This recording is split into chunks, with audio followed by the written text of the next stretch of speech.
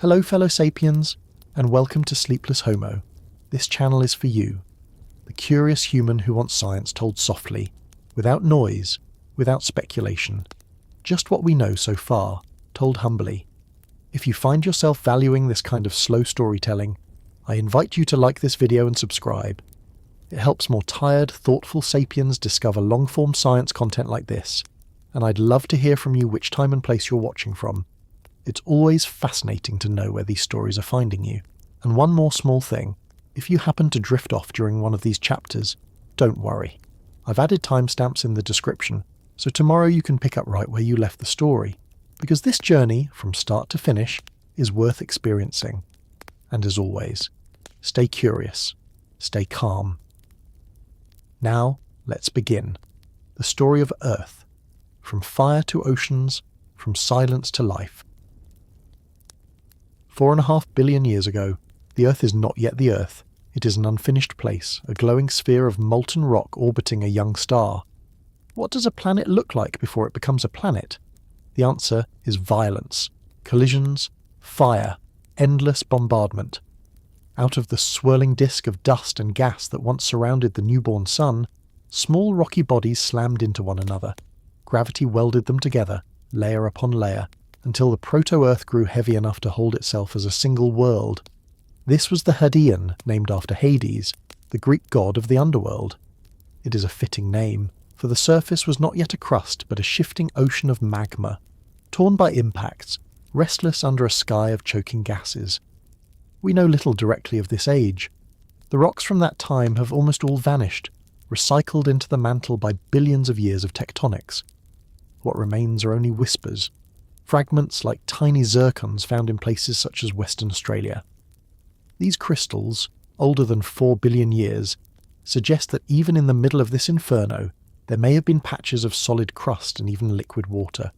Imagine that. Within a world of lava oceans, small islands of stone, raindrops condensing in the upper air, and pools of water forming where the surface briefly cooled. It challenges our imagination, because the Hadean is both hellish and strangely Earth-like at the same time. But one event above all defines this age. Sometime within the first 100 million years of Earth's existence, our world collided with another. The other body is called Theia, a planet the size of Mars.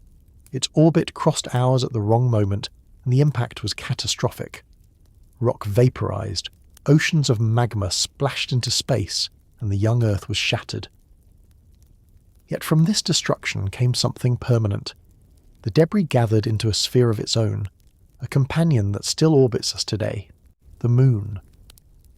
In those early nights it hung impossibly close in the sky, more than 10 times larger than we see it now.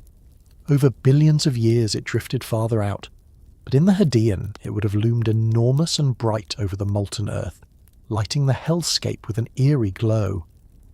That collision changed everything. The spin of the Earth was altered, the tilt of its axis fixed, the tides amplified by a moon so near. Without that impact, life as we know it might never have been possible. It is strange to think that one random collision among countless others created the conditions that shaped our history. We cannot know the full details, but computer models and isotopic chemistry of lunar rocks confirm that this event happened, and that the Moon is part of Earth's body thrown outward and bound again by gravity.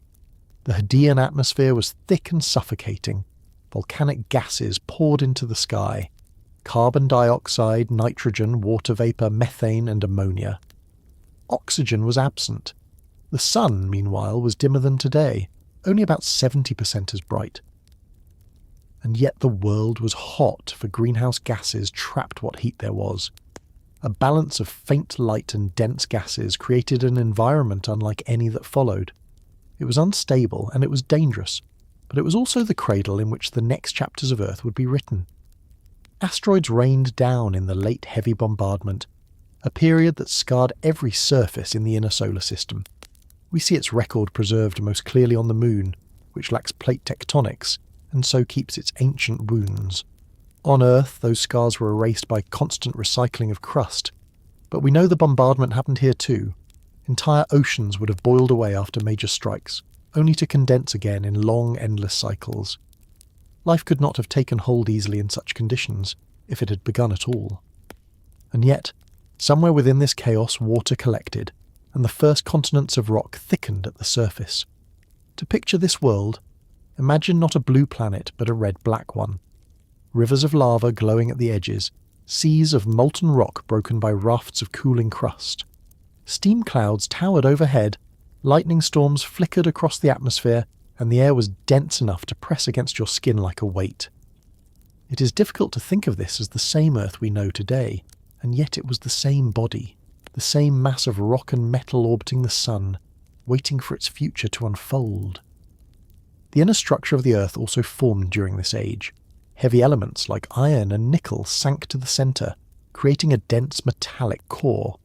Above it, the mantle churned with convection, driving the restless energy of volcanism. The outer crust was thin and fragile, easily shattered by impacts. But these separations, core, mantle, crust, were essential. They set up the engine that still powers earthquakes, volcanoes, and the movement of continents today. We do not know exactly when the first ocean stabilized. Some models suggest liquid water appeared surprisingly early, within 100 million years after Earth formed. The zircons again hint at this possibility. But whether oceans covered much of the planet or existed only in the scattered basins, they were not the oceans of today. They were acidic, filled with dissolved metals and constantly boiled by volcanic heat. Still, they were water, and water would be the medium of all future life. The Hadean was also the time when the building blocks of life may have been delivered. Comets and carbon-rich asteroids carried organic molecules, amino acids, nucleobases, onto the surface. Whether these compounds survived in the heat is uncertain, but the delivery was constant. It is tempting to imagine that the seeds of life were being sown even then, waiting for calmer times. But we must be careful. We do not know. The evidence is sparse, the rocks are gone, and our knowledge is built on models, comparisons, and a few microscopic minerals. This is why we speak humbly. We are not certain, but we have traces, and we do our best to connect them into a story. By the end of the Hadean, around 4 billion years ago, the worst violence was over.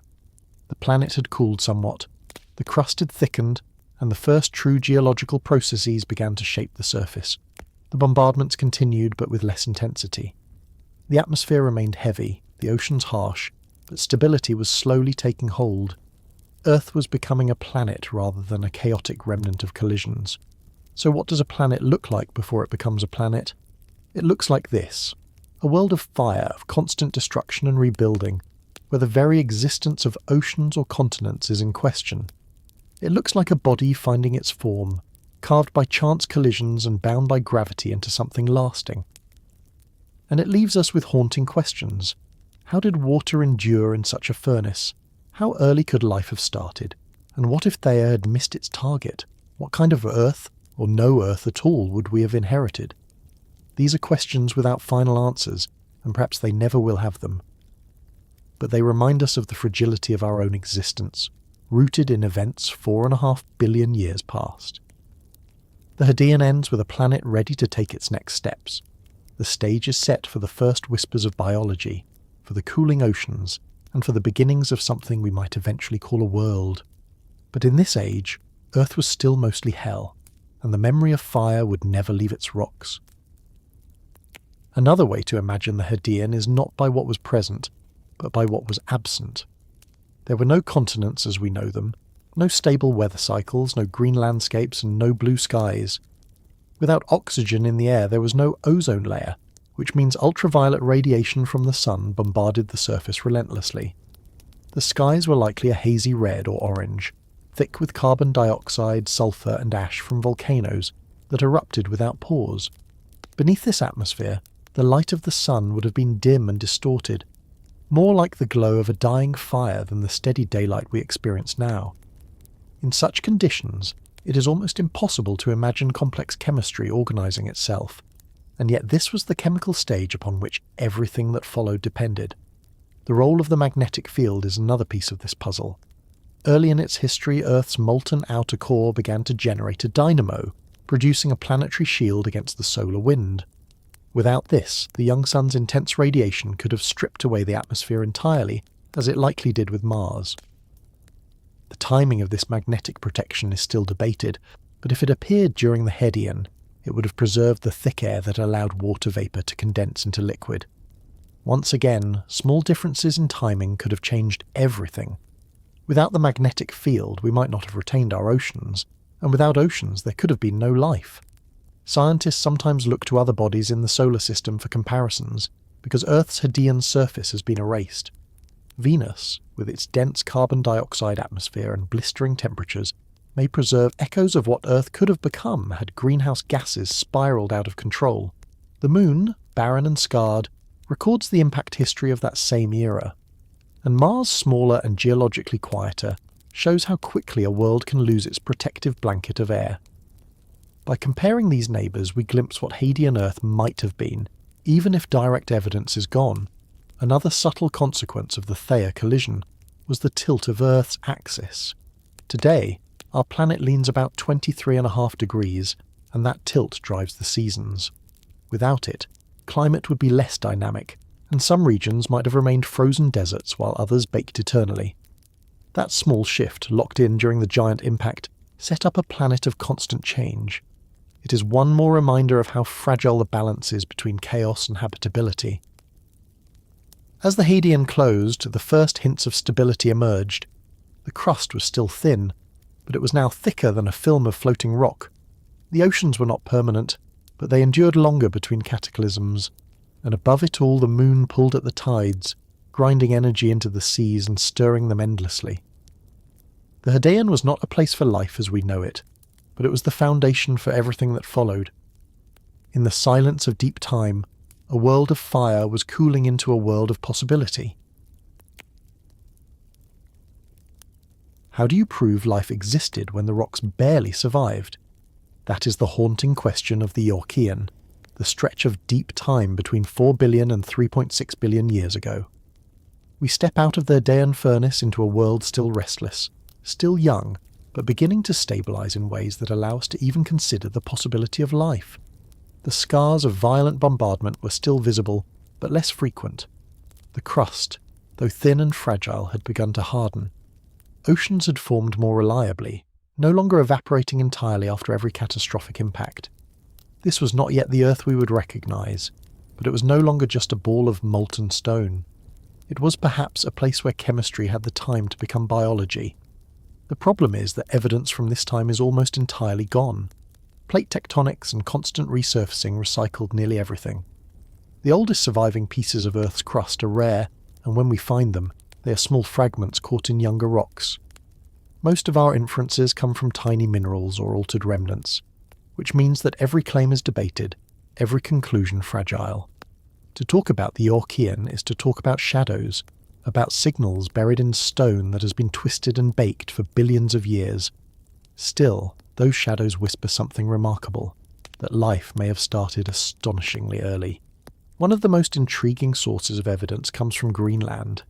In a region called the Izuer Greenstone Belt, rocks more than 3.7 billion years old contain chemical signatures that look suspiciously like the byproducts of biological activity. Ratios of carbon isotopes in some of these rocks are lighter than we would expect from purely geological processes, which can indicate that organisms once fractionated the carbon as they metabolized it. In simpler words, the chemistry looks like it may have passed through living cells. This is not proof. It never is in geology that old, but it is a clue, and clues are all we have. Hydrothermal vents are often imagined as the cradle of this earliest life. On the floor of the young oceans, water percolated through cracks in the crust, heated by magma, and erupted back into the sea enriched with minerals. These vents created sharp chemical gradients, and gradients are the currency of metabolism. Life, as we know it, thrives on differences: hot and cold, acidic and alkaline, electron donors and electron acceptors. The Archean oceans may have been filled with such gradients, offering tiny chambers and mineral scaffolds where molecules could assemble into self-replicating structures. Some researchers see these vents not only as places where life could have survived, but where it could have begun. Other hints come from structures that resemble stromatolites, layered mounds built by microbial mats. In rocks from Western Australia and again in Greenland, There are formations dated to nearly 3.7 billion years that some interpret as early stromatolites. These would mean that not only had life appeared by the Eoarchean, but that it was already forming communities, shaping sediments, and leaving a mark large enough to persist in stone. Critics argue these could be abiotic, formed by chemical precipitation rather than biology. The debate is unresolved. But the fact that the structures look so much like later stromatolites is, at minimum, provocative. The oceans themselves were alien. They were not blue as we know them, but greenish or even murky, rich in dissolved iron and minerals. Without oxygen, iron did not rust and sink but remained in solution, giving the water a metallic character. When microbes later began to produce oxygen, that iron would precipitate out, staining sediments red and leaving the banded iron formations we find today. But in the Eoarchean, the oceans were a soup of metals, acids, and simple organic molecules. This was the broth in which the first cells lived, if indeed they had emerged by then. Another window into the Eoarchean comes from the rhythms of day and night. The young Earth still spun faster than it does today. Days were shorter, perhaps as brief as 18 hours. This meant more frequent cycles of light and darkness, tides pulled powerfully by a closer moon, and more opportunities for primitive chemistry to be driven by changing conditions. Imagine being a single molecule in a tide pool, washed by waves under an orange sky, heated and cooled twice as often as today. The pace of the planet itself may have accelerated the pace of prebiotic chemistry. What makes all of this so difficult to pin down is that the rocks themselves do not survive intact. Every sample from this time has been metamorphosed, altered by heat and pressure over billions of years. Signals of biology can be erased or mimicked by purely chemical processes. A lighter ratio of carbon isotopes could be from life, or from volcanic degassing. A layered mound could be a stromatolite, or it could be a purely mineral stack. We are forced to work with imperfect evidence, to weigh probabilities, to remain humble. Scientists argue fiercely about these interpretations because the stakes are so high. If life existed by 3.8 billion years ago, then it appeared almost immediately after the planet cooled. That would suggest life is quick to emerge wherever conditions allow. If not, if the signals are misleading, then perhaps it took far longer, and Earth is more unusual. And so the Eoarchean leaves us with questions more profound than answers. Was life already here, hidden in microbial mats, consuming chemical energy at vents, leaving isotope fingerprints in ancient carbon? Or are we chasing illusions in rocks too damaged to speak clearly? Either way, what is undeniable is that the stage was ready. Oceans existed, crust had stabilized enough to host sediments, chemical cycles were in place. The Earth had cooled enough that it was no longer only fire, and time itself was beginning to allow complexity to accumulate. By the end of this span, around 3.6 billion years ago, the conditions of habitability were firmly established. Continents were small and scattered, seas were acidic and hot, the air thick and hostile, but the possibility of life was real, and if life had not yet begun, it was about to. That is the power of the Eoarchean. It marks the edge between a purely geological world and a potentially biological one. The haunting question remains, if life did appear so quickly, then why? Is life an inevitable outcome of chemistry under the right conditions? Or is Earth the rare accident where the improbable happened? We do not yet know. The stones of Greenland, the zircons of Australia, the debates over isotope ratios. These are all we have. Fragments of a story written in a language almost erased. And yet they are enough to tell us this. The Earth of the Eoarchean was no longer a planet without mercy, but a planet of possibilities. One of the subtle but transformative features of the Eoarchean was the birth of something like stability in the crust itself. In the Hadean, any land that formed was likely fleeting, broken apart by impacts or swallowed by magma. But during the Eoarchean, the crust thickened enough to resist constant recycling. The beginnings of proto-continents emerged, small cratonic seeds that would one day grow into the foundations of all modern landmasses. These cratons, remnants such as the Acasta gneiss in Canada, are some of the oldest surviving rocks on Earth, dated at just over 4 billion years. To hold a piece of this stone is to touch the silence of the Eoarchean itself.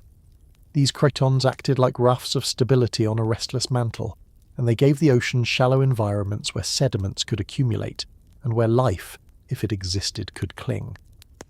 In those shallow basins, chemistry and geology intersected in remarkable ways.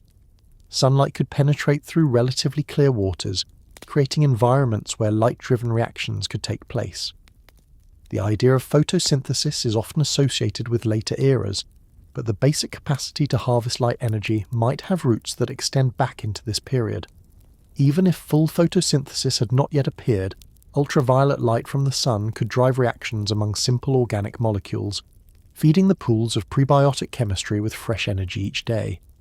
The interplay of sunlight, minerals and water created a planetary laboratory. Meanwhile, tides were relentless. With the moon so much closer, its pull was immense, and the shorter length of Earth's day meant tidal cycles repeated more often. Coastlines would have been dynamic zones, with pools filling and draining rapidly, wetting and drying sediments over and over. These cycles are important because they concentrate molecules, forcing them together in ways that static water does not. A dry phase can cause polymers to form, while a wet phase disperses them, spreading them through the environment. Each tide was, in effect, an experiment repeated endlessly for hundreds of millions of years. Another possibility raised by the Eoarchean record is that life may have found refuge underground. Heat from the interior of the Earth created hydrothermal systems not only on the seafloor but within the crust itself. Water seeping into fractures could interact with minerals at high temperature, producing hydrogen and other reduced compounds that serve as chemical fuel. In such protected environments, shielded from radiation and bombardment, the earliest metabolisms could have taken hold. This perspective widens the picture of habitability. It was not just about surface oceans, but about the chemical factories hidden in rock. What unites all of these possibilities, tide pools, shallow seas, deep hydrothermal fractures, is that the Eoarchean was no longer a planet in chaos. For the first time in Earth's story, conditions persisted long enough for patterns to emerge. Rocks lasted more than a few million years. Oceans did not vanish overnight. Chemistry was not constantly reset by fire. Whether or not life had begun, the planet itself was becoming a platform upon which life could appear. The uncertainty leaves us with a haunting realization. If life was already here, its traces are almost gone. If life was not yet here, then this was the moment before the spark. Either way, the Eoarchean stands as a threshold. It is the difference between a world that merely existed and a world that might have begun to live. Why do microbes leave monuments larger than pyramids? To answer that, we step into the Paleoarchean, between 3.6 and 3.2 billion years ago, a stretch of time when Earth was still far removed from anything familiar, yet already displaying signs that life had not only appeared, but was beginning to leave unmistakable marks on the planet itself. By this stage, the chaos of the Hadean and the fragile balance of the Eoarchean were behind us. The crust was stronger, oceans were no longer temporary, and the bombardments had slowed enough for life to persist if it had already gained a foothold. The question is not only whether life existed, but how it began to shape the surface of the Earth in ways we can still detect today. The most striking evidence from this period comes in the form of stromatolites, layered structures formed by microbial mats. These are not fossils of individual cells. No cell walls survive from billions of years ago. Instead, stromatolites are collective signatures of life, built layer by layer as microbes trapped sediments, secreted sticky films, and grew upward toward sunlight. Over centuries, these mats accumulated into domes, mounds, and columns. Some stromatolites reach several meters in height, larger than any building made by humans until tens of thousands of years ago. They were not created by design or intention, but by persistence, a slow architectural byproduct of microbial life-seeking light. Stromatolites from the Paleoarchean are found in places like the Pilbara Craton of Western Australia and the Barberton Greenstone Belt of South Africa. These regions preserve rocks more than 3 billion years old, and within them are structures that match the morphology of younger, undisputed stromatolites. Layer upon layer of finely laminated stone resembles the accretion of microbial mats, and isotope signatures in the carbon within these layers further suggest biological activity. Critics always raise the possibility that such formations could be abiotic, produced by simple chemical precipitation, but the weight of evidence leans toward biology. If these truly are stromatolites, then we are looking at cities of microbes, organised, self-sustaining communities thriving in shallow seas 3.5 billion years ago. The environments where these mats flourished were likely coastal lagoons and tidal flats. Here sunlight penetrated shallow water, nutrients washed in from volcanic land masses, and tides exposed mats to cycles of wetting and drying. In these marginal zones, microbial mats grew upward, each layer of cells trapping particles and creating a new surface for the next generation. The process was slow but relentless, and over thousands of years the structures became large enough to leave geological traces. To walk across such a shoreline, had anyone existed to do so, would have been to walk on living carpets of microbes, soft at the surface but already turning to stone below. What makes stromatolites so important is that they suggest not only the presence of life, but the organisation of life into cooperative systems. These mats were ecosystems, with microbes sharing resources, cycling nutrients, and layering themselves into functional communities. Some harvested light energy, others metabolized sulfur or iron, and together they stabilize their environment. This is not complexity on the scale of animals or plants, but it is complexity nonetheless. It is the difference between solitary cells drifting in the ocean and vast microbial structures reshaping coastlines. During the Paleoarchean, another transformation may have begun, the dawn of photosynthesis. There is evidence that some microbes had already learned to use sunlight directly as a source of energy. The earliest forms of this process were likely anoxygenic, meaning they did not release oxygen but used other electron donors such as hydrogen sulfide. Still, the principle was revolutionary. To harness light was to tap into the most abundant energy source on the planet. Over time, this innovation would lead to oxygenic photosynthesis, the kind used by cyanobacteria, which would eventually change the atmosphere forever. But even in its earliest forms, photosynthesis expanded the reach of life. Microbes were no longer limited to the scarce chemical gradients of hydrothermal vents or the unstable niches of tide pools. They could spread anywhere light and water were present. The oceans of the Paleoarchean remained different from today's seas. They were warm, perhaps 40 degrees Celsius, and still rich in dissolved iron and other minerals. Without oxygen to rust the iron out of solution, the waters were likely greenish or even reddish. Sunlight filtering through such seas would have created eerie environments for microbes, but to them it was opportunity. They colonized surfaces, built mats, and slowly left their layered monuments behind. If you could dive into a Paleoarchean lagoon, you would not see fish or plants, but carpets of microbes forming bulbous mounds beneath the waves. It would look alien, but it would be alive. Another important development in this time was the continuing growth of continental crust. Protocontinents expanded, giving microbes new surfaces to colonize. Volcanic islands rose from the seas, surrounded by shallow shelves ideal for microbial mats. These growing land masses also changed weathering patterns, delivering new nutrients into the oceans. The interplay between geology and biology was already beginning. Life did not exist apart from Earth. It was woven into its cycles, feeding from them, and in turn altering them, and yet we must remain cautious. Not every layered rock is a stromatolite. Not every carbon isotope signature is proof of biology. The rocks we examine have been altered for billions of years. Heat and pressure distort their textures, and later fluids can overwrite chemical signals. Scientists continue to debate the interpretation of Paleoarchean evidence, and new discoveries can shift consensus. But even with uncertainty, the broad picture is persuasive. Life was here, widespread and active enough to build monuments of stone. By the close of the Paleoarchean, around 3.2 billion years ago, the world was firmly inhabited. Microbes had claimed the shallow seas and left geological records of their presence. Photosynthesis in its primitive forms was underway, setting the stage for the oxygen revolution to come.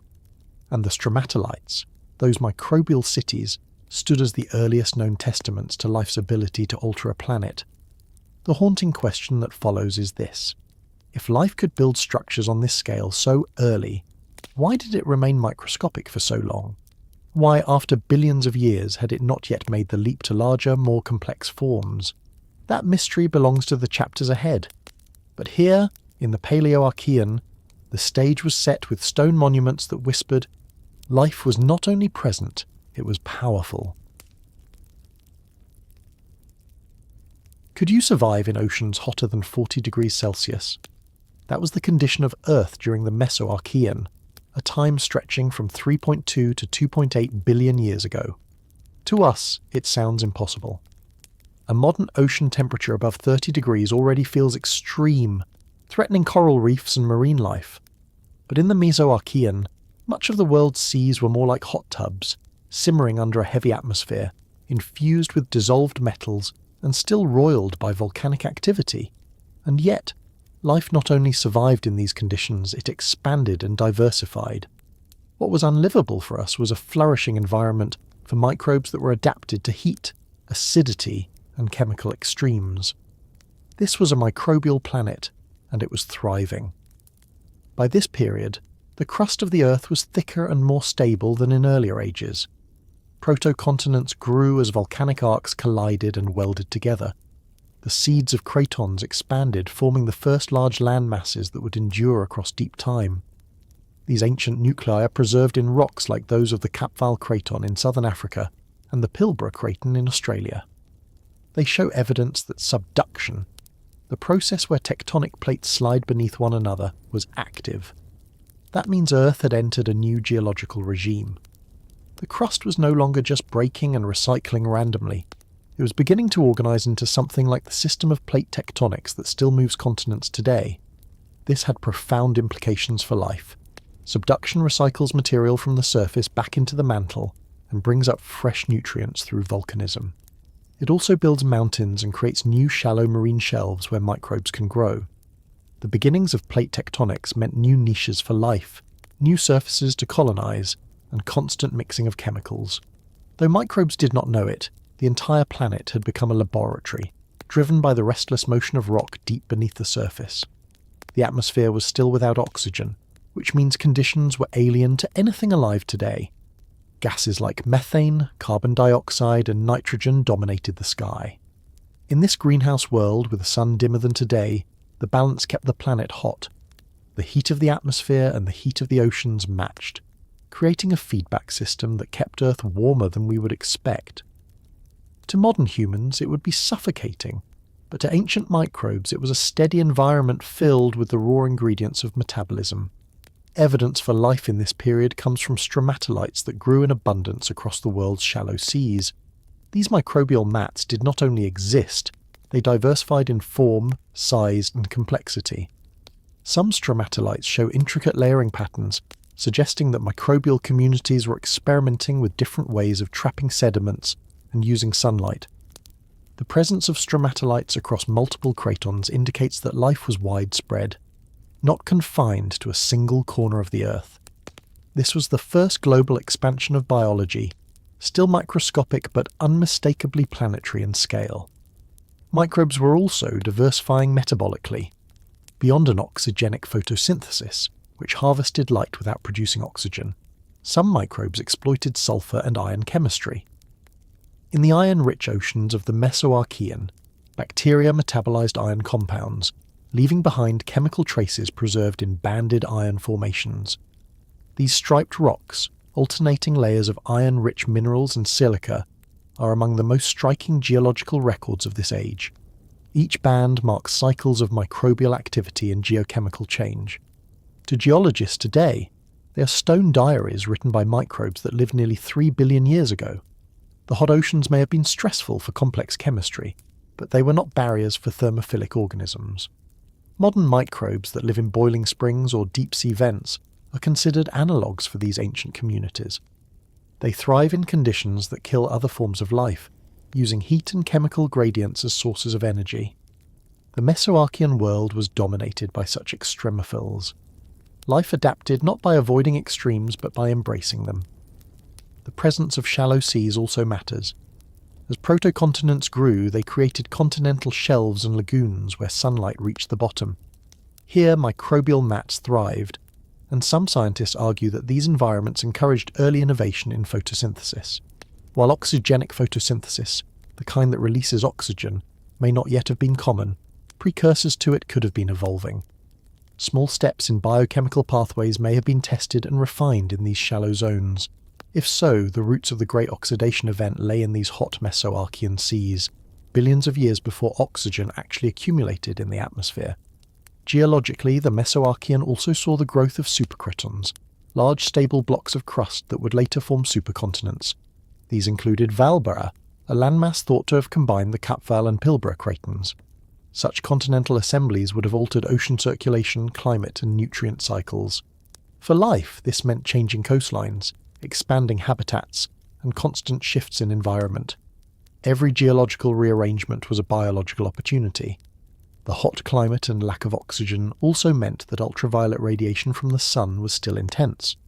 Without an ozone layer, surface waters were bombarded by radiation.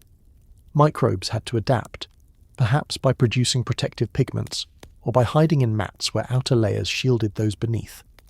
Stromatolites themselves may have been partly defensive structures, with upper microbes sacrificing themselves to absorb radiation, while those below thrived in safer conditions. In this sense, microbial mats were not just cooperative structures, but survival strategies.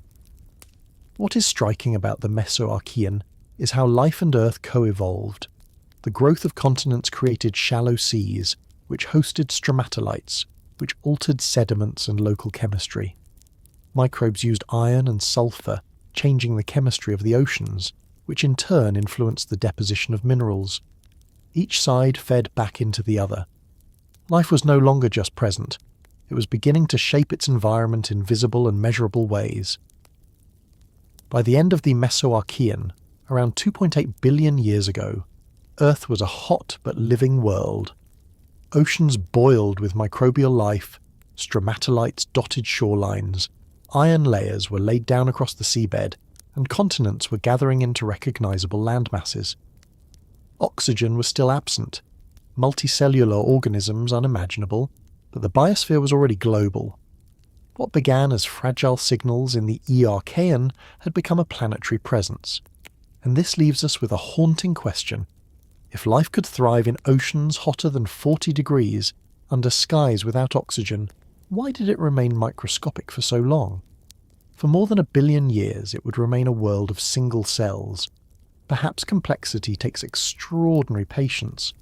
Or perhaps the conditions of the Mesoarchean were both enabling and limiting, allowing life to spread widely but not yet to evolve beyond the microscopic scale. Either way, this age reminds us that thriving does not always mean changing quickly. Sometimes thriving means enduring in forms so small we cannot see them, but so persistent they can leave monuments larger than pyramids in stone. What happens when life begins to rewrite the atmosphere?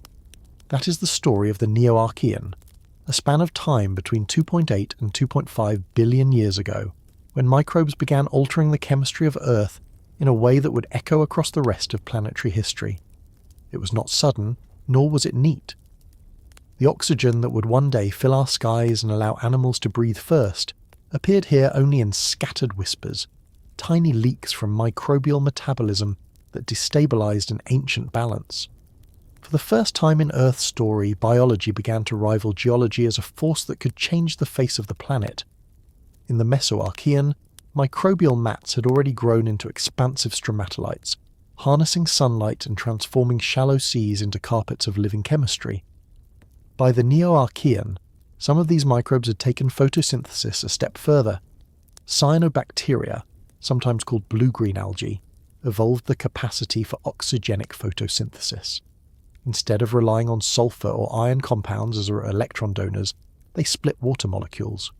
The byproduct of this reaction was oxygen gas, released into the surrounding environment. This single biochemical leap, born in mats of simple cells, introduced a new gas into a world that had never known it. At first, the oxygen was absorbed immediately.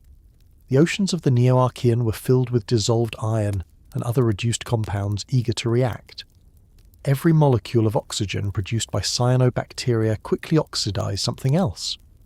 The result was the formation of iron oxides that sank to the seafloor, creating the first great pulses of banded iron formations.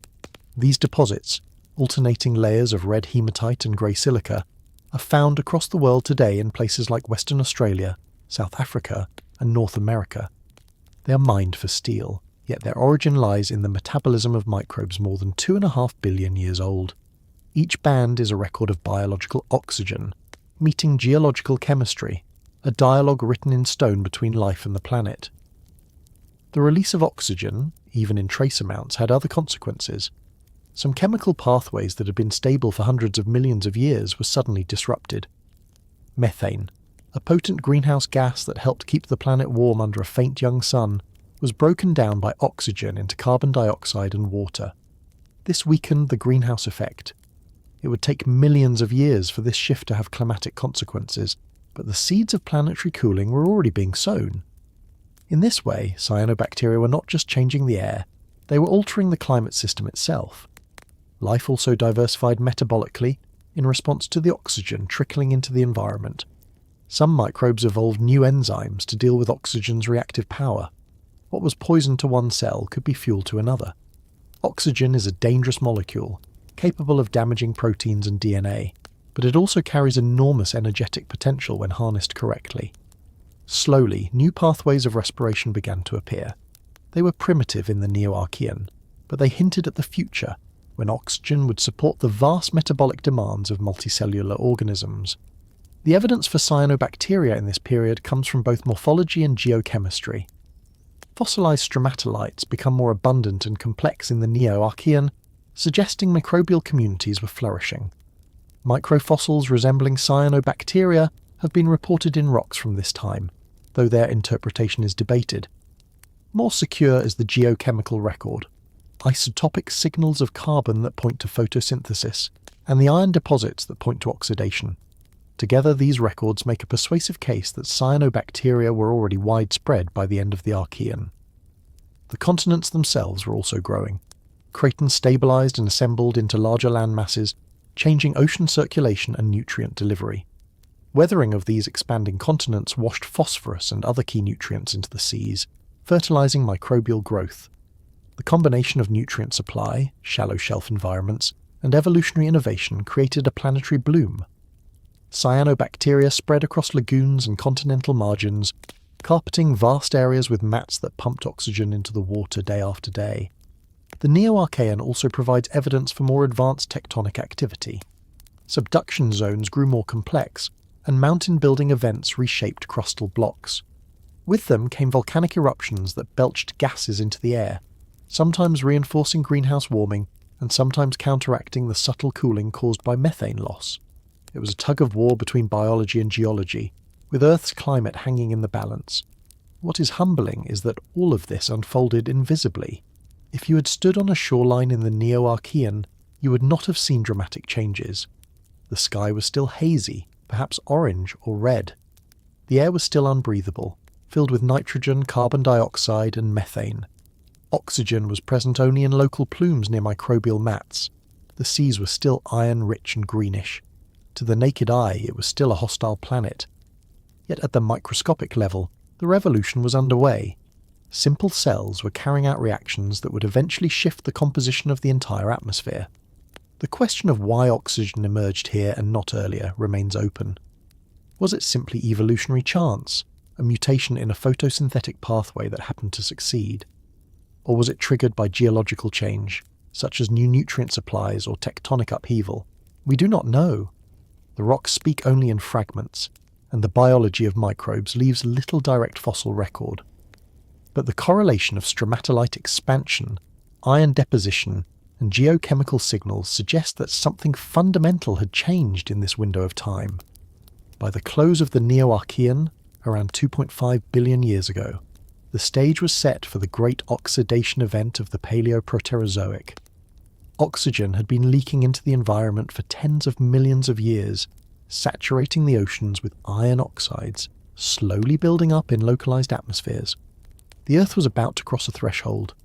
For the first time, free oxygen would accumulate in the air, transforming climate, chemistry, and evolution. The haunting question is whether life knew what it was doing. Of course, it did not. Cyanobacteria did not plan to terraform the planet. They were simply harvesting energy in the most efficient way available, splitting water and releasing a byproduct. Yet that byproduct changed everything. The Neoarchean is a reminder that profound shifts in Earth history can arise from organisms with no consciousness, no foresight, only chemistry. Life does not act with intention, but its consequences can be planetary. How does invisible gas freeze a planet solid? That is the paradox of the Siderian, a span between 2.5 and 2.3 billion years ago, when oxygen first accumulated in Earth's atmosphere. For nearly 2 billion years, life had existed quietly, consuming chemical gradients and later experimenting with light. It left only subtle marks, traces in isotopes, faint layers in stone. But in the Siderian, life's waste product became a planetary force. Oxygen seeped into the oceans, then into the air, and as it did, it dismantled the greenhouse world that had kept Earth warm under a dim sun. The result was not comfort or flourishing, but one of the first great planetary crises, a freezing Earth, a world locked in ice. The story begins with cyanobacteria. By the late Archean, they had already spread across shallow seas, harvesting sunlight and splitting water molecules for energy. Their innovation was elegant but dangerous. For every reaction that produced carbohydrates, a molecule of oxygen was released. At first, this oxygen did not last long. It reacted with dissolved iron in the oceans, precipitating as oxides that sank to the seafloor. This chemical duel created the vast banded iron formation still mined today. For millions of years, the oceans acted as a sponge, absorbing every breath of oxygen life could exhale. By the start of the Siderian, however, that sponge was saturated. The iron was mostly oxidized. There was nowhere left for oxygen to hide. Gradually, it began to accumulate in the water column and eventually leaked into the atmosphere. For the first time in Earth's history, free oxygen gas lingered in the air. The Great Oxidation Event had begun. To us, oxygen is life. To the organisms of that world, oxygen was poison. The earliest microbes had evolved in an anoxic planet. Their metabolisms depended on reduced gases, and oxygen was a reactive threat that damaged proteins, lipids, and DNA. As oxygen spread, entire lineages of anaerobic organisms were driven into extinction, or forced into marginal environments where oxygen could not reach. Deep sediments, hydrothermal vents, or underground refuges. It was the first global biological catastrophe, not caused by asteroids or volcanism, but by the success of life itself. The atmosphere transformed. Methane, which had been a potent greenhouse gas sustaining warmth under a fainter sun, reacted quickly with the rising oxygen. The chemical reaction turned methane into carbon dioxide and water. Carbon dioxide is still a greenhouse gas, but it is far weaker molecule for molecule than methane. The greenhouse effect diminished sharply, and Earth began to cool. For a planet that received only about 85% of today's solar output, this shift was critical. The warmth that had allowed liquid water to persist slipped away, and ice advanced. Geological evidence suggests that during the Paleoproterozoic, Earth experienced global or near-global glaciations, perhaps the first true Snowball Earth events. Glacial deposits appear on multiple continents at paleolatitudes that suggest ice reached the equator. Drop stones, large rocks carried by icebergs and released into marine sediments as the ice melted, appear in strata that date to this time. These features cannot be explained by local or regional cooling alone. They point to a world where oceans froze over, continents were covered in ice sheets, and the planet as a whole entered a deep freeze. The vision of a snowball Earth is stark. Imagine oceans capped by kilometers of ice, reflecting sunlight back into space, reinforcing the cold. Volcanoes still erupted, but their gases were trapped beneath the ice or scavenged by weathering. Photosynthetic life near the surface was starved of light. Yet life did not die. Microbes survived in cracks, in hydrothermal vents, in refuges beneath the ice where liquid water remained. It was not a planet without life, but a planet where life was forced into the margins. Survival required resilience, and resilience left its mark in the lineages that endured. The Siderian also reminds us how intimately climate is tied to atmospheric chemistry. Small changes in gas concentrations can tip a world from warm to frozen. Oxygen, invisible and odourless, was enough to overturn the balance. We often think of gases as passive, but in deep time they act as agents of transformation. What is waste for one species becomes catastrophe for another. What cools a planet in one context may heat it in another. The evidence for this atmospheric transformation is layered in stone. In sediments older than 2.5 billion years, we find mass-independent fractionation of sulfur isotopes, a signature that can only occur when the atmosphere lacks oxygen. After the Great Oxidation Event, this signal disappears, replaced by patterns consistent with an oxygenated sky. It is a chemical fingerprint of a world that crossed a threshold. The rocks do not give us photographs, but they give us enough to trace the arc of transformation. The human mind struggles with the scale of this change. The Siderian was not a few centuries of crisis, nor a single bad season. It was tens of millions of years in which Earth reeled from a shift in its fundamental chemistry. Entire ecosystems collapsed. New ones arose. The balance between geology and biology tilted forever, and in the end the world emerged colder, more oxidized, and ready for new evolutionary possibilities.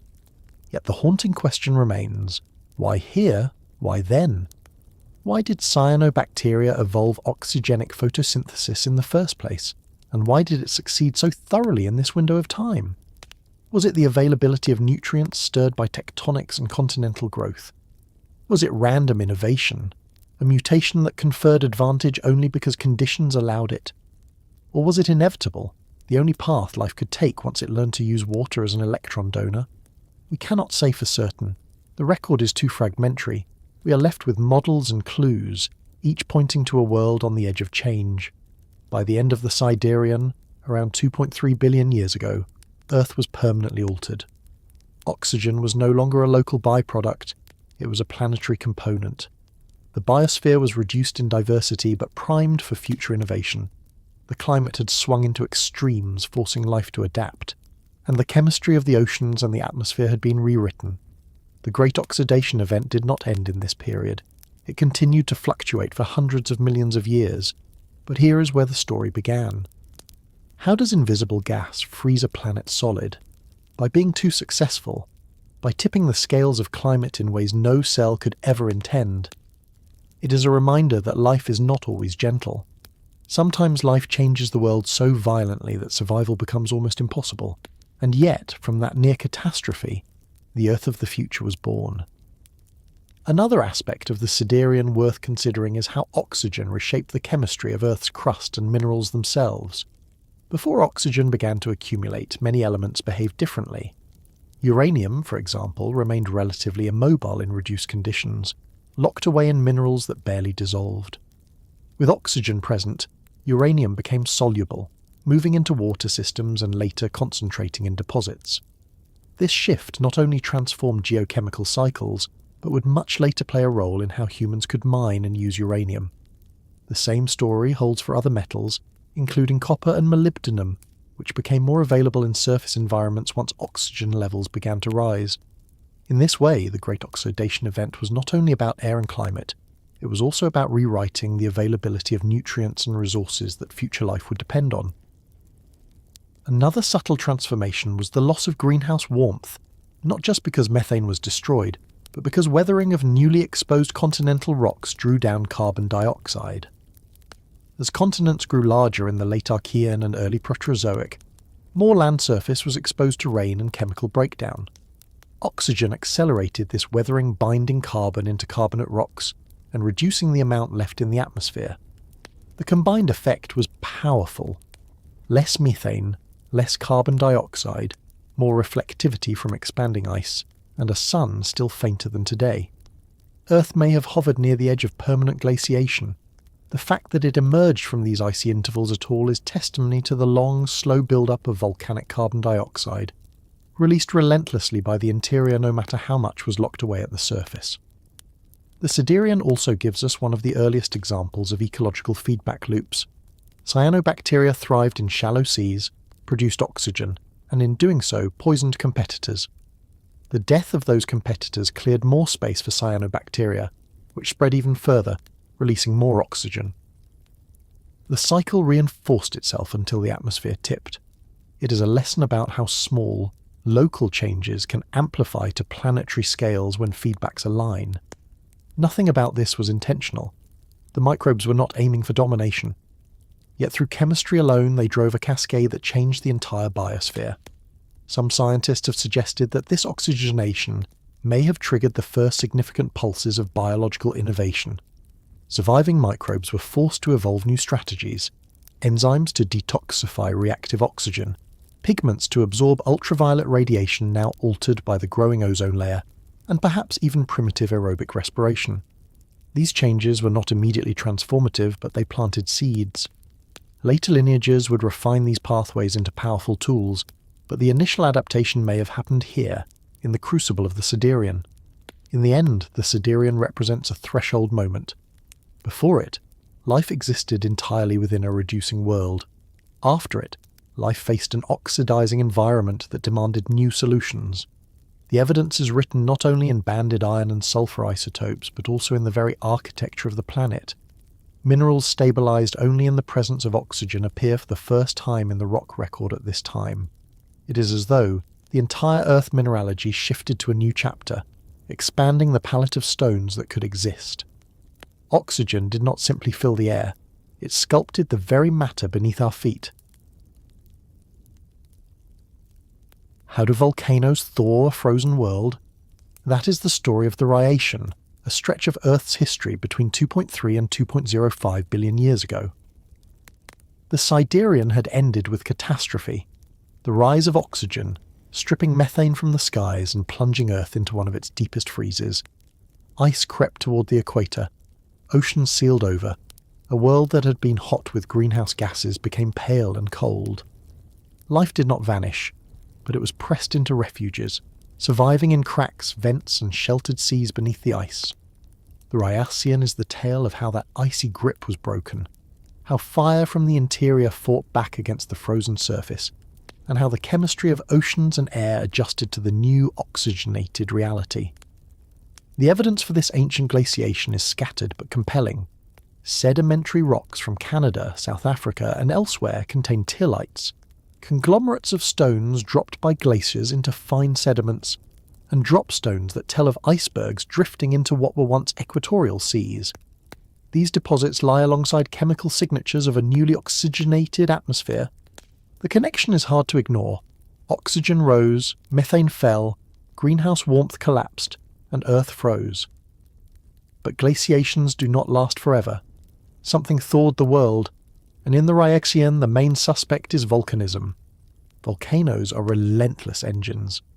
Even when continents are locked in ice, magma rises from the mantle, carrying with it carbon dioxide and sulfur gases.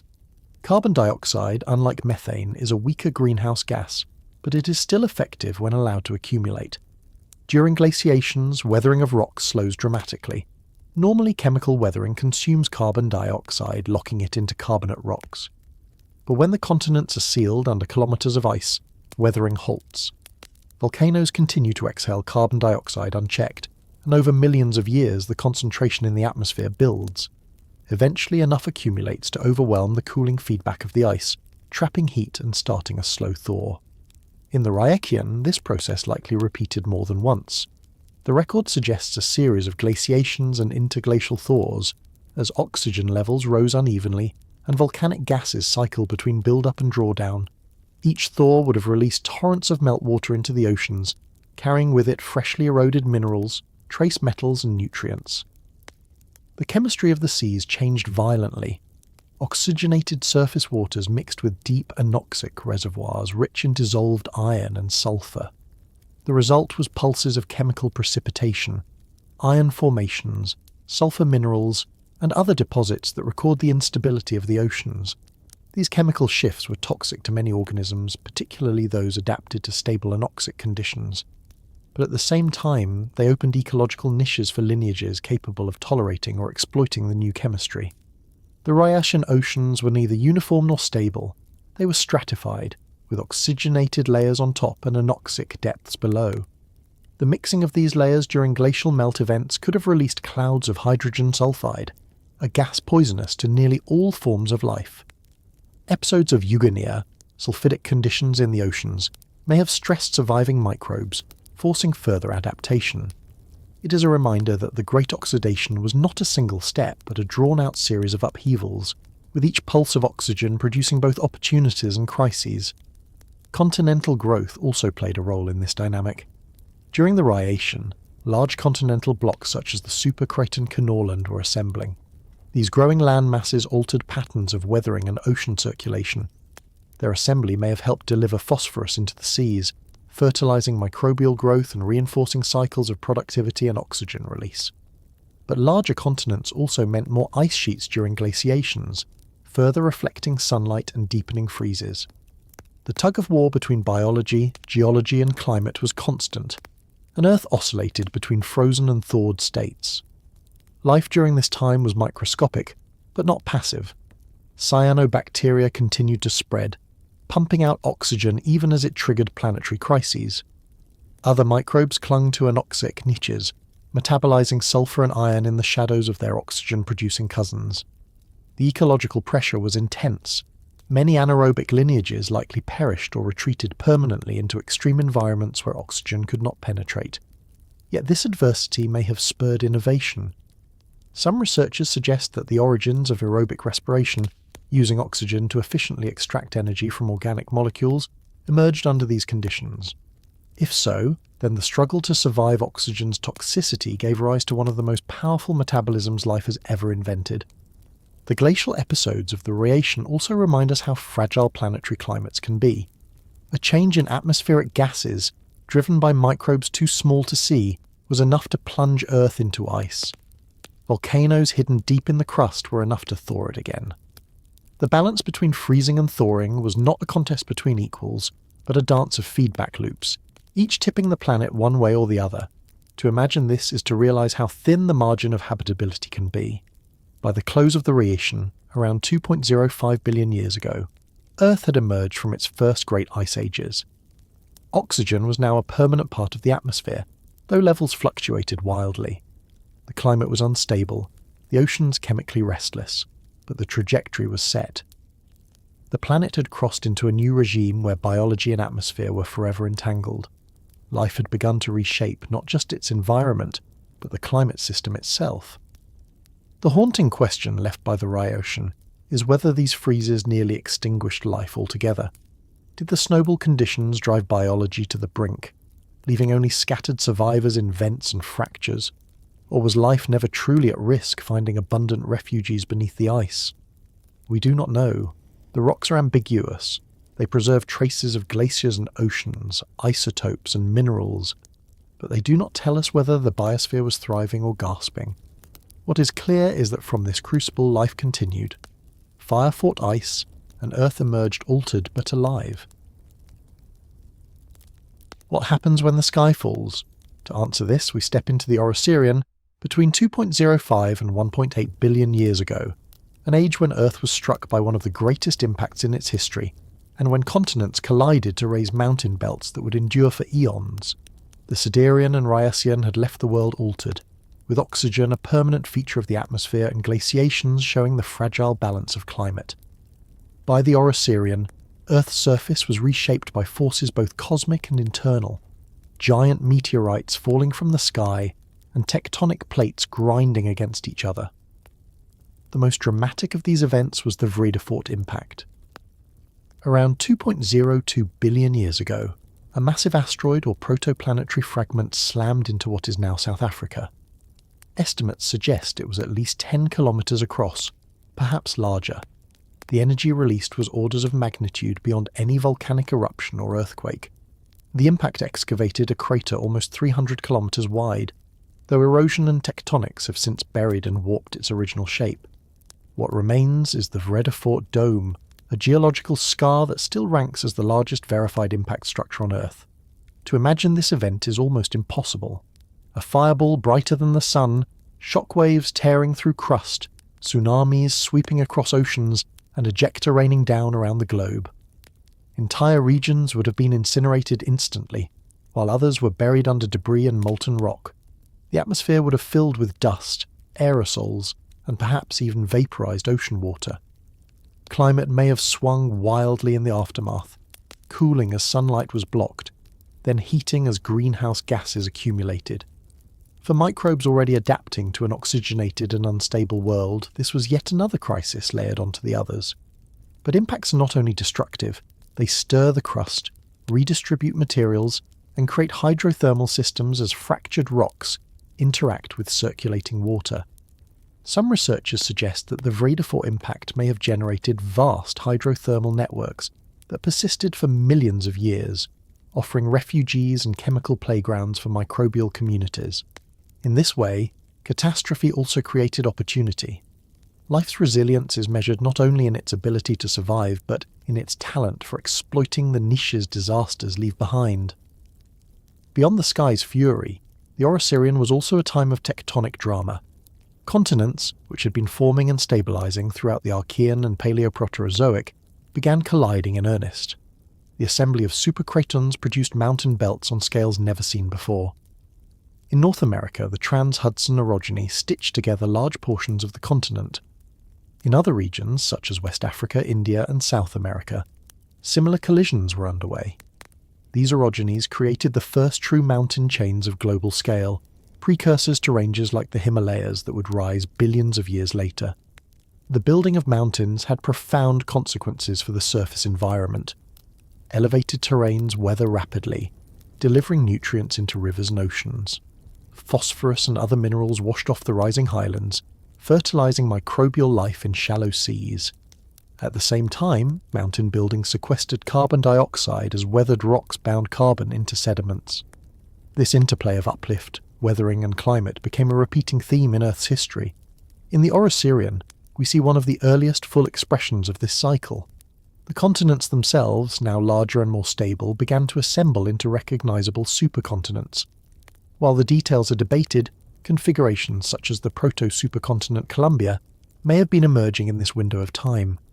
If so, then Earth had entered a new tectonic phase where continents drifted, collided, and fused in cycles of supercontinent assembly and breakup. This cycle would dominate the planet's geological story for the next 2 billion years. For life, the Orosirian was a period of adjustment. Oxygen levels were rising but unstable.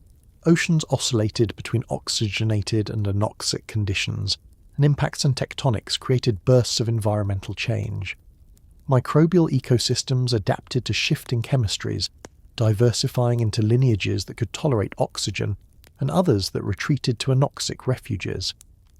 The evidence of this adaptation lies in the isotopic record, where signals of carbon and sulfur show swings between oxygen-rich and oxygen-poor environments. It is humbling to consider how little we know of biology in this time. Fossils are scarce, limited mostly to stromatolites and microstructures in rocks. We infer the diversity of metabolisms from chemical signatures rather than preserved organisms. Yet even with limited evidence, the picture is clear enough. Life was not static. It was experimenting, diversifying, and enduring through crises. The Orosirian was not a quiet pause, but a crucible in which life and geology reshaped one another. By the close of the Orosirian, around 1.8 billion years ago, Earth had been permanently marked. The Vredefort structure remained as a scar, mountain belts stretched across continents, and oxygen was a permanent if fluctuating feature of the atmosphere. The climate was less volatile than in the Rhyacian, but instability lingered. The Earth had entered a new equilibrium, with continents, mountains, impacts, and biology entangled in feedbacks that would persist ever after. What happens when the sky falls? It shatters landscapes, reshapes climates, and threatens life. But it also leaves behind new possibilities. The Orosirian reminds us that catastrophe and creation are not opposites in deep time. They are partners, each driving the next stage of change. The haunting question is not how Earth survived such impacts and upheavals, but how different the story might have been if one asteroid had been larger, or one collision had struck elsewhere. Would life have recovered, or would the spark have been extinguished forever? These are questions we cannot answer. All we can say is that Earth endured, and so did life, leaving us the fragments of their story carved into stone. One of the subtler but equally important consequences of the Orosirian was the way impacts and mountain building worked together to expose the deep crust. The Vredefort impact, for example, not only excavated an immense crater, but also revealed rocks that had formed more than 3 billion years earlier. rocks that today geologists can study as some of the oldest preserved layers of the continental crust. In this sense, the violence of the impact turned Earth inside out, bringing ancient materials from deep within the crust to the surface. These windows into the past are why scientists travel to places like Vredefort today, to see not only the scars of a collision, but also the hidden foundations of the continents themselves. The mountain belts of the Orosirian carried a similar duality. Orogenies are destructive in the short term, volcanoes, earthquakes, folding of entire landscapes, but creative in the long term. They produced highlands that altered rainfall, created rain shadows, and carved new drainage systems. Sediments eroded from these mountains were deposited into deep basins, where they preserved records of changing oceans and atmospheres. These thick sedimentary successions are among the most valuable archives for reconstructing Earth's Paleo-Proterozoic environment.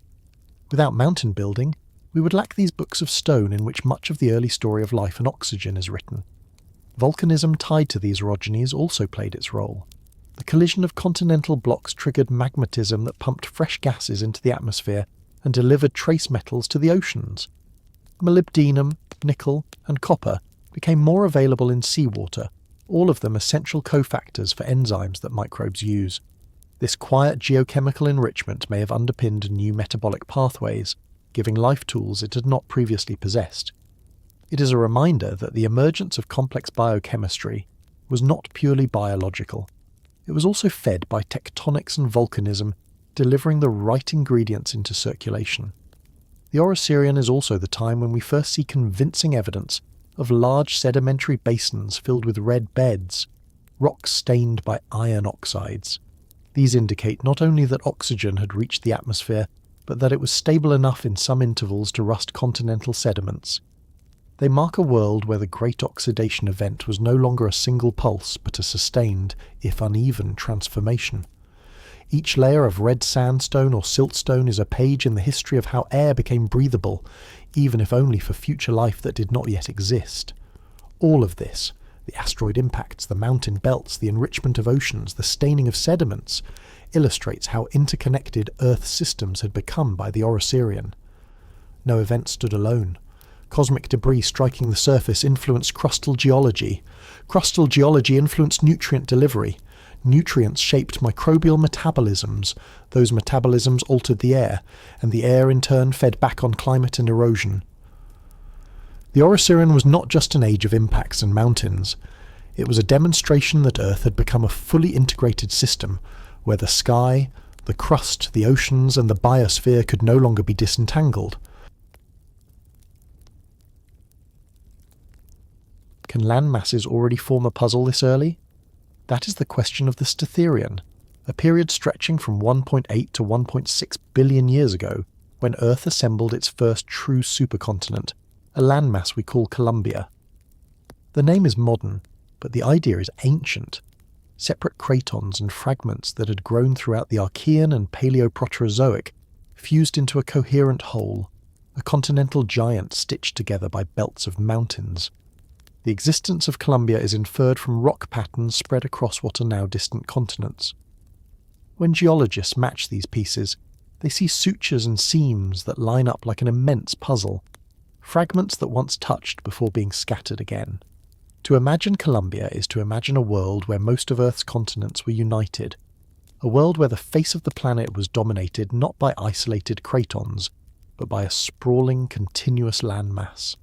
Evidence for Columbia comes from orogenic belts that date to this time, mountain chains where continents collided and welded. In North America, the Trans-Hudson orogeny marks such a suture, tying together large cratons into a stable block. In Siberia, India, and South America, rocks of similar age show matching structures. When traced across continents, these belts suggest that many of Earth's major cratons were once neighbours. It is not a perfect map. Erosion and later tectonics have erased much of the detail, but the broader pattern is persuasive. For perhaps 200 million years, Columbia stood as a supercontinent before eventually fragmenting again. The assembly of Columbia brought stability. Once cratons were joined and the crust thickened, large portions of the continents resisted recycling into the mantle. This stabilization allowed sediments to accumulate over vast areas, producing continental shelves and interior basins where shallow seas lapped against long coastlines. These new environments supported microbial mats and stromatolites, which flourished in warm, nutrient-rich waters. The abundance of stromatolites in the Statherian rock record suggests life was thriving in these shallow environments, undisturbed by the dramatic climatic swings of earlier ages. Perhaps the most extraordinary event of the Statherian, however, occurred not on the surface but within the rocks themselves, the Oklo natural nuclear reactor. In what is now Gabon, West Africa, deposits of uranium formed in such concentrations that around 1.7 billion years ago nuclear fission began spontaneously. Groundwater seeping into the ore moderated reactions, allowing sustained chain reactions to occur intermittently for hundreds of thousands of years.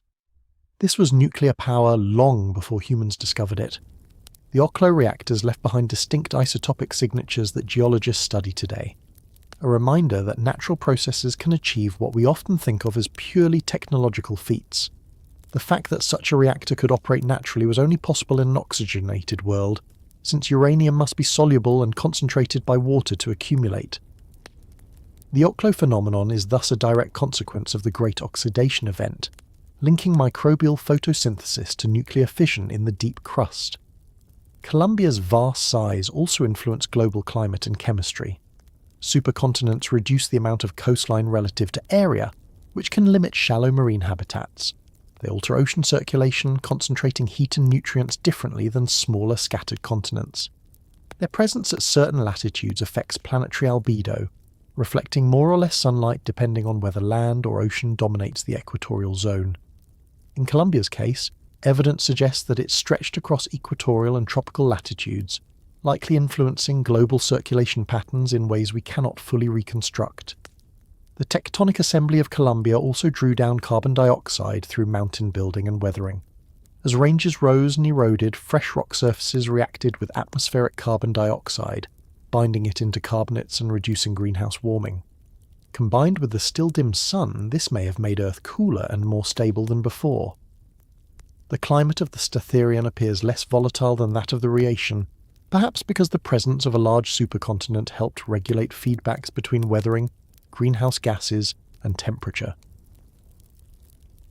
The tectonic assembly of Columbia also drew down carbon dioxide through mountain building and weathering.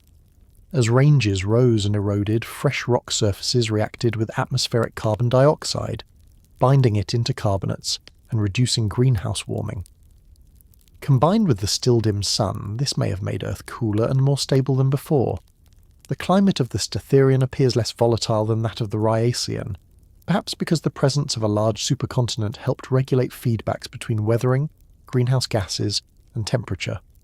For life, this stability was a double-edged sword. On the one hand, stromatolites thrived in calm, shallow seas, leaving abundant fossils in the rock record. On the other hand, diversity appears to have plateaued. Some scientists call this the boring billion, a long stretch of Earth history where little seemed to change in terms of biological complexity. The Statherian marks the beginning of that stretch. Microbes were abundant, ecosystems stable, oxygen present but not yet at modern levels. It was a world of stasis, but also of quiet preparation for revolutions to come. Another overlooked aspect of Columbia's formation is the way its sheer size influenced the deep mantle beneath it. When such vast tracts of crust sit immobile, they act like insulating blankets, trapping heat in the mantle below. This may have led to the build-up of thermal anomalies, regions of hotter mantle that eventually forced their way upward as large igneous provinces. Evidence of such magmatic outpourings appears in dike swarms and basalt flows dating from this time, stretching across what are now different continents, but once would have been stitched together in Columbia. These intrusions not only reshaped the crust, but also released volcanic gases into the atmosphere, adding further complexity to climate regulation. The joining of continents also reorganized weathering regimes. In earlier times, when land masses were scattered, rainfall and river systems distributed sediments broadly across narrow continental shelves. Columbia, however, concentrated its drainage into massive systems that emptied into fewer but much larger basins. Sediments piled thickly in these basins, burying organic matter and sequestering carbon in ways that altered the long-term carbon cycle. These deposits provide some of the clearest stratigraphic records we have of Paleo-Proterozoic oceans, preserving isotopic signals of how carbon, sulfur, and oxygen cycled through the biosphere. One fascinating development tied to this new continental scale was the appearance of some of the earliest known eukaryotic microfossils. While bacteria still dominated, hints of larger, more complex cells appear in rocks around 1.6 to 1.8 billion years ago. They are sparse and controversial, often little more than microscopic vesicles, with features that suggest internal compartmentalization. If these interpretations are correct, then the stability provided by Columbia's supercontinental configuration may have given eukaryotes their earliest chance to expand. They did not yet dominate, but they were present, quietly testing evolutionary strategies that would eventually redefine the biosphere. The Statherian also left us with unusual mineral deposits, particularly of iron and manganese, which formed in large basins along Columbia's margins. These were tied to oscillations in ocean chemistry as oxygen levels fluctuated. The scale of these deposits, stretching across entire provinces, reflects the size of the new supercontinent. Mining of these ores today continues to provide vital resources for human industry, yet their origin lies in the interplay between ancient microbes and continental assembly nearly 2 billion years ago. Finally, Columbia's existence forces us to reconsider the tempo of geological change. Supercontinents are not permanent, but their assembly and breakup set the stage for global cycles of nutrients, oxygen, and climate. The Statherian shows us the first clear instance of this rhythm. Cratons collide, mountains rise, seas shift, biogeochemical cycles adjust, and life responds. It is a cycle that will repeat with Rodinia, Gondwana, and Pangaea, but here, in Columbia, the pattern was established for the first time. Why did it take so long for a cell to invent a nucleus? That is the question of the Calymmian, spanning 1.6 to 1.4 billion years ago, when the great leap from prokaryotic life to eukaryotic life finally appeared in force. For nearly 2 billion years, Earth was dominated by bacteria and archaea, organisms that thrived with streamlined simplicity. They lived without nuclei, without mitochondria, without any of the internal architecture that defines our own cells. They were efficient, resilient, and everywhere, but they remained relatively small and limited in complexity. Then, at some point in this window, a transformation occurred.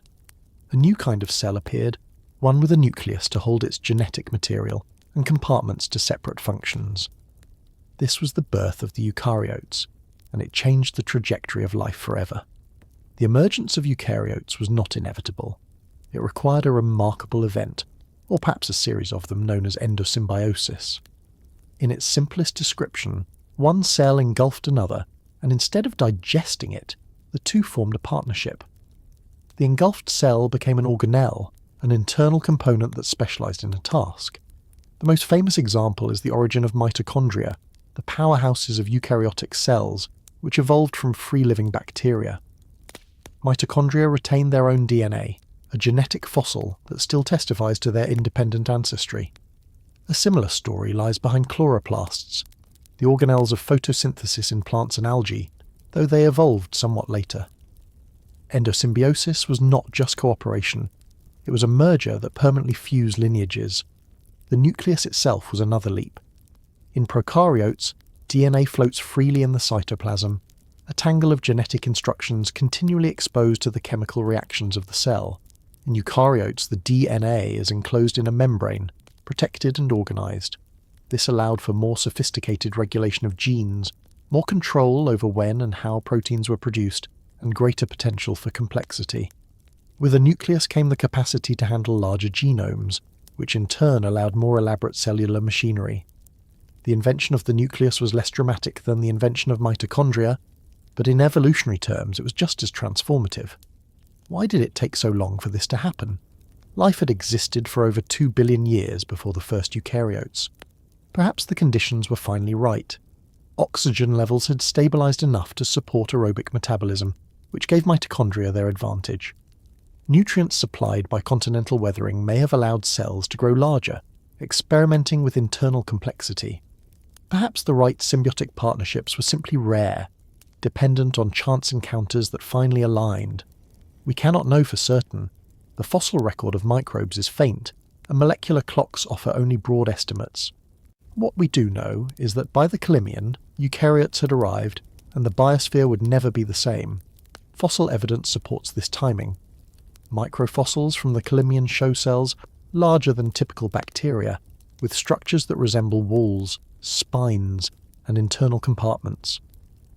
One of the earliest candidates is Grippinia spiralis, a ribbon-shaped fossil found in rocks as old as 1.6 billion years. Though its interpretation is debated, many consider it an early eukaryote, perhaps even multicellular. Other fossils show spheroidal cells with ornamented walls, preserved in sediments across multiple cratons. They are not numerous, but they suggest that by this time eukaryotes were diversifying into forms more complex than anything that had come before. The Calymmian also coincides with geological stability. The Supercontinent Columbia remained intact, offering broad, shallow seas where sediments accumulated and microbial mats flourished. These stable environments may have been crucial. For complex cells to evolve, they needed both ecological space and chemical resources. Quiet oceans, rich in nutrients and bathed in moderate levels of oxygen, provided a platform for experimentation. The very stability that some scientists call the boring billion may have been the cradle of complexity. In a world without constant upheaval, cells could refine new strategies slowly, over tens of millions of years. At the biochemical level, eukaryotes were transformative. With mitochondria, they could generate energy far more efficiently than prokaryotes. With a nucleus, they could handle more DNA, supporting larger genomes and more diverse proteins. With internal membranes, they could separate processes, reducing interference and allowing specialization. Each of these changes multiplied possibilities.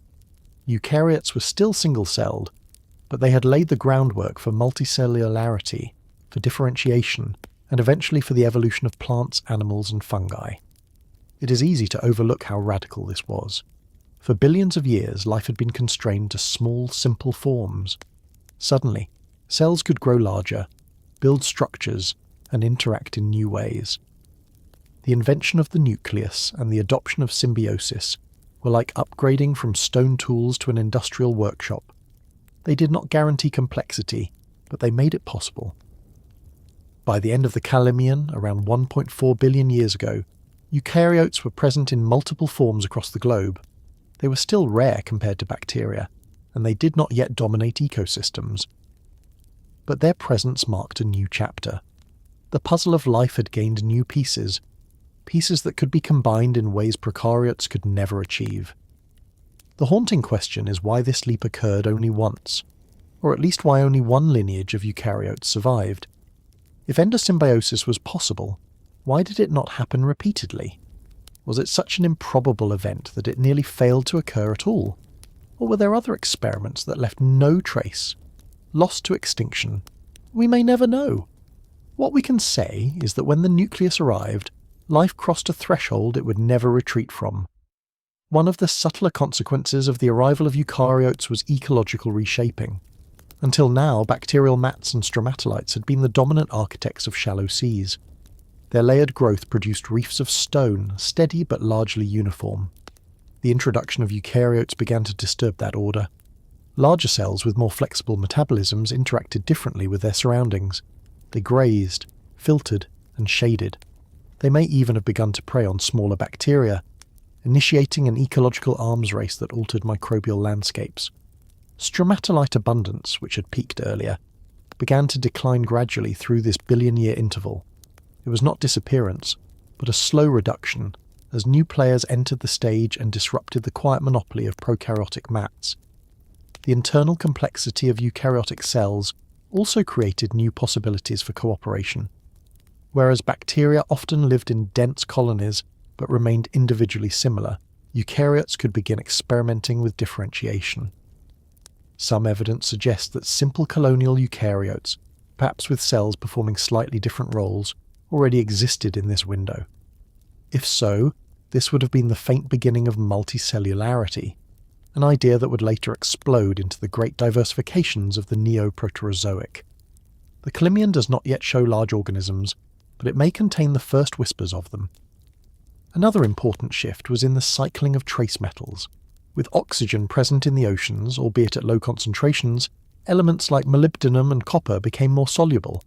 These are essential cofactors for enzymes involved in respiration and nitrogen fixation. Eukaryotes, with their more energy-demanding internal structures, may have been uniquely positioned to exploit these new chemical resources. The geochemical backdrop of the Calymmian was not simply passive scenery. It was the stage that allowed a new style of life to survive and expand. This was also a time when Earth's surface environment was unusually calm compared to earlier ages. After the climatic chaos of the Paleoproterozoic, and before the glaciations of the Neoproterozoic, the Mesoproterozoic is sometimes portrayed as uneventful. But for emerging eukaryotes, this stability may have been vital. Constant environmental swings can drive adaptation, but they can also extinguish fragile novelties. The relative quiet of the Calymmian gave space for eukaryotic lineages to refine their internal machinery without being snuffed out by sudden planetary upheaval. It was evolution at a patient pace. Looking back, it is tempting to see inevitability here, as if the nucleus and mitochondria had to appear given enough time. Yet when we compare Earth with other worlds in our solar system, none show evidence for such a leap. Simplicity is easy, complexity is rare. That it happened here, once, during the Calymmian, is one of the great improbabilities of natural history. The haunting question remains: if this innovation had never occurred, would Earth have remained forever a microbial planet, its continents weathered by mats, its oceans stirred by bacteria, its skies unchanged by higher life? Or was the invention of the nucleus unavoidable, the outcome of chemistry playing long enough on a stable world? All we can do is acknowledge the limits of our evidence and remain humble before the mystery. Why did Earth's inner core form so late? To understand the Ectasian, between 1.4 and 1.2 billion years ago, we need to look not at the surface of the planet, but into its deep metallic heart. Earth had existed for more than 3 billion years before the inner core began to crystallize. For much of that earlier history, the core had been entirely liquid, a swirling ocean of molten iron and nickel surrounding the very centre of the planet. Only in the Mesoproterozoic do we see signs that the very innermost region of this metallic sea began to solidify, creating the inner core we know today. It is a reminder that Earth is still cooling from its fiery birth, and that the story of our planet is not only written in rocks and life, but also in the slow freezing of metal far below our feet. The inner core is about 1,200 kilometers in radius, a solid ball of iron alloy that grows slowly as the planet radiates heat into space. Around it lies the outer core, a liquid layer more than 2,000 kilometers thick. Convection in this liquid iron produces Earth's magnetic field, a shield that deflects solar wind and preserves our atmosphere. Without this magnetic field, the surface of the planet would be far more vulnerable to radiation and atmospheric loss, as we see on Mars today. The timing of the inner core's birth matters because the crystallization process releases heat and light elements, fueling convection and strengthening the magnetic field. The Ectasian may mark the beginning of this process, when the solid core first nucleated at the centre of the Earth. Why did it take so long? The answer lies in the balance of pressure, temperature and composition. The core formed early, when heavy elements sank during planetary differentiation, but the centre remained hot enough to stay liquid. Only after billions of years of cooling did temperatures at the very centre drop below the freezing point of iron under immense pressure. The Ectasian, therefore, represents a threshold. The planet had cooled enough to allow solid iron crystals to begin growing in the deep interior. This crystallization continues today, with the inner core expanding by millimeters each year. Evidence for when the inner core began to form comes not from direct observation, we cannot sample it, but from the magnetic record preserved in ancient rocks. Paleomagnetic studies of Ectasian and later rocks suggest that the strength and stability of Earth's magnetic field increased around this time.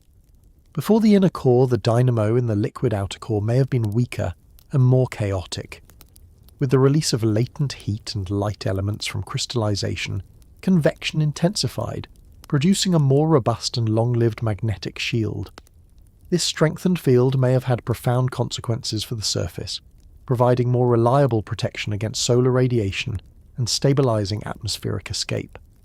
At the same time, life at the surface continued its quiet expansion. Eukaryotes were diversifying slowly, experimenting with new forms, but ecosystems remained dominated by microbial mats. To them, the deep processes of the core were invisible. Yet indirectly, the improved magnetic field may have contributed to stability that allowed life to persist and diversify. A stronger magnetosphere reduced the erosion of the upper atmosphere by solar wind, helping preserve the balance of gases on which biology depended. It was an unseen protection, born from the silent crystallization of iron thousands of kilometers below. The continents of the Ectasian were still joined as Columbia, the great supercontinent that had assembled in the Statherian. Vast shallow seas lined its margins while its interior grew arid. Sediments deposited in these seas preserved stromatolites and microfossils, including some of the earliest ornamented eukaryotic cells. These fossils suggest that the slow evolutionary experiment of eukaryotes was continuing. Life had not yet broken into multicellular radiations, but it was accumulating tools, waiting for its chance. The stable shield of Columbia above and the stabilizing shield of the magnetic field below gave the biosphere time and protection to refine its strategies. The Ectasian is sometimes called unremarkable, part of the so-called boring billion, a long stretch of Earth history with few apparent innovations. Yet in the deep Earth, a quiet revolution was underway.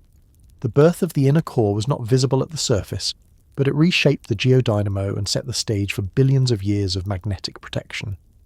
It was a change that ensured Earth's atmosphere would endure, making possible the later explosions of complexity and life. If the inner core had not formed when it did, or if the magnetic field had collapsed, Earth's history might have ended as a frozen, desiccated world long before animals or plants arose.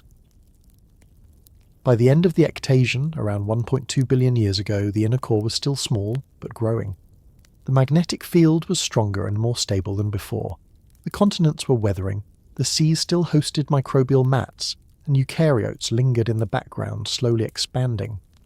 It was not a time of spectacle, but of foundations, both literal and figurative. The haunting question is whether we should think of this age as quiet or monumental. To those who look only at the surface, it was uneventful. But to those who consider the heart of the planet, it was the beginning of a transformation that would shield Earth for the rest of its history. Another way to appreciate the significance of the Ectasian is through the minerals that began to appear in the rock record at this time. Earth's mineral diversity expanded in step with the oxygenation of the oceans and atmosphere, and the strengthening of the magnetic field meant that surface conditions were becoming more stable for weathering and deposition. Minerals such as magnetite and hematite recorded not only redox chemistry at the surface, but also the influence of a more persistent geomagnetic shield. In this sense, the rocks of the Ectasian capture two stories at once: the gradual chemical shift of the biosphere and the deep dynamo flickering to new life far below. Sedimentary basins that formed along the margins of Columbia also preserved another innovation of this time: evidence of complex microbial communities capable of forming extensive biofilms. These were not yet multicellular organisms in the modern sense, but they hint at social behaviours among microbes, where colonies developed coordinated structures rather than acting as isolated individuals. Fossils of filamentous and branching forms suggest organisms experimenting with new geometries, adapting to different microenvironments, and perhaps even specializing within colonies. While subtle, these adaptations foreshadowed the cooperative strategies that multicellular organisms would one day exploit. At the planetary scale, the Ectasian also reminds us that the Earth system is layered. The deep interior, the crust, the atmosphere, and the biosphere all evolve at different paces, sometimes in synchrony, sometimes independently. During this time, the surface world looked static, but the interior was crossing an irreversible threshold. The slow freezing of iron at the centre of the planet is still ongoing today, providing the convective power that sustains the magnetic field. The idea that our atmosphere and oceans, and the very survival of life, depend on processes happening thousands of kilometres below our feet is a humbling reminder of how interconnected the system is. It is also worth noting that the Ectasian marks a midpoint in Earth's timeline. More than 3 billion years had already passed, and yet more than 2 billion years remained before the present. Life had taken hold, but remained largely invisible, its complexity just beginning to emerge. Geology had stabilized into a rhythm of supercontinents, but mountains, oceans and climates still shifted. The inner core's nucleation represents a kind of hinge, a geophysical event that ensured the next half of Earth's story could unfold under the protection of a long-lived magnetic field.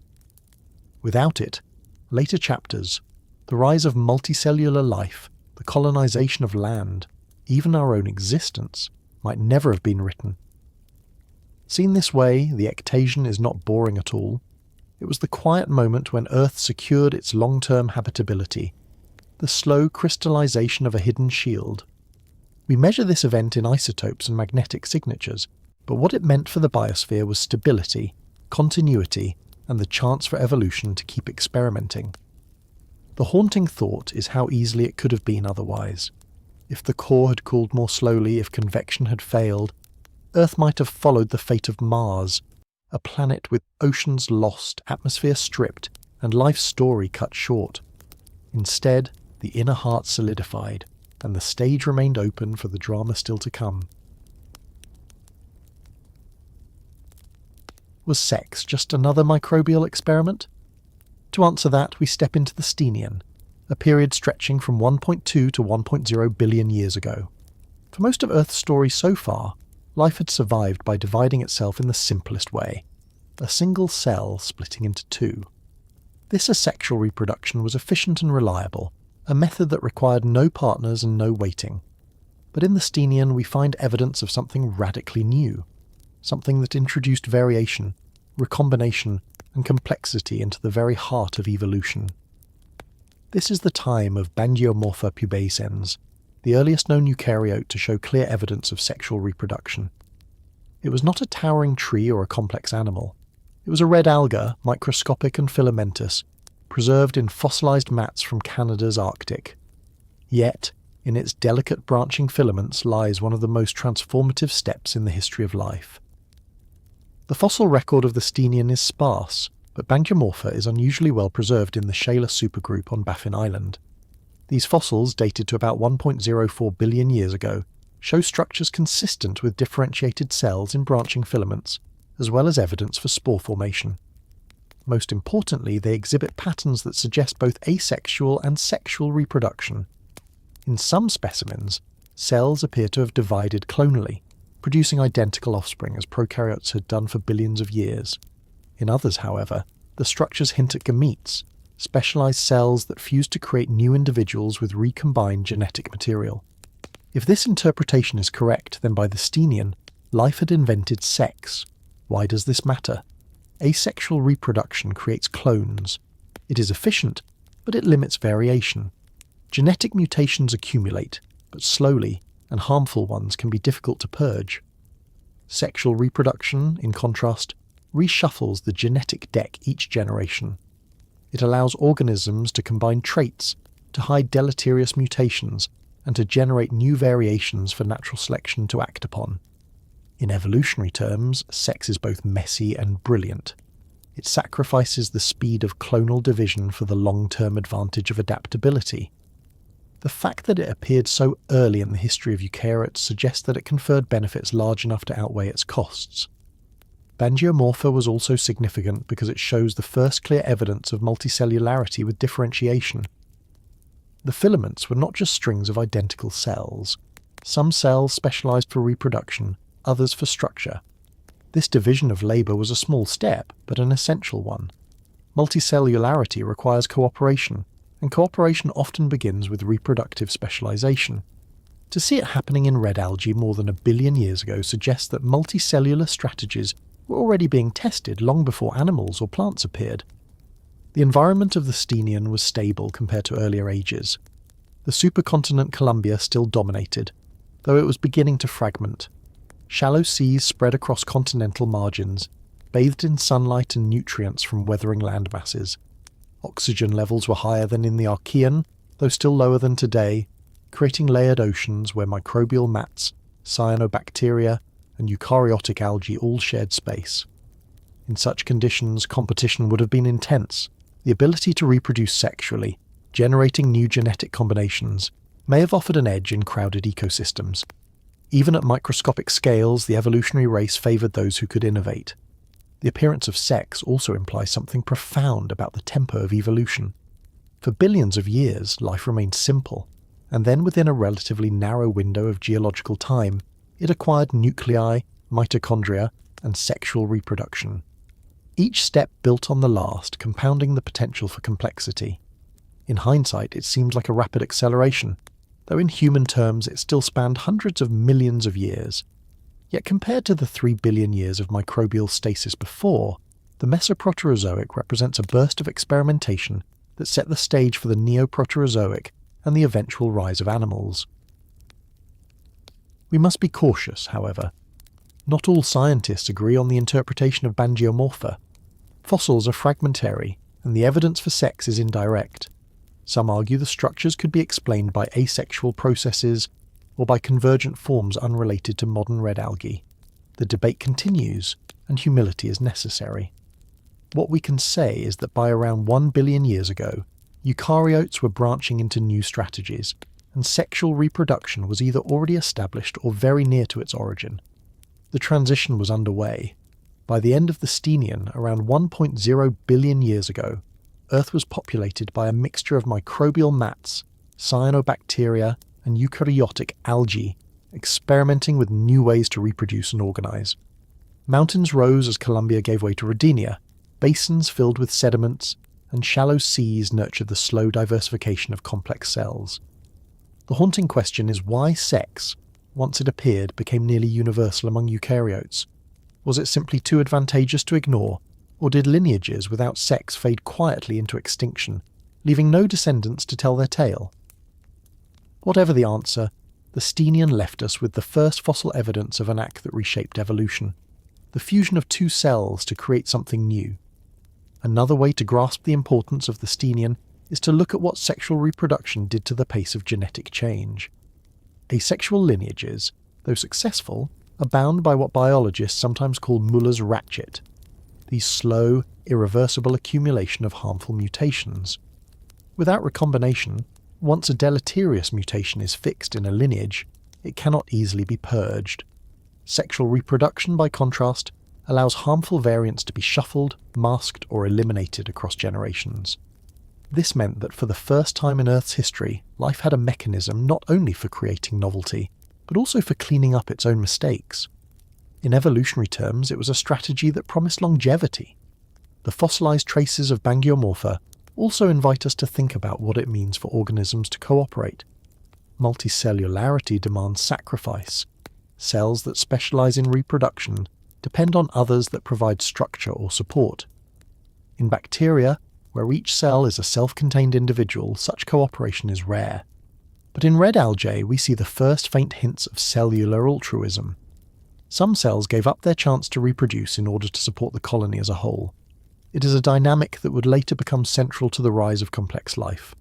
Individuality dissolving into collective identity. From a planetary perspective, the timing of sex and early multicellularity is intriguing.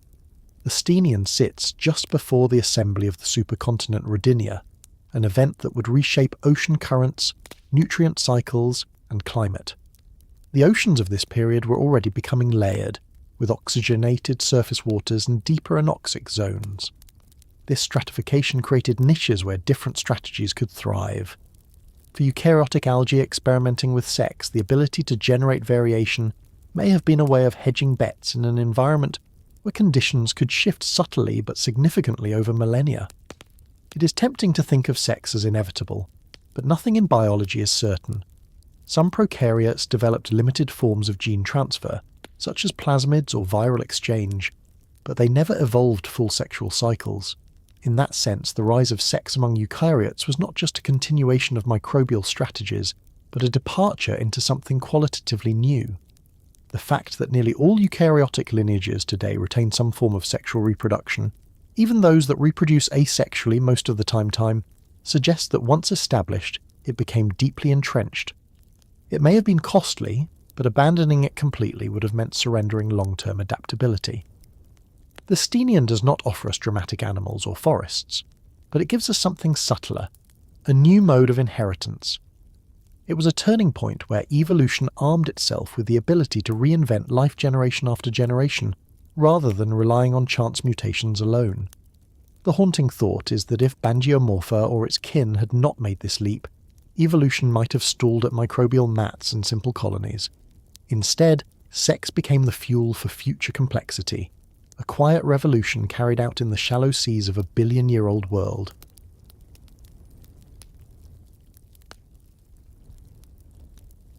What happens when life eats life for the first time? To ask that question is to step into the Tonian, the long stretch of time from 1 billion to about 720 million years ago.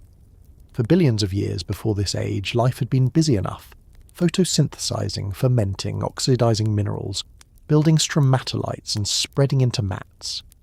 But in all that time, organisms had rarely, if ever, directly attacked and consumed one another. Energy was harvested from sunlight or from chemical reactions with the Earth itself, but not by engulfing another living being. In the Tonian, something changed. Eukaryotic cells, already more complex than bacteria, began to experiment with predation. They learned to engulf and digest other cells, creating the first ecosystems where life fed on life. It was the dawn of a new ecological dynamic, one that still shapes our world today. The evidence for this shift comes from microfossils found in sedimentary rocks of Tonian age. Among them are forms called acritarchs, microscopic organic walled vesicles with elaborate ornamentation. Some have spines, ridges, or thickened walls, features that many paleobiologists interpret as defences against being eaten. Their sudden appearance in the Tonian fossil record suggests that predation had begun. If no one were trying to eat them, why would microorganisms invest the energy to build protective armour? Just as thorns make sense only in a world with herbivores, spiny microfossils make sense only in a world where predators were now hunting prey. These predators were not animals. They were protozoans, single-celled eukaryotes that had mastered phagocytosis, the ability to engulf other cells into a pocket of their own cytoplasm and digest them. To a bacterium, such predators would have been terrifying, a sudden new threat that could not be avoided by simply existing in a mat. The evolutionary arms race began, prey cells developing walls, armour, or toxins, predators evolving sharper ingestion mechanisms or ways to bypass defences. For the first time, survival was not just about finding energy, but about escaping being consumed. This innovation rippled through ecosystems. Predation changes everything. It alters population sizes, shapes food webs, and drives diversification. In the Tonian, it likely contributed to the increase in morphological complexity we see in microfossils. Organisms that had once been simple spheres began to branch, elongate, or decorate their surfaces. Each adaptation was a response to selective pressures imposed by predators. The ocean, once a relatively static soup of microbial mats and plankton, became a dynamic battlefield of invisible wars. Geochemically, the Tonian was also significant. Oxygen levels were gradually rising, though not yet at modern levels. This oxygen provided the metabolic support needed for predation. Engulfing and digesting another cell is energetically costly. Without sufficient oxygen to fuel mitochondria, such behaviour would be inefficient. The slow but steady oxygenation of surface oceans may have provided the threshold that allowed protozoan predators to thrive. Once they did, they restructured ecosystems in ways that made later evolutionary explosions possible. Continents, too, were on the move. The Tonian is the age when the supercontinent Rhydinia assembled, bringing together nearly all of Earth's land masses into a vast configuration that stretched across equatorial regions. Rhydinia's formation altered ocean currents, weathering rates, and nutrient cycles. Large rivers carried phosphorus, nitrogen, and trace metals into shallow seas, fertilizing ecosystems and supporting microbial blooms. More nutrients meant more opportunities for eukaryotes to grow large, diversify, and test new ecological strategies like predation. The assembly of Rhydinia and the rise of protozoan predators are not unrelated. They were part of a planetary system that was beginning to hum with new levels of interaction. Another key development of the Tonian was the appearance of testate amoebae, microorganisms that constructed shells around themselves. Fossils of these tiny armoured amoebae have been discovered in Tonian deposits, pushing back the record of such complex behaviours. The construction of a shell requires both genetic instructions and environmental resources, meaning that by this time, eukaryotes had evolved not just predatory habits, but also architectural ones. Life was becoming more inventive. The Tonian also saw the beginning of the diversification of the green algae, ancestors of plants.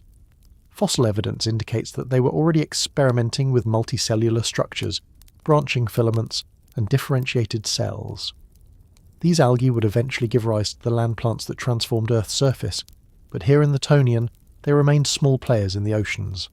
Still, in combination with predatory protists, they added complexity to food webs that were no longer just microbial mats passively absorbing sunlight.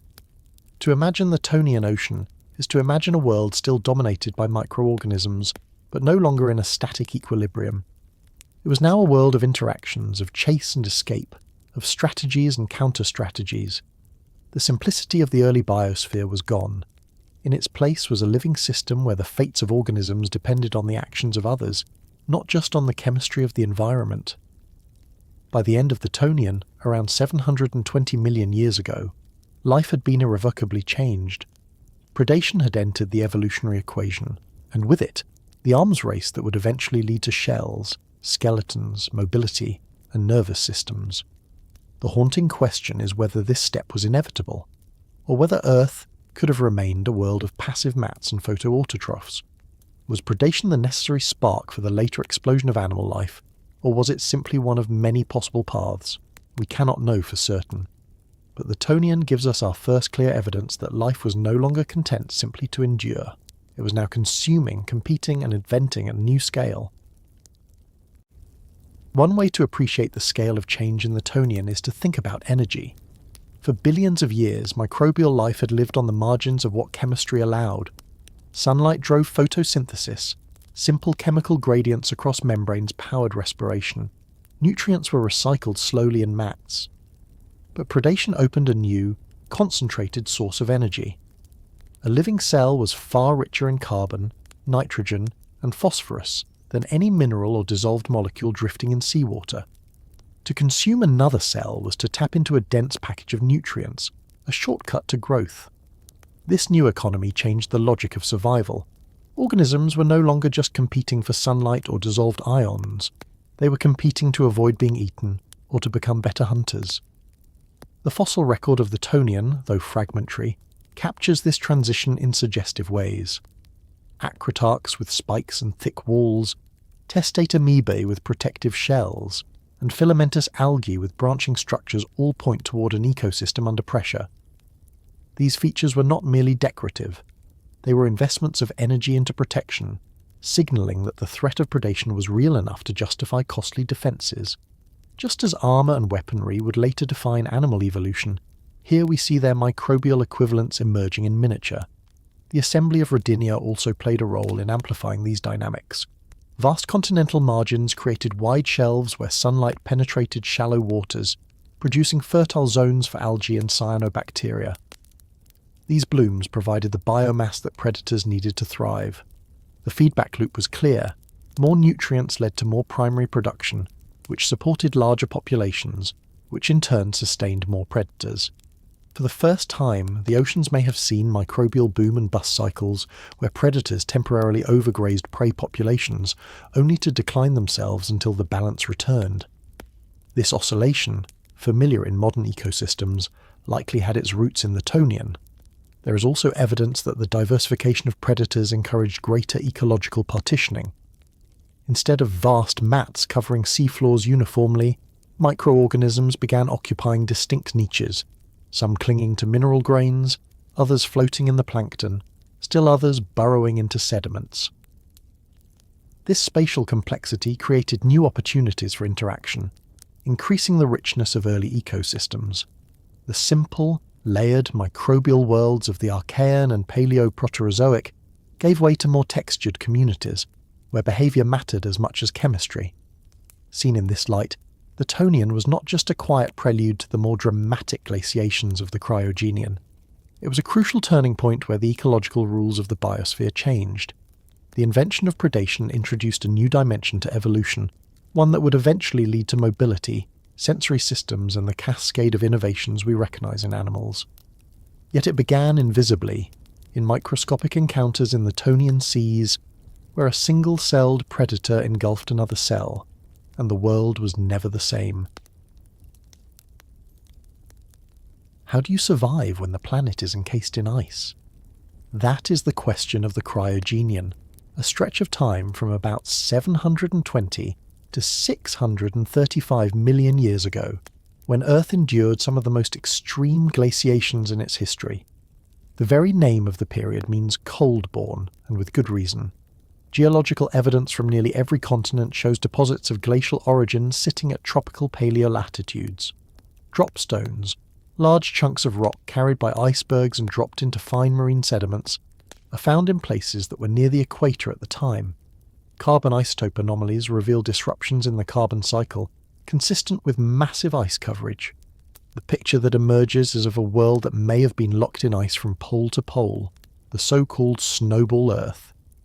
The causes of these glaciations are still debated, but one leading hypothesis ties them to the rise of photosynthetic eukaryotes and the gradual drawdown of atmospheric carbon dioxide.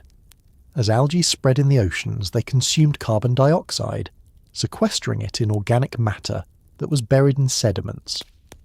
Less carbon dioxide meant a weaker greenhouse effect, and once cooling began, ice expanded rapidly. Because ice reflects sunlight far more efficiently than rock or water, it spread reinforced cooling in a feedback loop. With continents clustered near the equator in the configuration of the supercontinent Rodinia and its later fragments, glaciers could advance across low latitudes, where the sun's energy is strongest. Once ice reached those zones, the planet may have tipped into a global freeze. If Earth really was encased in ice, the survival of life seems miraculous. Photosynthesis requires sunlight, but thick ice would have blocked it. Yet life persisted, and later flourished. How? Several refugees are proposed. Thin equatorial regions of ice may have allowed light to penetrate shallow seas, supporting photosynthetic communities beneath. Hydrothermal vents and volcanic hot springs could have sustained chemosynthetic organisms independent of sunlight. Brine channels within sea ice, where salt water remained liquid, may have harboured microbial ecosystems. Even beneath kilometres of ice, life could cling to volcanic oases or deep-sea vents. The Cryogenian shows us the resilience of biology in the face of planetary catastrophe. The duration of these glaciations was extraordinary. Some estimates suggest that individual snowball events lasted for tens of millions of years.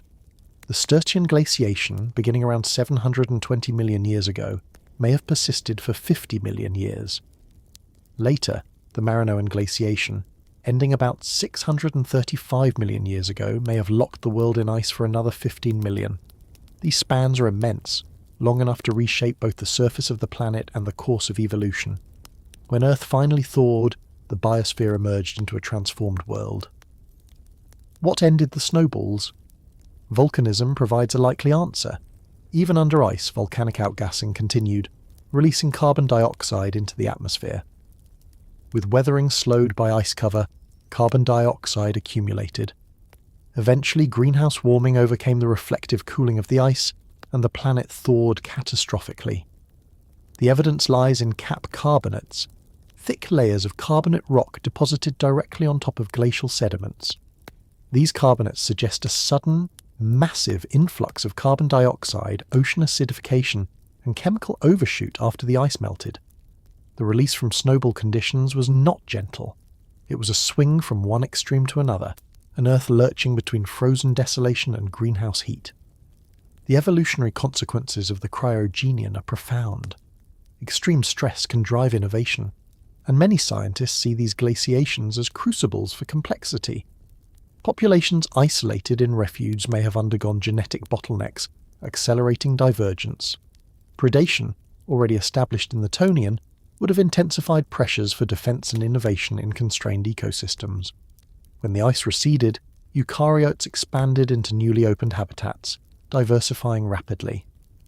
It is in the wake of the Cryogenian that we see the rise of the first large multicellular organisms of the Ediacaran. We must be careful, though, not to romanticize the snowballs as mere preludes to complexity. They were disasters. Whole ecosystems must have collapsed, countless lineages vanished, and survival was a matter of chance as much as adaptation. The haunting thought is how close life may have come to annihilation. Had the ice persisted longer, had volcanic outgassing been weaker, Earth might have remained a frozen planet, its story of complex life cut short. Instead, it thawed, and life emerged not only intact but invigorated, ready to explore new possibilities.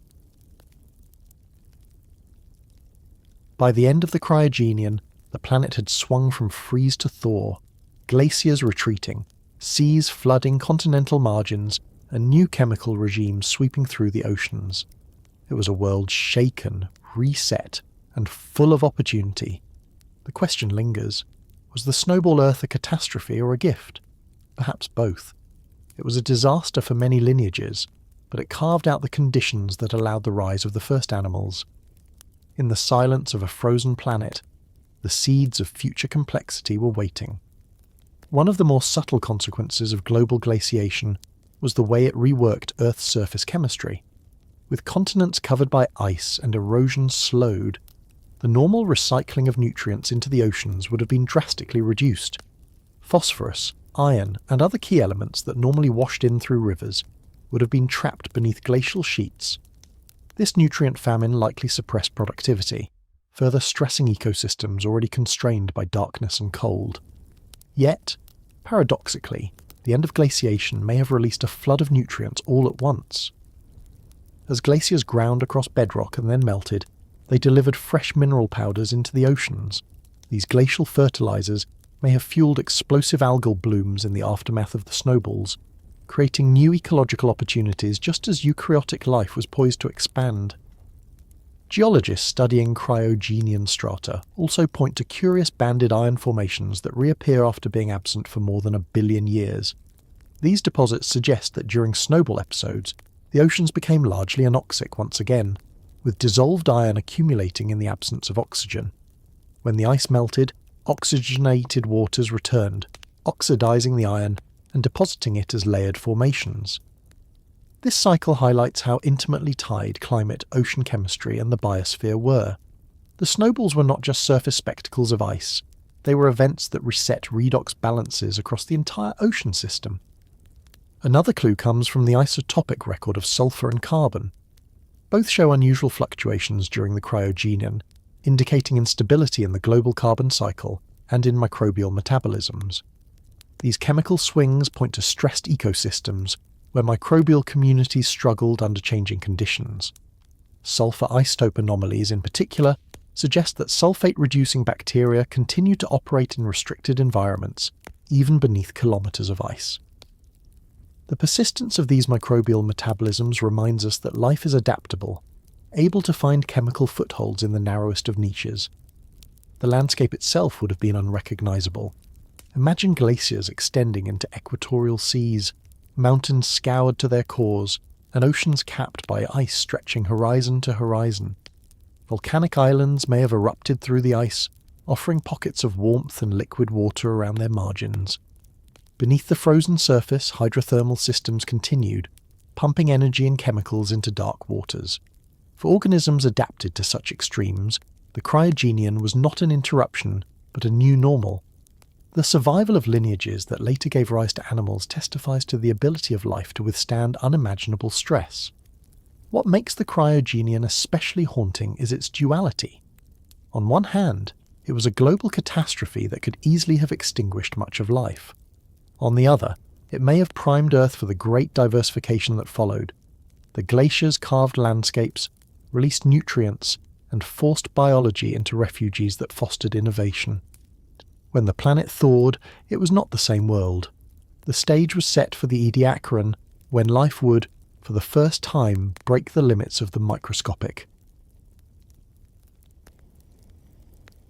Why did life suddenly get big and strange?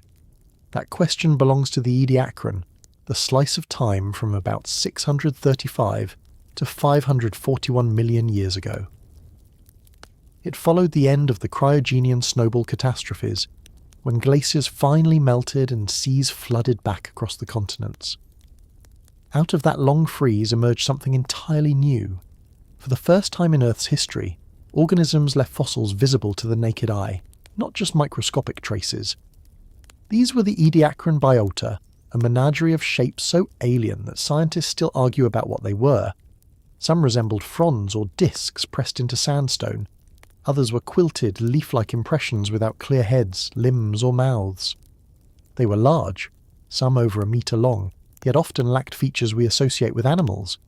For decades, researchers wondered whether these were early relatives of jellyfish, sponges, lichens, or even an entirely separate experiment in multicellularity that later vanished. The most striking feature of the Ediacaran world was scale. After billions of years of microbial dominance, life suddenly occupied centimetres and then metres. This expansion may have been fueled by the environmental shifts triggered by the end of Snowball Earth. As glaciers retreated, nutrient-rich meltwater surged into oceans, fueling blooms of algae and other primary producers. Oxygen levels in shallow seas rose, perhaps reaching thresholds that could sustain larger, more active organisms. Bigger bodies require more oxygen to diffuse across tissues, and until the Ediacaran, that had been a limiting factor. The rise of atmospheric and oceanic oxygen may have opened the door for multicellular giants to thrive. Fossil assemblages from places like the Flinders Ranges in Australia, the White Sea in Russia, and Newfoundland in Canada reveal whole communities of Ediacaran organisms. They were not solitary oddities, but ecosystems of strange creatures carpeting the seafloor. Some lay passively on sediment surfaces, absorbing nutrients directly from the water. Others appear to have been anchored to the seabed, waving frond-like bodies into currents. A few show evidence of mobility, leaving trackways that hint at muscles and coordinated movement. These communities were the first to transform seafloors into habitats structured by macroscopic life. The diversity of forms is bewildering. There are discs like Aspidella, fronds like Charniodiscus, quilted forms like Dickinsonia, and bizarre radiating fossils like Tribrachidium with its threefold symmetry. Some of these may represent stem groups of modern animal lineages, while others may have no descendants at all. Molecular clock studies suggest that animals such as cnidarians and bilaterians were already diverging in this period, even if their identities in the fossil record remain elusive. The Ediacaran was therefore both a beginning and a dead end, a time when evolution tested shapes and strategies, some of which endured and others that disappeared without a trace. Gondwana also took shape during this period, bringing together much of the southern continents. Its assembly reshaped climates and ocean circulation, creating long continental shelves bathed in nutrient-rich waters. These shallow seas may have been nurseries for Ediacaran organisms, offering expansive habitats where sunlight, oxygen, and nutrients met. The interplay between geology and biology was once again evident. Continental collisions built mountains, erosion carried nutrients to the sea, and life responded by growing larger and stranger than ever before. The haunting question remains: what exactly were these organisms? Were they true animals at the dawn of animal evolution, or an independent branch of multicellularity that flourished for tens of millions of years before vanishing? With only impressions in rock to guide us, the answer is uncertain. What is clear is that by the Ediacaran, Earth was no longer a microbial world. It was home to the first giants of life, heralding the revolution still to come. One underappreciated aspect of the Ediacaran is how these new organisms altered the sedimentary environment. Before this time, seafloors were dominated by microbial mats, sticky carpets of bacteria that stabilize sediments and left behind layered textures called wrinkle structures. The arrival of large multicellular organisms disrupted this balance. Their weight pressed into the mats, their movements disturbed surfaces, and in some cases they may have grazed upon the mats themselves. This shift is recorded in the rock record as a decline in wrinkle structures and the appearance of more complex bedding features. In other words, the Ediacaran biota were not just new inhabitants of the seafloor, they began to engineer it. There is also growing evidence that some Ediacaran forms may have reproduced in surprisingly advanced ways.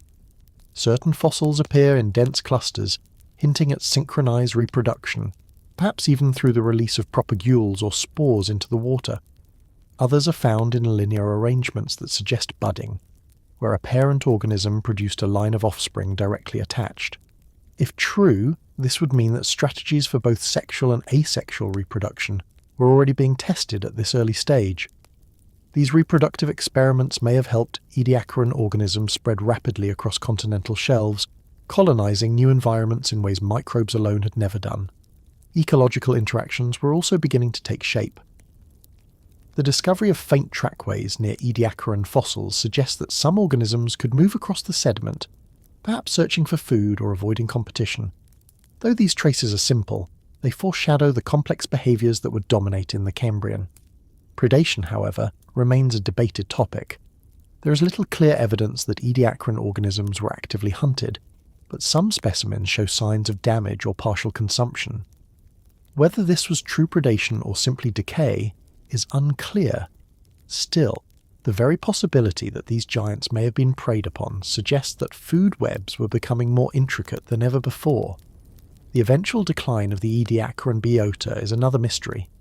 Many lineages appear to vanish at the dawn of the Cambrian, replaced by more familiar animals with skeletons and complex body plans. Some paleontologists argue that they were outcompeted by emerging bilaterians, others that changes in ocean chemistry made their quilted bodies unsustainable. It is also possible that their soft bodies simply fossilised poorly compared to shelled animals, leaving an incomplete record. Whatever the cause, their disappearance underscores the experimental nature of this era. Evolution had tested a wide array of possibilities, but only some would persist into the next great radiation of life. Perhaps the most humbling lesson of the Ediacaran is that complexity does not always resemble what comes after. These organisms were not simply primitive versions of modern animals. They were unique solutions to the challenges of their time. Some lineages may have given rise to modern groups, but many were evolutionary cul-de-sacs, flourishing for tens of millions of years before fading away. Their strangeness reminds us that life's path is not straight but tangled, with many branches lost along the way. Why did almost every animal blueprint appear at once? That is the puzzle of the Cambrian, spanning from about 541 to 485 million years ago. For billions of years before this point, life was small, soft-bodied and limited to relatively simple forms. Then, within a geological blink, nearly all of the major body plans that exist today, arthropods, mollusks, echinoderms, chordates, annelids, burst into the fossil record. This is what scientists call the Cambrian explosion, though in truth it was less an instantaneous blast and more a sustained acceleration over tens of millions of years. Still, compared to the deep slowness of previous ages, it was an evolutionary cascade unlike anything that had come before. The record of this explosion is preserved in extraordinary fossil deposits such as the Burgess Shale in Canada and the Chengjiang Formation in China. These Lagerstätten preserve soft-bodied animals in exquisite detail, revealing not only shells and skeletons but also muscles, gills, and sometimes even nervous systems. In these rocks we meet creatures that seem familiar and strange all at once. Trilobites, armoured arthropods with segmented bodies and compound eyes scuttled across sea floors, anomalocaridids, large predators with grasping appendages and circular mouths, patrolled the water column. Early chordates, small fish-like animals with notochords, swam with undulating tails, hinting at our own ancestry. It was a sudden theatre of life, filled with roles that had never existed before. Several factors likely converged to produce this explosion of body plans. One was oxygen. By the Cambrian, atmospheric and oceanic oxygen had reached levels sufficient to support larger, more active animals. Mussels require oxygen to function, and shells require energy to build. Another factor was ecology. The appearance of predators set off evolutionary arms races, driving prey to develop defences such as shells, spines and burrowing behaviours. These defences, in turn, created new opportunities for predators to evolve sharper tools. Diversity fueled diversity in a feedback loop. Geological conditions may have also played a role. The breakup of the supercontinent Rodinia created shallow continental shelves, warm seas, and varied environments where ecosystems could flourish. The invention of skeletons was a watershed moment.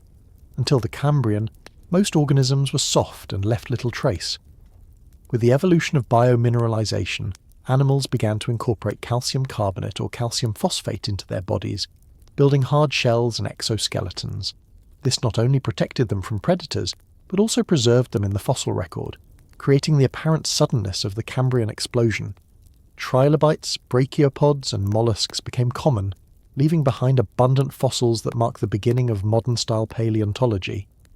Vision also appears to have emerged as a key innovation. Compound eyes in trilobites and animalocaridids suggest that visual predation was already established. Eyes changed the rules of survival. Suddenly, stealth and speed mattered in new ways. Camouflage, mobility, and defensive morphologies became advantageous, pushing evolution toward ever greater complexity.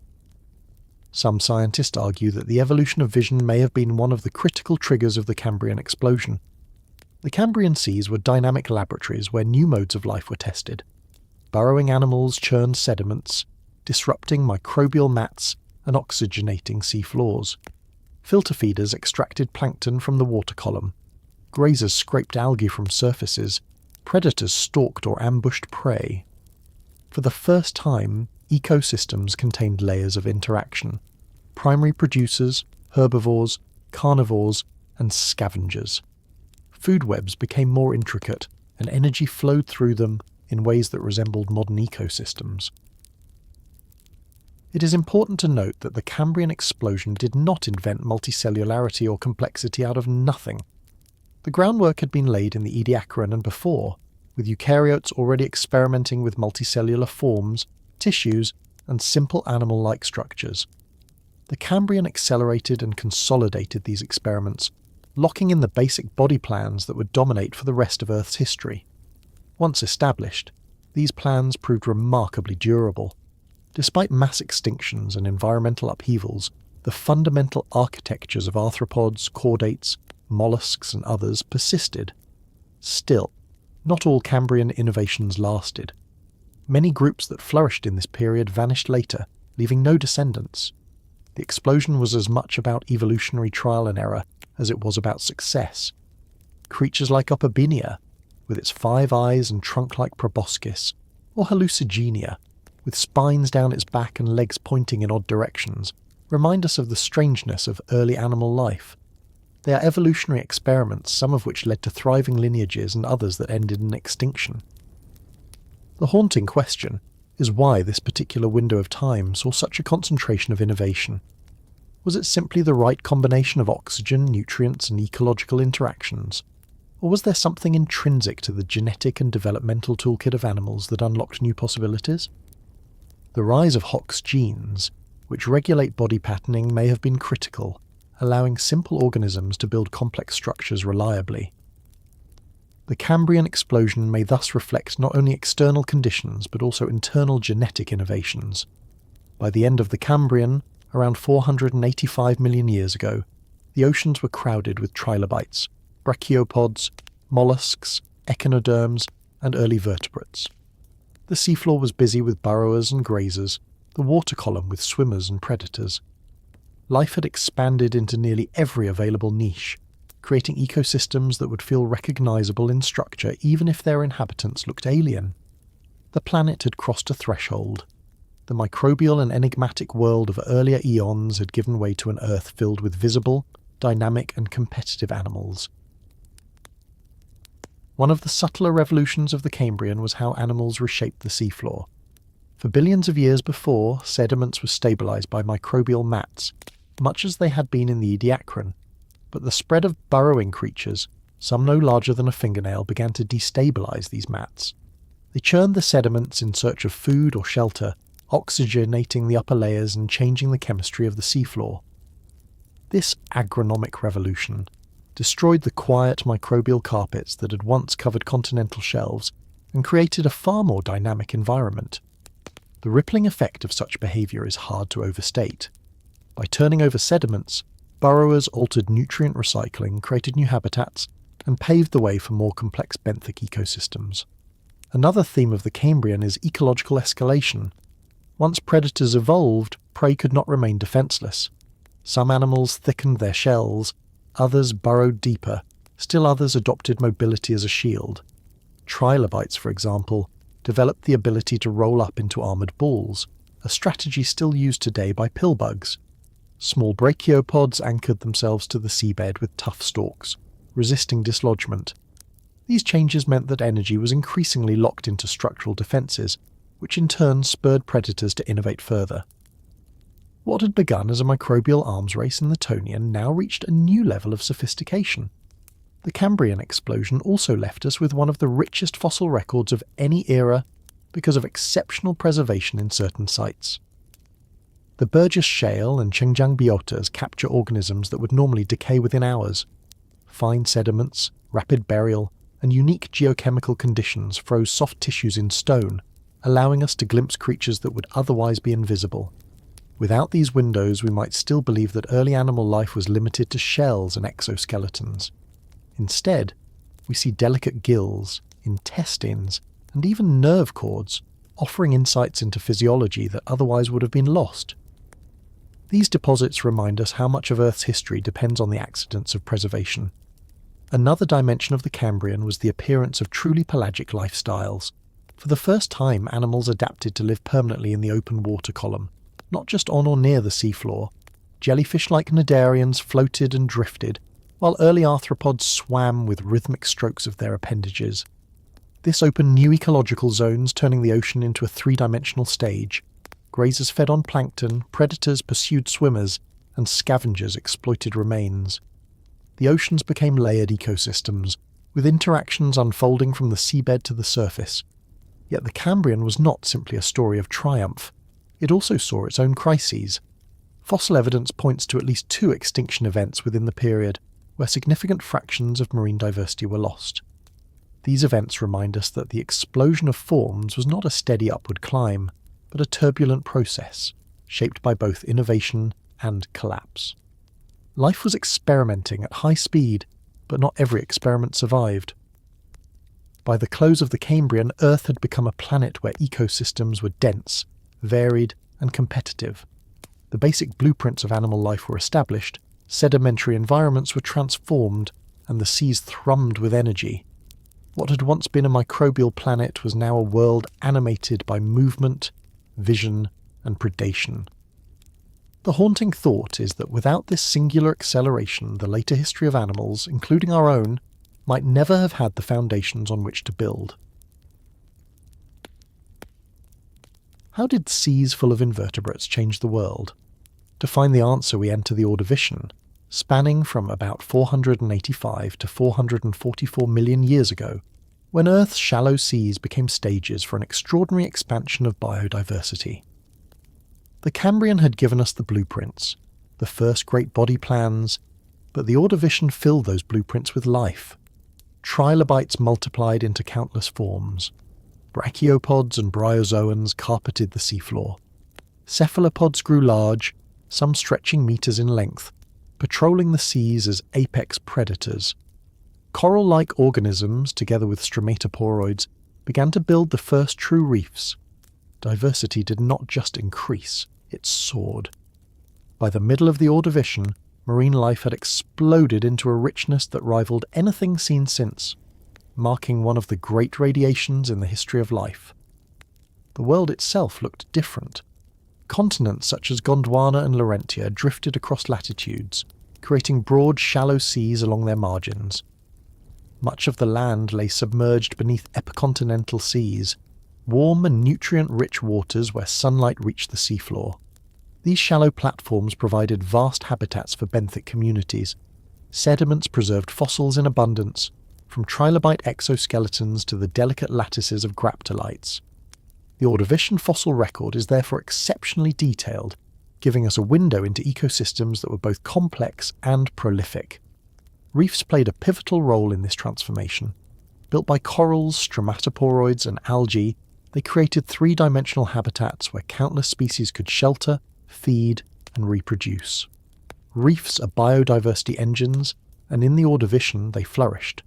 Their structures redirected currents, concentrated nutrients, and provided hard surfaces in otherwise soft seafloor environments. Fish had not yet risen to dominance, but invertebrates filled every available niche, from filter feeders and grazers to scavengers and predators. It was not only animals that changed the Ordovician world. Evidence suggests that the first land plants, tiny, moss-like organisms, appeared during this period. Their colonization of damp shorelines and riverbanks began a revolution in Earth's geochemical cycles. Even small primitive plants altered patterns of weathering, drawing down carbon dioxide from the atmosphere and feeding nutrients into rivers and seas. Over millions of years, this quiet greening of land would transform soils, reshape climates, and prepare the way for forests. In the Ordovician, however, the story was just beginning, and the plants were modest pioneers, clinging to moist edges rather than sprawling across continents. The Ordovician world was not static. Climate shifts punctuated its history, and tectonics reorganized oceans and continents. Toward the end of the period, a major glaciation struck Gondwana, triggering one of Earth's great mass extinctions. As ice sheets grew, sea levels fell, draining the shallow seas that had nurtured biodiversity. Marine ecosystems collapsed, with trilobites, brachiopods, and many other groups suffering heavy losses. Graptolites, once abundant, nearly vanished. It was the first of the Big Five mass extinctions, a reminder that Earth's prosperity is always fragile. Why did the Ordovician produce such an extraordinary radiation of life, only to end in devastation? One possibility is that rising oxygen levels and nutrient availability supported new evolutionary experiments, while expanding shallow seas provided the space for them to flourish. But when climates shifted and seas receded, the very environments that sustained this explosion became liabilities. Diversity itself was no shield against global environmental change. The extinction eliminated an estimated 85% of marine species, a staggering loss that reshaped ecosystems for millions of years. Yet from this catastrophe, survivors carried forward the evolutionary legacies of the Ordovician. Reefs would recover, trilobites would diversify again, and cephalopods would continue their march toward dominance. Plants on land, unaffected by marine extinction, quietly spread, setting the stage for terrestrial ecosystems. The Ordovician demonstrates both the resilience and vulnerability of life. It shows how rapidly biodiversity can expand in the right conditions, and how quickly it can collapse when those conditions falter. The haunting question that lingers is whether such radiations are inevitable or rare accidents of circumstance. Did life have to expand into the shallow seas with such abundance, or was the Ordovician a unique confluence of geography, chemistry, and chance? What we know is that in these seas, life reached a richness never before seen, only to be pruned harshly by ice, and in that alternation between explosion and collapse, Earth's evolutionary story took on the rhythm that has persisted ever since. Another way to see the Ordovician is through the rise of graptolites, colonial organisms that floated in the water column and left delicate carbon films in black shales. Though often overlooked compared to trilobites or cephalopods, graptolites were extraordinary markers of this age.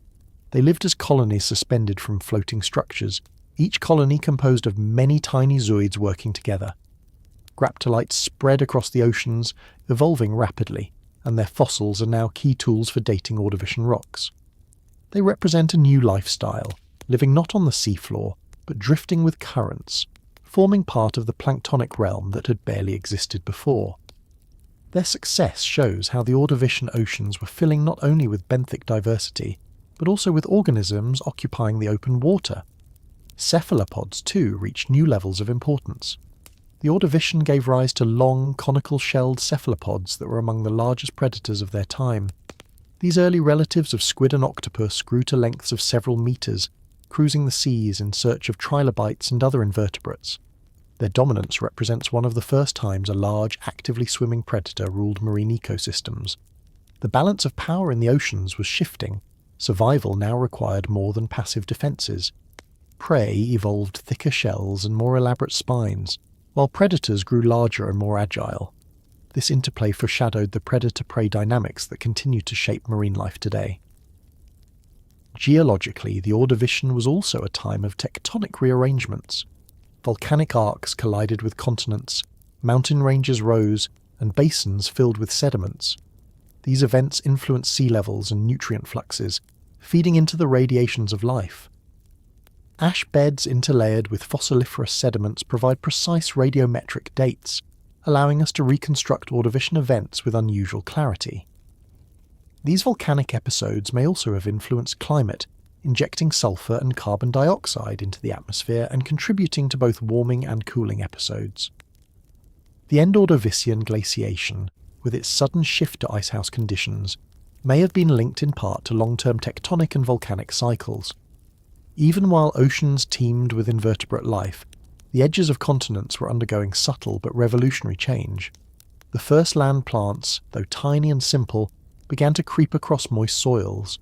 Their root-like structures increased weathering rates, pulling carbon dioxide from the atmosphere and feeding nutrients into rivers.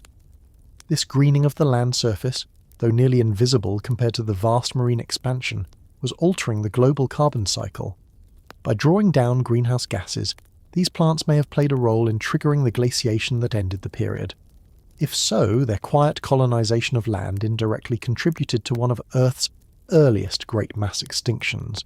The Ordovician thus illustrates the interconnectedness of Earth systems.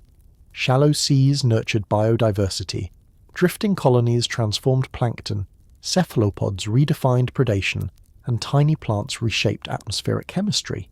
Each development seemed local, yet together they remade the biosphere. And when glaciers finally advanced, the intricate web of Ordovician life proved vulnerable to collapse. The haunting thought is that diversity once achieved is never guaranteed. Even in its abundance, life is always balanced on the shifting scales of climate, tectonics, and chance. What happens when plants root themselves into rock? That question brings us into the Silurian, a time between about 444 and 419 million years ago, when life's focus began to shift from the seas to the land. The oceans were still thriving, coral reefs expanding into vast structures filled with invertebrates and fish, but something quiet and unprecedented was unfolding along shorelines and riverbanks. Plants were no longer content to hug damp soils as tiny moss-like mats. They had begun to grow vascular tissues, sturdy stems, and anchoring roots. For the first time, life was digging into rock, splitting it apart grain by grain, drawing nutrients upward and reshaping landscapes that had been barren for billions of years. The Silurian world was recovering from the devastation of the end Ordovician glaciation. As ice sheets retreated and sea levels rose, new shallow marine habitats opened up. Coral and stromatoporoid reefs grew across these continental shelves, creating ecosystems teeming with brachiopods, trilobites, mollusks, crinoids, and early fish. These reefs were not only hubs of biodiversity, but also stabilizers of marine environments, filtering waters and creating gradients of light and shelter. In the seas, jawless fish diversified into a wide array of armoured forms, and the first jawed fish, the ancestors of sharks and bony fishes, appeared. Yet even these changes, monumental as they were, pale compared to what was happening on land. Fossils of Silurian plants such as Cooksonia reveal stems only a few centimetres tall, tipped with sporangia releasing spores. They lacked leaves and true roots, but they had vascular tissues, xylem and phloem, that allowed them to transport water and nutrients internally. This innovation freed them from the absolute dependence on constant wetness. They could grow taller, occupy drier soils, and reach towards sunlight. Their presence marked the beginning of terrestrial ecosystems. By cracking rocks with primitive root-like structures and accelerating chemical weathering, these plants drew carbon dioxide from the atmosphere and released oxygen. Over millions of years, their slow but steady colonization began to alter the global carbon cycle and climate. Alongside plants came the first terrestrial animals. The Silurian fossil record includes early evidence of millipede-like arthropods, tiny creatures that likely fed on decaying plant matter and microbial mats. Simple insects may have been present, scuttling along damp soils. These were not yet the buzzing, flying insects of later ages, but pioneers taking advantage of new food sources on land. Their presence shows that once plants established themselves, animals quickly followed, beginning the intricate partnerships and competitions that still define ecosystems today. This gradual conquest of land must have transformed Earth in ways we can only imagine. For billions of years, the continents had been silent landscapes of bare rock, dunes and microbial crusts. By the late Silurian, green patches dotted shorelines, streamsides and floodplains. Tiny forests of stemmy plants captured sunlight, stabilized soils, and provided food for early arthropods. These ecosystems were fragile and small, but they were the first steps toward the forests and grasslands that would eventually dominate Earth's surface. The Silurian also gave us one of the earliest hints of soil formation. As plants anchored themselves, they trapped organic matter and created microhabitats for fungi and bacteria. This biological weathering began the slow transformation of mineral surfaces into soils, creating reservoirs for nutrients and water. It was an invisible but critical step in Earth's history, for without soils, land plants could never have expanded, and terrestrial ecosystems could not have flourished. By the close of the Silurian, life on land was still in its infancy, but the direction was clear. Plants were adapting to dry environments, arthropods were exploring the new frontier, and ecosystems were beginning to link the fates of continents and oceans. The haunting question is how fragile those first steps may have been. A slight shift in climate, a lack of symbiosis with fungi, or the absence of arthropod decomposers could have halted the greening of the continents. Instead, the Silurian shows us that once life set its roots into stone, it was determined to stay. Another subtle revolution of the Silurian was the partnership between plants and fungi. Fossils and geochemical clues suggest that even the earliest land plants relied on fungal symbiosis to survive. These primitive plants had no true roots, so they formed associations with mycorrhizal fungi, which helped extract nutrients from rock and soil in exchange for sugars from photosynthesis. This cooperation was not a small detail, it was the foundation on which terrestrial life could expand. Without fungi, plants would have struggled to colonize nutrient-poor surfaces. Together they pioneered the transformation of barren landscapes into living systems. The seas, meanwhile, continued their own experiments. Jawed fishes, or gnathostoms, first appear in the Silurian fossil record, including early placoderms with heavy armour plating around their heads. These fishes represent one of the most significant steps in vertebrate evolution, for jaws opened new possibilities in feeding strategies, from grasping prey to chewing plant material. Alongside them, cartilaginous fishes, the ancestors of sharks and rays, were beginning to emerge. Though small and simple compared to their later relatives, these Silurian pioneers marked the first time vertebrates became active predators in the open water, reshaping marine ecosystems just as plants were reshaping land. Coral reefs also reached new levels of complexity in the Silurian. Rugose and tabulate corals, together with stromatoporoid sponges, constructed reef systems that stretched for kilometres.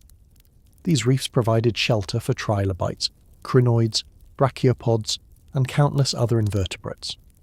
They were early engines of biodiversity, and their expansion stabilised coastlines, buffered waves, and created habitats that nurtured evolutionary innovation. With fish swimming above, corals anchoring below, and invertebrates filling the gaps, Silurian seas resembled modern marine ecosystems in structure, if not in detail. One of the most striking aspects of this period is the gradual knitting together of ocean and land systems. Plants pulling carbon dioxide from the atmosphere influenced climate, while their weathering of rock fed nutrients into rivers and seas. These nutrients enriched coastal waters, fueling blooms of algae and plankton that supported marine food webs. For the first time, the productivity of land and sea were becoming linked, an interconnection that would only deepen as plants expanded. By the end of the Silurian, continents were no longer barren expanses. Though vegetation was still sparse and low to the ground, the coastlines were lined with pioneering plants, the soil stirred by arthropods, and the seas aslave with jawed fish and reef builders. Earth was visibly changing from a world dominated entirely by water into one where land was beginning to share in the story of life. The haunting thought is how fragile those first ecosystems were. A few centimetres of vascular tissue, a simple arthropod crawling from water to soil, these were small steps at the time, yet they were irreversible. From here on, Earth would be both blue and green, a planet of seas and continents bound together by biology.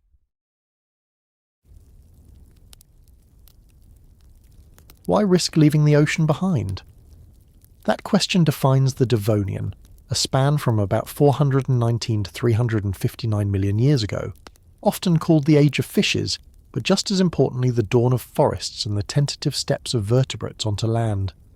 It was a time of radical change, when ecosystems grew in height, depth, and complexity. Fish became astonishingly diverse. Plants colonized the continents with towering trees, and the first tetrapods clambered onto shorelines, beginning a lineage that would eventually lead to every reptile, bird, and mammal. Yet these transformations were not inevitable.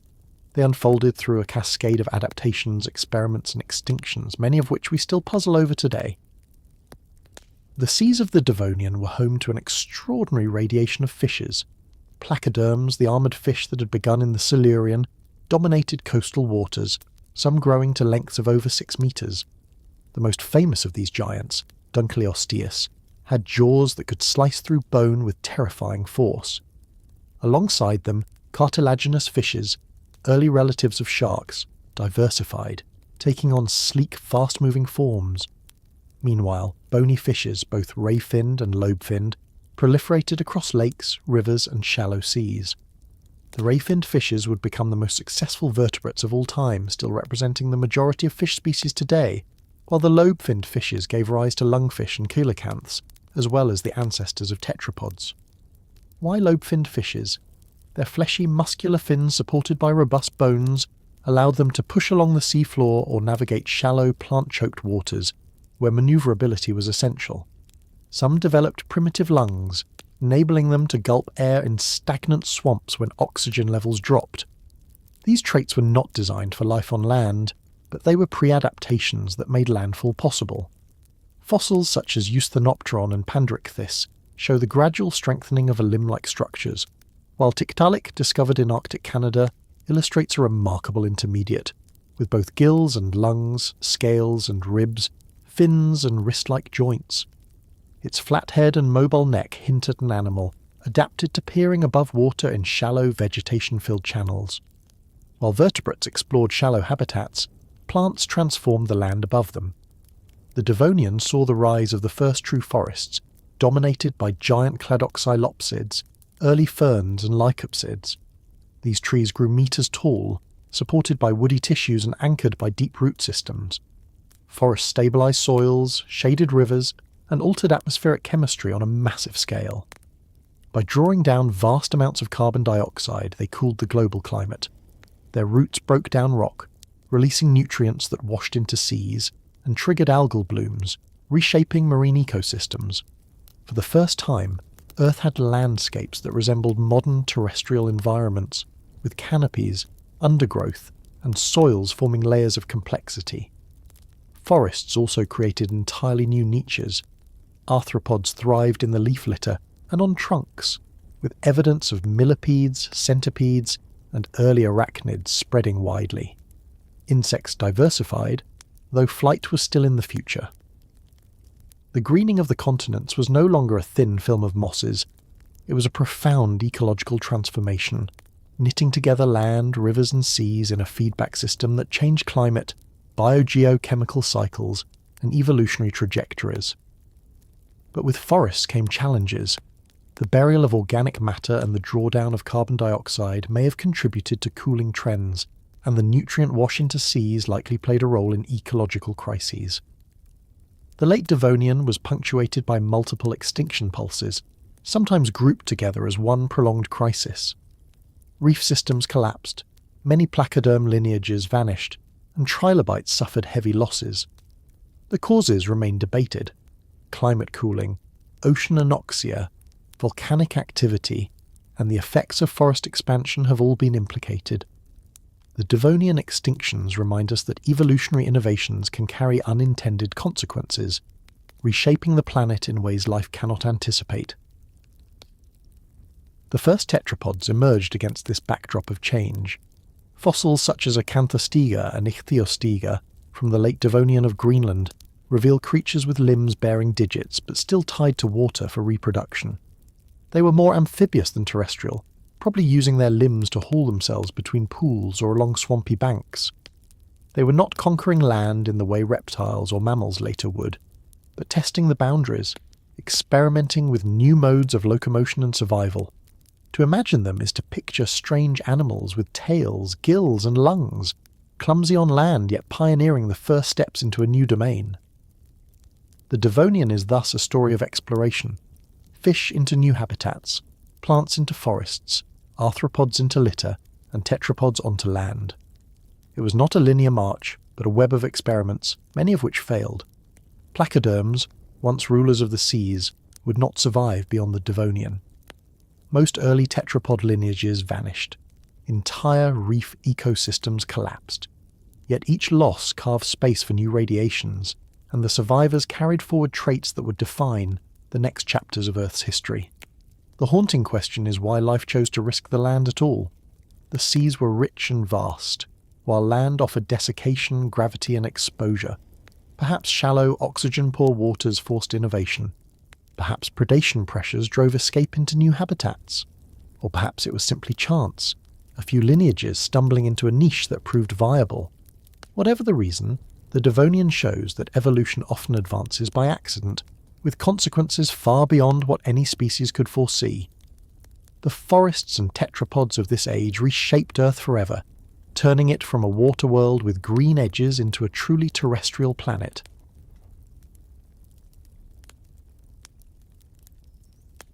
What kind of world grows dragonflies the size of seagulls? To find out, we step into the Carboniferous, a period stretching from about 359 to 299 million years ago. It was an age when dense swamp forests spread across equatorial regions, oxygen levels in the atmosphere soared, and strange ecosystems produced creatures that seem almost alien today. The Carboniferous has left us with one of its most enduring legacies, immense coal deposits that still fuel human societies. Yet the story of this period is far richer than just fossil fuels. It is about the rise of towering plants, the dominance of amphibians, the appearance of the first reptiles, and the subtle but decisive reorganization of Earth's air and climate. The defining feature of the Carboniferous landscape was the coal swamp. Along low-lying floodplains and deltas, vast forests grew thick with lecopsids, horsetails, and giant ferns. Lecopsids such as lepidodendron reached heights of 30 meters, with trunks covered in leaf scars and crowns of narrow foliage. Horsetails, represented today by the modest equisetum, grew into trees more than 10 meters tall. Seed ferns added variety, while true ferns diversified in the understory. These forests thrived in wet environments where rising and falling waters deposited layers of sediment. When trees fell into stagnant swamps, their remains accumulated faster than they could decompose. Over millions of years, compression and heat transformed this organic material into the thick coal seams we mine today. This lush vegetation had planetary consequences. Photosynthesis drew enormous amounts of carbon dioxide from the atmosphere, while burial of plant matter locked away carbon that would otherwise have returned to the air. Oxygen levels rose dramatically, possibly reaching concentrations as high as 35%, far higher than today's 21%. Such oxygen-rich skies created both opportunities and challenges for life. Insects and arthropods, which rely on diffusion of oxygen through tracheal systems rather than lungs, could grow to gigantic sizes. Fossils reveal dragonflies with wingspans of 70 centimeters, millipedes longer than a human, and scorpions as large as a cat. These oversized creatures ruled the swamp forests, their growth fueled by the abundance of oxygen in every breath. But the Carboniferous was not simply a paradise of plants and insects. Amphibians diversified into a wide array of forms, some as large as crocodiles, hunting in rivers and swamps. They were the dominant vertebrates of the time, but their dependence on water for reproduction kept them tied to aquatic habitats. Around this time, the first reptiles appeared. Small lizard-like creatures such as Hylonomous, known from fossilized tree stumps in Nova Scotia, represent the earliest known amniotes. With their shelled eggs, they were no longer dependent on water for reproduction. This innovation opened up new ecological possibilities, allowing vertebrates to colonize drier environments. The reptilian lineage would expand in later ages, but its roots trace back to the Carboniferous. The oceans of this period tell a different story. Reef building had diminished since the Devonian, but marine life remained rich with brachiopods, crinoids, bryozoans, and ammonites. Sharks and early ray-finned fishes diversified, exploring new ecological niches. Yet compared to the lush drama of the coal swamps, the seas of the Carboniferous seem almost steady backdrops to the explosive greening of the continents. It was on land, not in the ocean, that the most transformative innovations of this period occurred. The global climate of the Carboniferous oscillated between warm, humid conditions and cooler intervals. By the late Carboniferous, glaciation spread across the supercontinent Gondwana, lowering sea levels and reshaping habitats. These shifts fragmented swamp forests and may have contributed to a decline in the giant arthropods that had flourished earlier. With less oxygen in later stages, the oversized insects gradually disappeared. Even so, the ecosystems of the Carboniferous had already reshaped the Earth in fundamental ways. The burial of carbon in coal swamps drove atmospheric oxygen to unprecedented levels, influencing fire regimes, animal physiology, and even global climate. The Carboniferous world is both familiar and alien. Forests of towering trees resemble modern ecosystems, yet their architects, 𝐓𝐿𝐄𝐒𝐓𝐀𝐌𝐏𝐒 and seed ferns, are mostly extinct today. Insects buzzed and crawled across the landscape, but at sizes unimaginable in our world. Amphibians thrived as the top predators, while small reptiles quietly pioneered a future that would belong to them. And beneath it all, peat slowly transformed into coal, storing away energy that would one day be unleashed by another primate species millions of years later. The haunting question is whether the Carboniferous was a one-time accident of Earth's history or a natural outcome of evolution. Could the combination of swampy equatorial landscapes, oxygen oversupply and coal formation have unfolded differently? We cannot know for certain. What we do know is that this period left behind a legacy still shaping our world, both in the deep seams of fossil fuel that drive our societies and in the evolutionary pathways of reptiles and insects that continue to dominate today. The Carboniferous shows us how ecosystems can build the very air we breathe, and how fragile that balance can be when climates shift and forests fall. One of the most fascinating consequences of the Carboniferous environment was fire. With oxygen levels so high, the planet became unusually flammable. Even damp vegetation could ignite more easily than it does today, and wildfires likely swept through dry patches of forest whenever lightning struck. Charcoal deposits in Carboniferous rocks are common, testimony to this fiery world. These fires may have acted as a natural check on forest expansion, clearing space for new growth and recycling nutrients back into the soil. Yet they also highlight the precarious balance of the atmosphere. Too little oxygen and large insects could not breathe efficiently. Too much, and the world risked burning uncontrollably.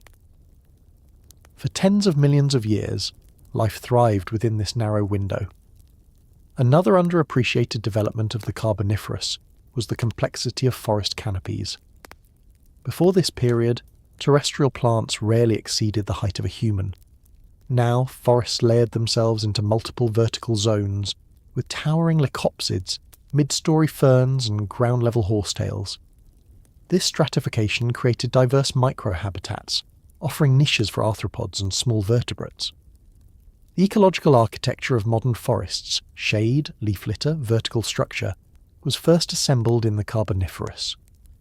For the animals within it, this was a world of unprecedented opportunities but also of new dangers, as predators could now hunt from multiple levels of the forest.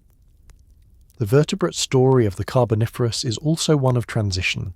Amphibians flourished in the swamps, but their permeable skin and reliance on water-bound reproduction limited their expansion.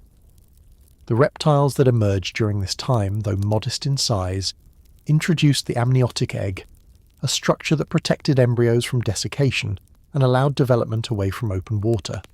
This single adaptation began the slow shift of vertebrate dominance from amphibians to reptiles, a process that would reshape ecosystems in the Permian and beyond. It is striking that the earliest reptiles appear not as apex predators, but as small insect-eating forms, quietly occupying niches that amphibians had overlooked. From such humble beginnings, entire dynasties would rise. Global geography also played its role. During the Carboniferous, the supercontinent Pangaea was assembling. Continents collided, raising mountain belts and altering climate patterns. The equatorial regions where coal swamps thrived were humid and stable, while higher latitudes experienced cooler, drier conditions. The spread of glaciations across Gondwana late in the period caused sea levels to fall, fragmenting the swamp forest that had dominated earlier. This fragmentation may have accelerated evolutionary turnover, forcing plants and animals to adapt to patchier habitats. In many ways, the Carboniferous was both a pinnacle of lush, oxygen-rich abundance and the beginning of its unravelling.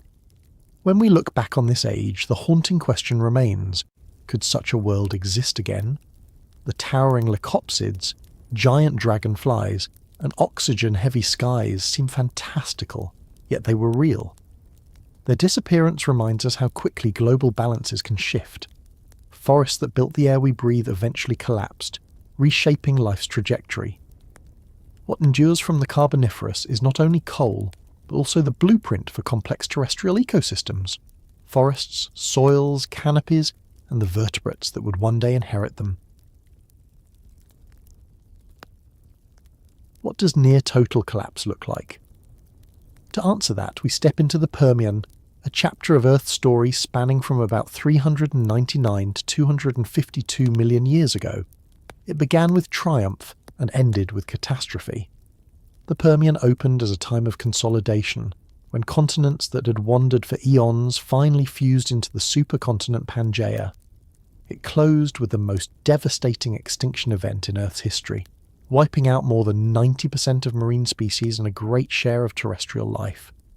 Between those bookends stretched a world of deserts, reptilian innovations, and volcanic cataclysms whose echoes still shape the planet today. The geography of the Permian is unlike anything before or since. Pangaea was an immense landmass stretching from pole to pole, wrapped by a single global ocean called Panthalassa. Its sheer size created extremes in climate. The interior of the supercontinent was far from moderating oceanic influences, leaving vast, arid deserts where seasonal temperatures soared by day and plunged by night. Along coastal margins and river valleys, life was richer, but the overall picture was one of extremes, lush oases alternating with barren wastelands. These environmental contrasts drove evolutionary innovation, forcing plants and animals to adapt to conditions of scarcity, drought, and unpredictability. On land, the stage was dominated increasingly by reptiles. The amniotic egg, pioneered in the Carboniferous, now revealed its full power. Reptiles no longer needed to lay their eggs in water, freeing them from aquatic constraints. They diversified into numerous lineages, some herbivorous, some carnivorous, ranging from small lizard-like forms to massive predators.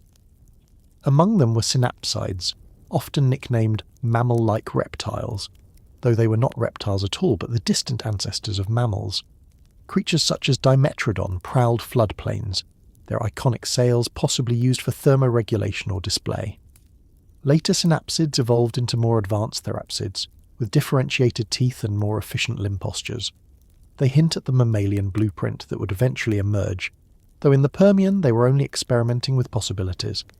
Plants too reshaped landscapes.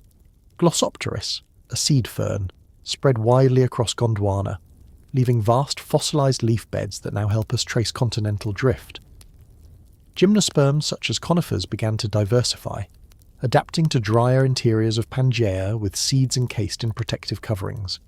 These plants thrived where spore-bearing ferns struggled, pushing terrestrial vegetation toward the forms still familiar today. By the late Permian, forests of conifers, cycads, and seed ferns dotted the supercontinent, resilient against shifting climates. Marine life, however, faced growing stresses. Brachiopods and crinoids, once dominant, began to decline. Reefs constructed by sponges and algae faltered, leaving marine ecosystems less stable. Ammonoids, relatives of squid and octopus, flourished in diversity, their coiled shells marking evolutionary experiments across the seas. But beneath the surface, unseen pressures were building. Ocean chemistry was subtly shifting, possibly due to changes in circulation, nutrient cycles, and the gradual leakage of volcanic gases into the atmosphere. The true catastrophe struck at the end of the Permian. Around 252 million years ago, an immense volcanic province erupted in what is now Siberia, known as the Siderian Traps. Over the course of hundreds of thousands of years, fissures bled lava across millions of square kilometres, one of the largest volcanic events in Earth's history. With the lava came gases, carbon dioxide, sulfur dioxide, methane, poured into the atmosphere in staggering quantities. These emissions triggered runaway greenhouse warming, acidified oceans, and stripped oxygen from marine waters. Ocean anoxia spread, leaving vast stretches of the sea uninhabitable. On land, intense warming and acid rain devastated ecosystems while wildfires raged across dry forests. The toll was unprecedented. Coral reefs vanished. Trilobites, survivors for hundreds of millions of years, finally disappeared entirely. Insects suffered their only known mass extinction.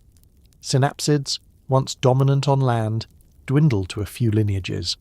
An estimated 90% of marine species and 70% of terrestrial vertebrates perished. For tens of millions of years afterward, Earth's recovery was slow and halting, ecosystems fragile and diversity low. It was as close as life has come to starting over without being completely erased. The Permian story is haunting not only for its devastation, but also for its lessons. It reminds us that Earth is a system of delicate balances. Continental arrangements, volcanic activity, atmospheric gases, and biological innovations all interact in feedback loops. When those loops are pushed too far, collapse follows. And yet, even after the Great Dying, life endured. A few lineages of synapsids would eventually give rise to mammals. Archosaurs, ancestors of crocodiles and dinosaurs, would take advantage of empty niches. Plants would recolonize scorched soils. Out of near-total collapse came new opportunities, though the cost was almost everything. The haunting question is why Earth teetered so close to total lifelessness, yet did not tip over completely. Was survival inevitable, driven by microbial resilience in deep oceans and soils, or was it a stroke of chance that enough species persisted? We cannot know for sure. What we do know is that the Permian stands as the starkest reminder that life's continuity is never guaranteed. The Great Dying was not simply an ending. It was a brutal reset, shaping the course of all evolution that followed. Who fills the vacuum after life's worst disaster? To answer that, we turn to the Triassic, spanning from about 252 to 201 million years ago. It began in the shadow of catastrophe, with ecosystems stripped bare by the Great Dying of the Permian. More than 9 out of 10 marine species and most land animals had been extinguished.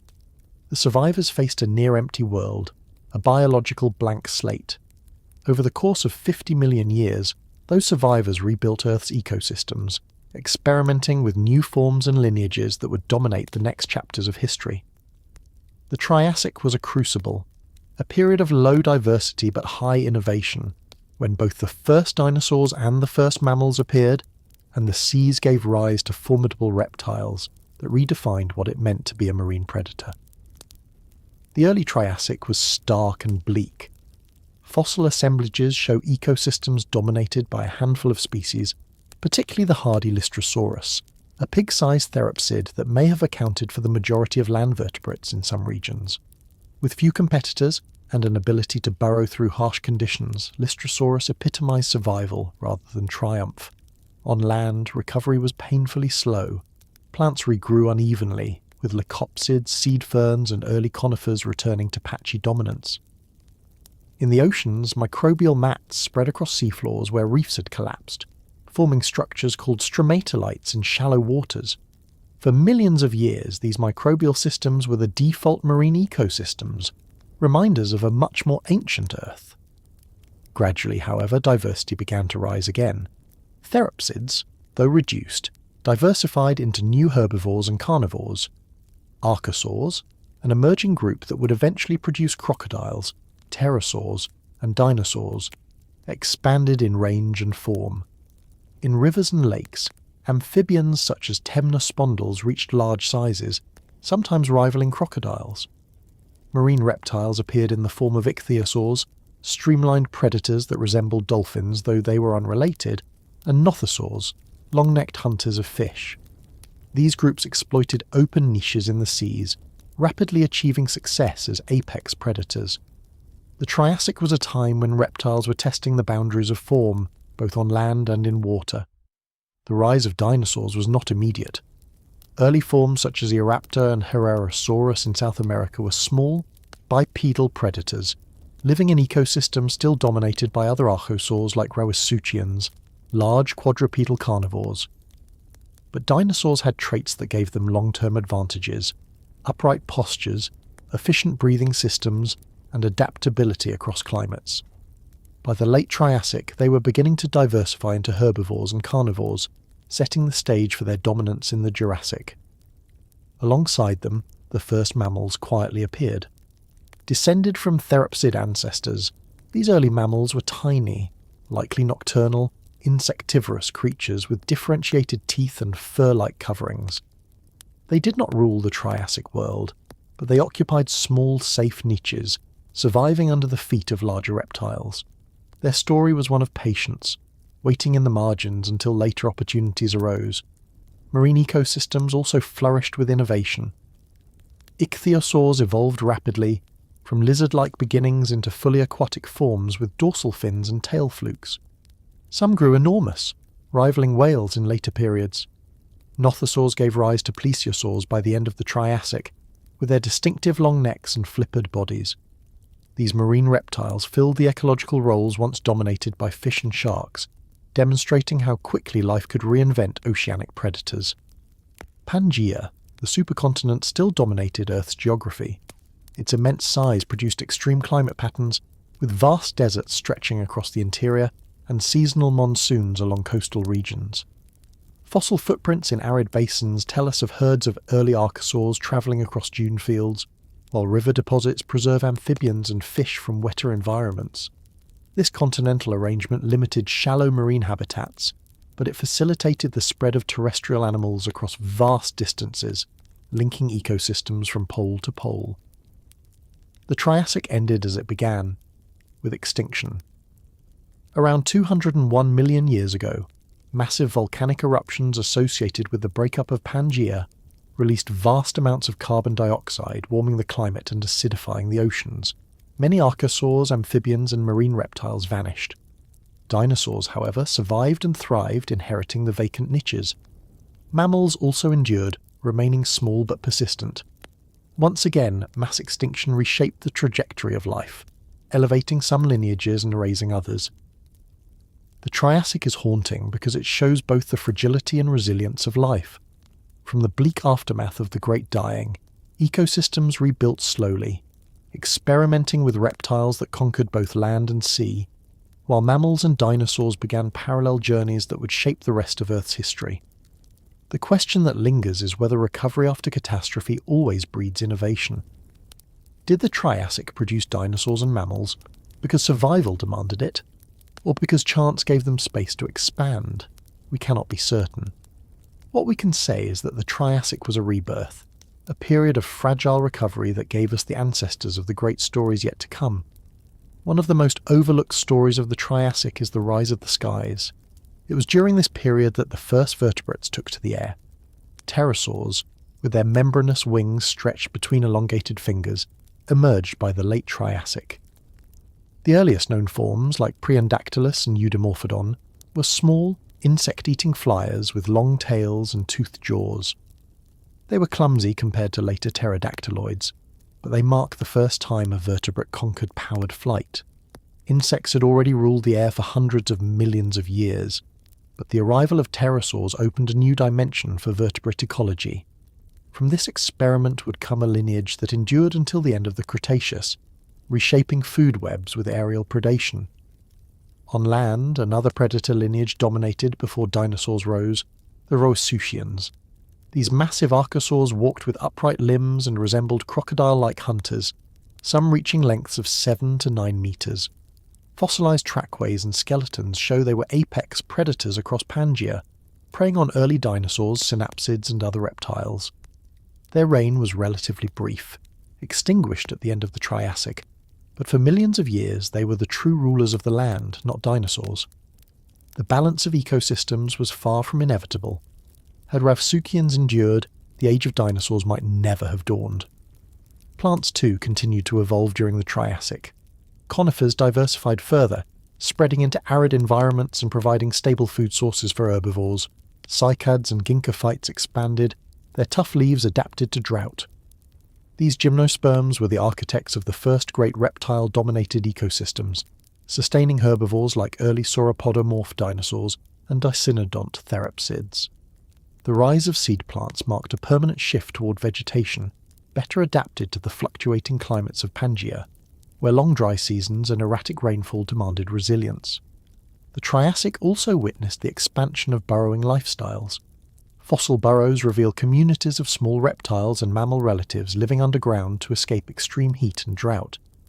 These burrows preserved rare traces of behaviour, such as multiple animals sharing the same chamber, suggesting that even in these early times, sociality and cooperation may have been survival strategies. Burrowing would become a recurrent solution in evolutionary history, but its importance in the Triassic underscores how harsh conditions shaped innovation. As the period drew to a close, massive volcanic activity at the Central Atlantic Magmatic Province heralded the end Triassic extinction. Lava flows covered millions of square kilometres, releasing vast pulses of carbon dioxide that warmed the climate and destabilised ecosystems. Marine reptiles, Rhyacians, and many amphibians perished. Dinosaurs, small and adaptable at the time, managed to endure, and in the wake of devastation they expanded into dominance. Mammals also survived, clinging to nocturnal, small-bodied lifestyles. In this way, the Triassic ended much as it began, with catastrophe clearing the way for survivors to define the next age. The haunting question of the Triassic is whether life always rebounds from collapse with greater innovation, or whether this period was unique in how it forged the lineages that would shape the Mesozoic. We know only that from a world nearly emptied by the Permian, the Triassic gave rise to dinosaurs, mammals, pterosaurs, and marine reptiles. It was a rebirth forged in hardship, proof that even after near-total loss, life is never finished experimenting. Why did dinosaurs reach such staggering sizes? To explore that question, we step into the Jurassic, a period that stretched from about 201 to 145 million years ago. The Triassic had been a time of recovery and experimentation, but the Jurassic brought flourishing abundance. Dinosaurs grew from small survivors into giants that reshaped entire ecosystems. Sauropods, with their colossal necks and towering forms, became the largest land animals ever to walk the Earth. Theropods, their predatory counterparts, reached imposing sizes and diversified into countless forms. The first birds took to the skies, while forests of conifers, cycads and ferns created lush backdrops for this unfolding drama. The world itself was changing. Pangaea began to break apart in the early Jurassic, splitting into northern Laurasia and southern Gondwana. This tectonic fragmentation created rift valleys, shallow seas and new coastlines, stimulating biodiversity. Climates grew more humid than in the arid Triassic, encouraging expansive forests. Fossilized pollen and wood reveal conifer-dominated landscapes interspersed with cycads, bennettitalians, and ginkgos. Ferns carpeted the understory, creating a green world more recognizable to modern eyes than the spore-dominated landscapes of earlier eras. This abundance of plant biomass provided the fuel for gigantic herbivores to thrive. Sauropods exemplify this transformation. Genera such as Brachiosaurus, Diplodocus, and Apatosaurus reached lengths of 20 to 30 metres, with masses rivaling modern whales. Their success rested on a suite of adaptations. Long necks allowed them to browse high in the canopy, or sweep wide arcs across vegetation without moving their massive bodies.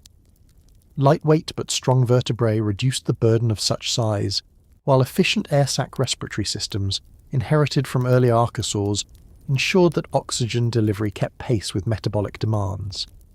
Herd behaviour may have provided protection against predators, while sheer size itself offered safety. To stand next to such a creature, had we the chance, would have been to confront living architecture, animals so immense that they reshaped forests simply by walking through them. Predators grew in parallel. Theropods such as Allosaurus dominated the Jurassic as apex hunters. Fossil evidence, including tooth marks on sauropod bones, suggests they hunted or scavenged the giants that shared their landscapes. Smaller theropods diversified into niches ranging from fish-eaters to agile pack hunters. The origins of birds trace back to this time, with feathered dinosaurs such as Archaeopteryx revealing the gradual transition from ground-dwelling theropods to creatures capable of powered flight. Feathers had likely evolved earlier for insulation or display, But in the Jurassic, they became tools for gliding and flying, opening a new ecological dimension.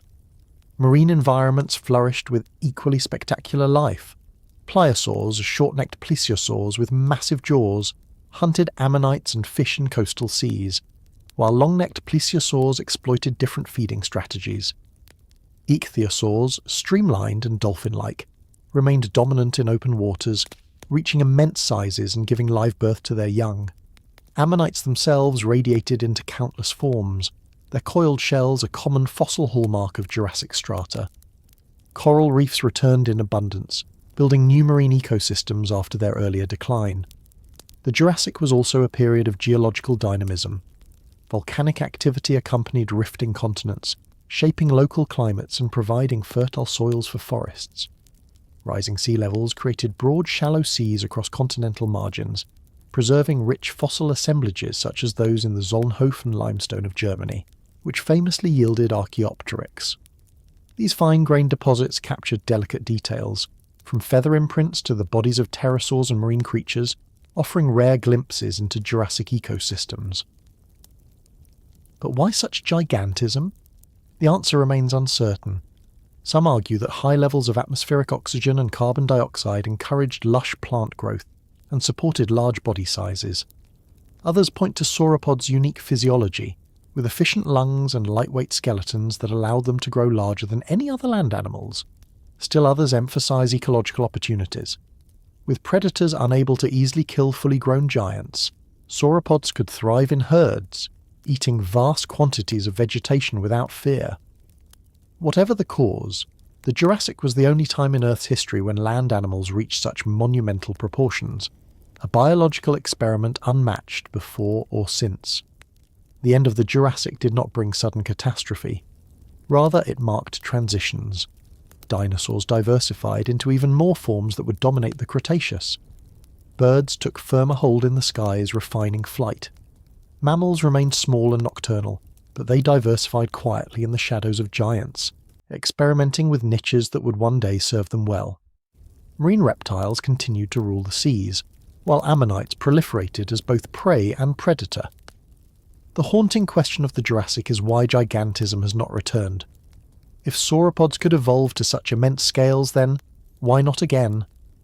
Perhaps the answer lies in the particular combination of climate, vegetation, physiology, and predator-prey dynamics that define the Jurassic, and that may never align so precisely again. The Age of Giants was not just a product of evolution, but of Earth's unique moment in time. The dinosaurs of the Jurassic remind us that size itself can be an evolutionary strategy, but one that depends on conditions we may never see repeated. The skies above the Jurassic forests were not empty. Pterosaurs, which had first appeared in the late Triassic, reached remarkable diversity during this period. Some were small insect hunters with long tails and delicate wings, while others, like Rhamphorhynchus, patrolled coastal waters, diving for fish with their toothed beaks. Their wings, formed from membranes stretched over elongated fingers, gave them a flight dynamics unlike any bird. They filled ecological roles that would later be occupied by bats and seabirds, but their evolutionary path was uniquely their own. The presence of both pterosaurs and early birds in the skies shows how quickly the air became a contested environment once vertebrates learned to master it. Jurassic ecosystems also reveal fascinating interactions between plants and animals. The spread of conifer-dominated forests provided abundant food for herbivorous dinosaurs, but these trees also evolved defences, such as tough needles and resin, to deter feeding. Cycads and ginkgos contributed to the landscape with nutrient-rich seeds, which may have attracted smaller vertebrates and early mammals. Fossilised coprolites, dinosaur droppings, contain plant fragments that give us clues about diet and digestion. They suggest that sauropods consumed vast amounts of foliage without chewing, relying on massive guts and microbial fermentation to break down their food. This strategy, coupled with near-constant feeding, may explain how such giants maintained their size. One of the most striking fossil sites from this era, the Morrison Formation of North America, preserves a vivid record of Jurassic life. Here, paleontologists have uncovered herds of sauropods like Apatosaurus and Diplodocus, alongside predators such as Allosaurus and Ceratosaurus. Trackways show patterns of movement that hint at social behaviour, sauropods travelling in groups, perhaps protecting their young from predation. Fossilised nesting sites add to this picture, suggesting that some dinosaurs laid eggs communally, though parental care remains uncertain. These glimpses into behaviour remind us that dinosaurs were not just skeletons, but living animals with social dynamics and strategies for survival. The oceans, too, tell stories of adaptation and innovation. Ammonites, with their spiral shells, developed intricate suture patterns that may have strengthened their shells against predation or environmental pressure. Their rapid evolution makes them excellent markers for dating Jurassic rocks, but it also reflects the intense arms race of the time. Ammonites were prey for ichthyosaurs and pliosaurs, yet their resilience and diversity suggest they were among the most successful invertebrates ever to live. By the close of the Jurassic, ecosystems were more complex than at any earlier point in Earth's history. Giants roamed the land, predators ruled sea and sky, plants covered continents with deep forests, and birds had just begun their evolutionary flight. The haunting question is whether such a balance could have lasted indefinitely had it not been disrupted. The Jurassic shows us what happens when life seizes every opportunity, expanding into every niche and pushing body plans to extremes. It was an age of abundance, but like all ages it was destined to end, giving way to new experiments and eventually new catastrophes. What happens when flowers bloom under dinosaurs' feet? That question guides us into the Cretaceous, a period lasting from about 145 to 66 million years ago. A time when Earth's ecosystems reached extraordinary richness and complexity before being struck by one of the most famous catastrophes in history. Dinosaurs, already diverse, flourished into countless specialised forms. Mammals remained small but steadily expanded their ecological roles. The seas teemed with reptiles, ammonites, and new types of fish. Yet the most transformative change of all may not have been in animals but in plants, as flowering plants, angiosperms, emerged and spread, reshaping landscapes, diets, and the very rhythms of ecosystems. The Cretaceous was a paradox, a paradise of innovation and diversity, cut short by a single, devastating asteroid impact that ended the age of dinosaurs. The Cretaceous world looked strikingly modern in many ways. Continents continued to drift apart as the breakup of Pangaea progressed. Shallow inland seas flooded continental interiors, such as the Western Interior Seaway that split North America in two. Warm climates extended to high latitudes, supporting polar forests where dinosaurs roamed in months of near darkness. Volcanic activity and shifting seaways created dynamic coastlines, promoting diversity both on land and in the oceans. Fossil evidence shows an Earth bustling with life across every environment, from equatorial jungles to polar woodlands, from coral reefs to open oceans. Dinosaurs reached new heights of diversity. Titanosaurs, among the last great sauropods, became the dominant long-necked herbivores, some stretching to lengths of 30 metres. Ornithischians, such as hadrosaurs, developed sophisticated chewing systems, grinding tough plants with batteries of teeth. Ceratopsians, with their frills and horns, filled herds across the Cretaceous plains. Carnivorous theropods range from sleek dromaeosaurs, the raptors, to the colossal Tyrannosaurus rex, one of the largest terrestrial predators ever to evolve. The variety of forms was staggering, with dinosaurs adapted to every niche, from swamp-dwelling giants to agile pack hunters. Yet beneath their feet, a quieter revolution unfolded. The first flowering plants appeared early in the Cretaceous, small and unassuming, but they carried evolutionary advantages that transformed ecosystems. Unlike conifers and cycads, angiosperms enclosed their seeds in fruits and developed flowers to attract pollinators. They reproduced quickly and spread into diverse habitats. Insects responded with new specializations, evolving alongside flowers to become pollinators. Bees, butterflies, and beetles expanded their roles, creating intricate webs of coevolution. By the end of the Cretaceous, flowering plants dominated many landscapes, providing new food sources for herbivores and reshaping the structure of ecosystems. The seas of the Cretaceous were equally dynamic. Marine reptiles remained apex predators. Mosasaurs, gigantic lizards adapted to the ocean, rose to dominance late in the period, some growing over 15 metres long. Plesiosaurs, with long necks or massive jaws, hunted fish and ammonites. Ichthyosaurs, once abundant, declined and disappeared by the mid-Cretaceous, perhaps victims of changing ocean conditions. Ammonites, however, flourished, their diverse shells marking every stage of the period. Coral reefs, populated with new species, supported fish that were increasingly modern in appearance, foreshadowing today's oceanic ecosystems. Birds, too, diversified dramatically. Descended from theropod dinosaurs, they evolved a variety of forms, from toothed seabirds to perching species. Some lineages, such as Hesperornis, adapted to flightless penguin-like lifestyles, swimming through seas with powerful legs. Others filled forest canopies, feeding on seeds and insects. The Cretaceous skies were a mix of pterosaurs, some gigantic with wingspans over 10 metres, and early birds exploring every ecological niche. This was a world where the air itself was contested territory, a preview of the dynamic skies that would follow after the dinosaurs were gone. The late Cretaceous world seemed stable, abundant, and resilient. Yet beneath the surface, subtle stresses brewed. Volcanism in India began to produce the vast lava flows known as the Deccan Traps, releasing greenhouse gases into the atmosphere. Sea levels fluctuated, climates shifted, and ecosystems adapted. Still, nothing foreshadowed the sudden catastrophe to come. Around 66 million years ago, an asteroid estimated at 10 kilometers across struck the Yucatan Peninsula of present-day Mexico, creating the Chicxulub crater. The impact released energy equivalent to billions of nuclear bombs, igniting wildfires, producing tsunamis, and sending dust and aerosols into the atmosphere.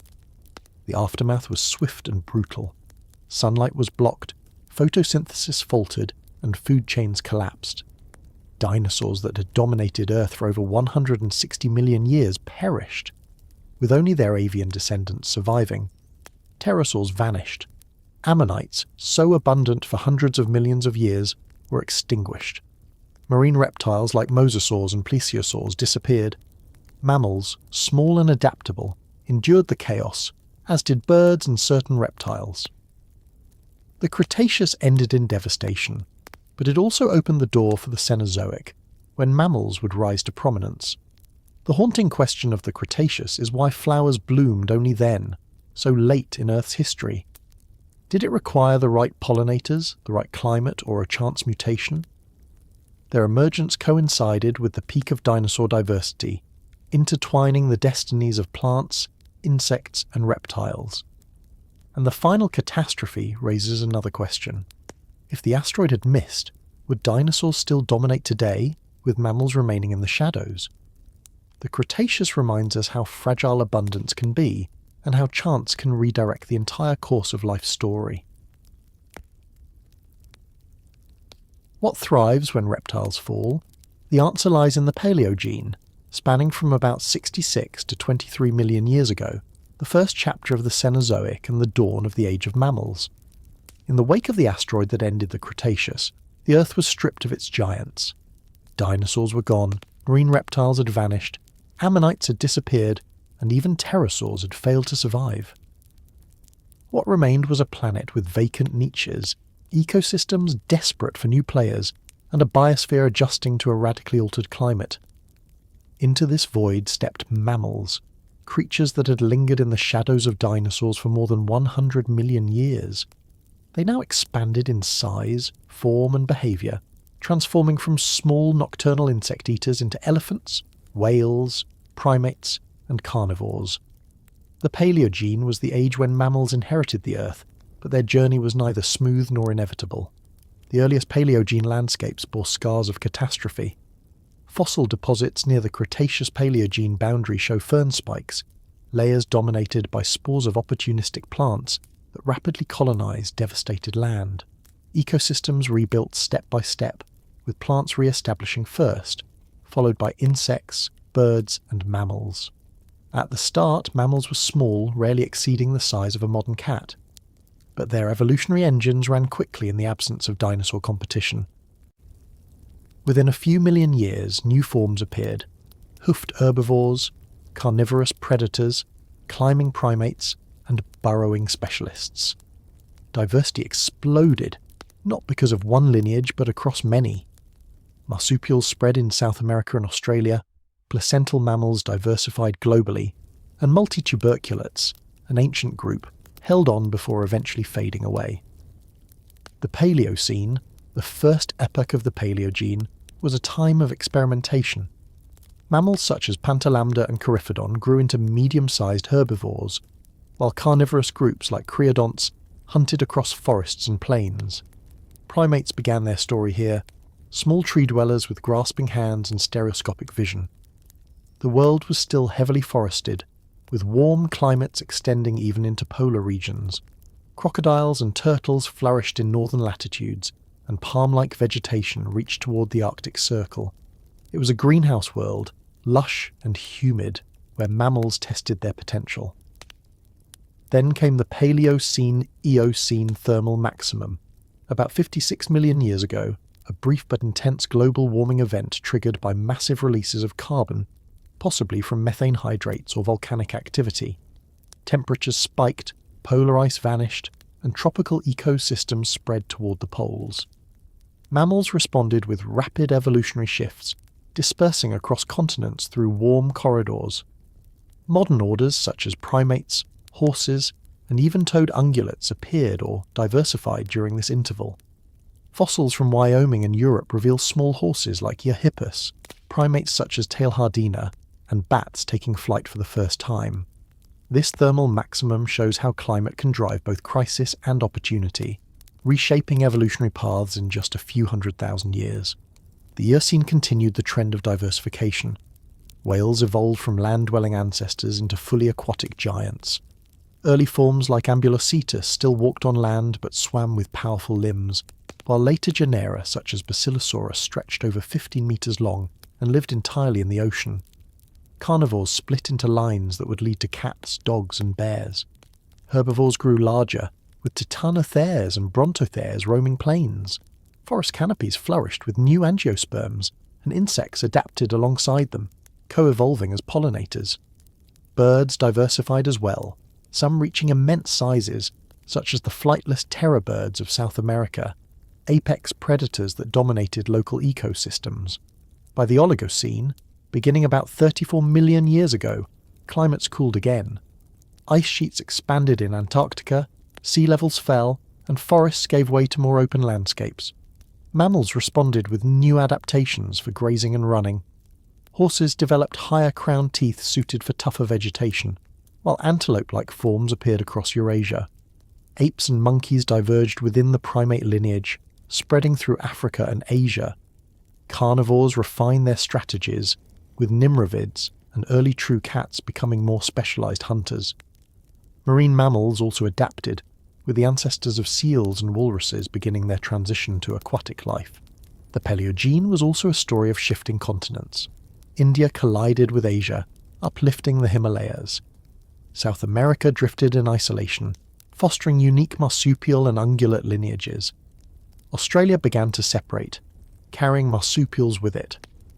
These movements influenced ocean currents and climates, gradually cooling the planet and setting the stage for later ice ages. The world was becoming more modern in appearance, with recognizable mammals, flowering plants, and ocean systems. The haunting question of the Paleogene is whether mammals would have thrived without the asteroid. Were their success and diversity inevitable given their adaptability, or was it the sudden removal of dinosaurs that opened the door? We cannot know. What we do see is that mammals seized the opportunity with astonishing speed, transforming a post-catastrophe world into one of innovation and resilience. The Paleogene shows us that life does not simply recover after disaster, it reinvents itself.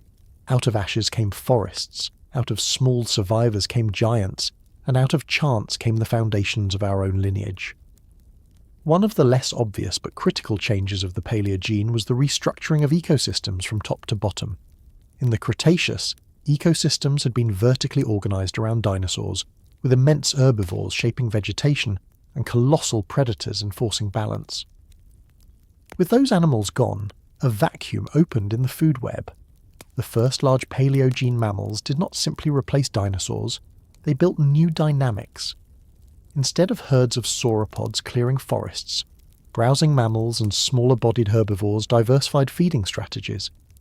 Mixed woodlands and open spaces encouraged selective feeders, from leaf-browsing primates in the canopy to grazing herbivores on the ground. Predation too diversified, with carnivores ranging from ambush specialists to pursuit hunters. This shift produced ecosystems that looked more like the layered webs we see today, rather than the dinosaur-dominated systems of the Mesozoic. The Paleogene also redefined migration on a planetary scale.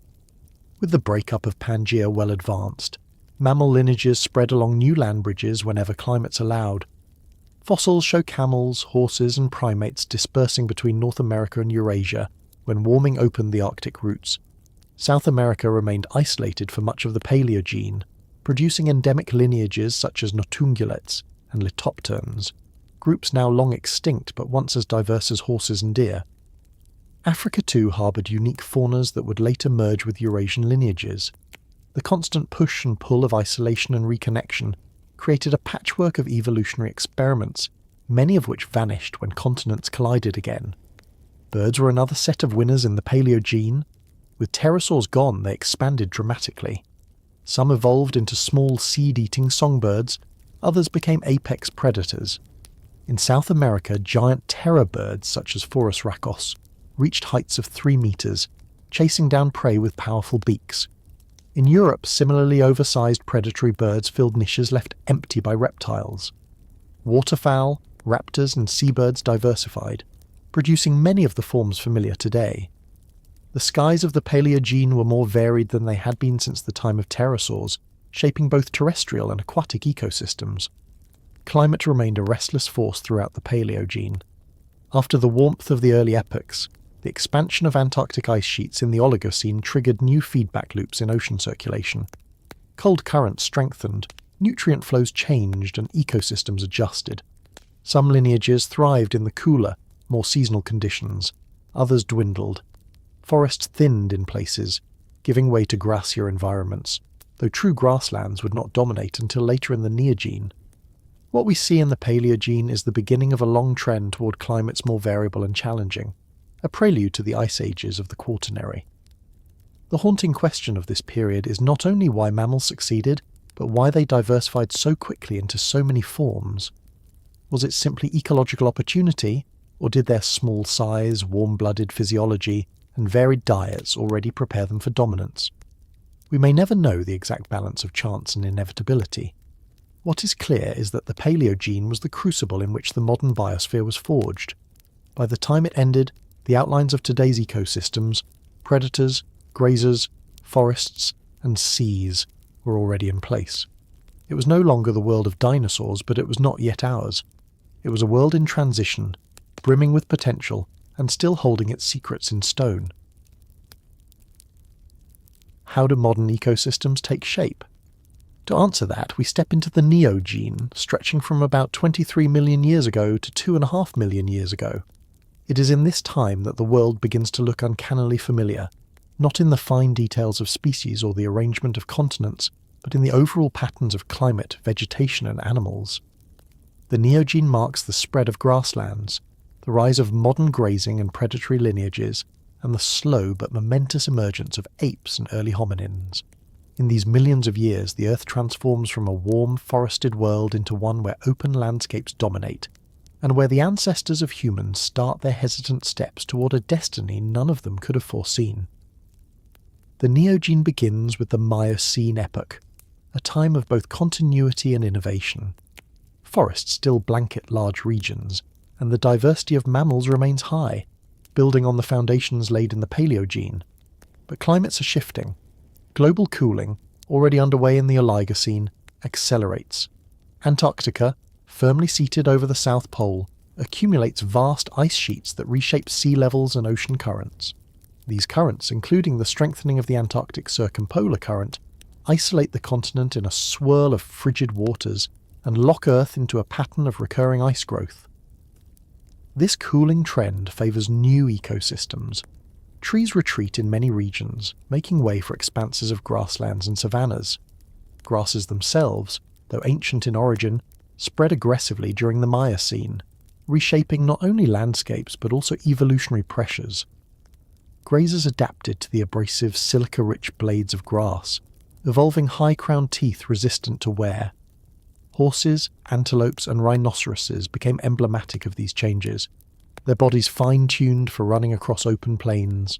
Predators followed suit. Cats, hyenas and canids honed their speed and stamina, transforming hunting strategies into the forms we recognize in today's carnivores.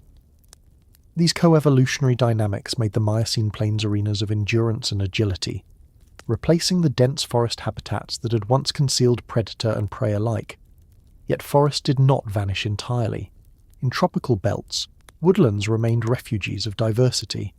It is here that primates diversified into both monkeys and apes. Great apes, including lineages leading to gorillas, chimpanzees and humans, trace their roots to Miocene forests. Fossils of species like Proconsul and Dryopithecus reveal early experiments in ape anatomy, from flexible shoulders suited for climbing to larger brains hinting at more complex behaviours. These apes did not look like us, but they carried the seeds of features that would eventually define our lineage. The Miocene was in many ways the laboratory where primates tested paths toward intelligence and adaptability. One of the most profound tectonic events of the Neogene was the collision of continents. India continued its relentless push into Asia, further uplifting the Himalayas and intensifying monsoon systems. In the Americas, the northward drift of South America eventually brought it into contact with North America, though the final closure of the Isthmus of Panama would come later in the Pliocene. These tectonic rearrangements altered not just geography but also ocean circulation and climate.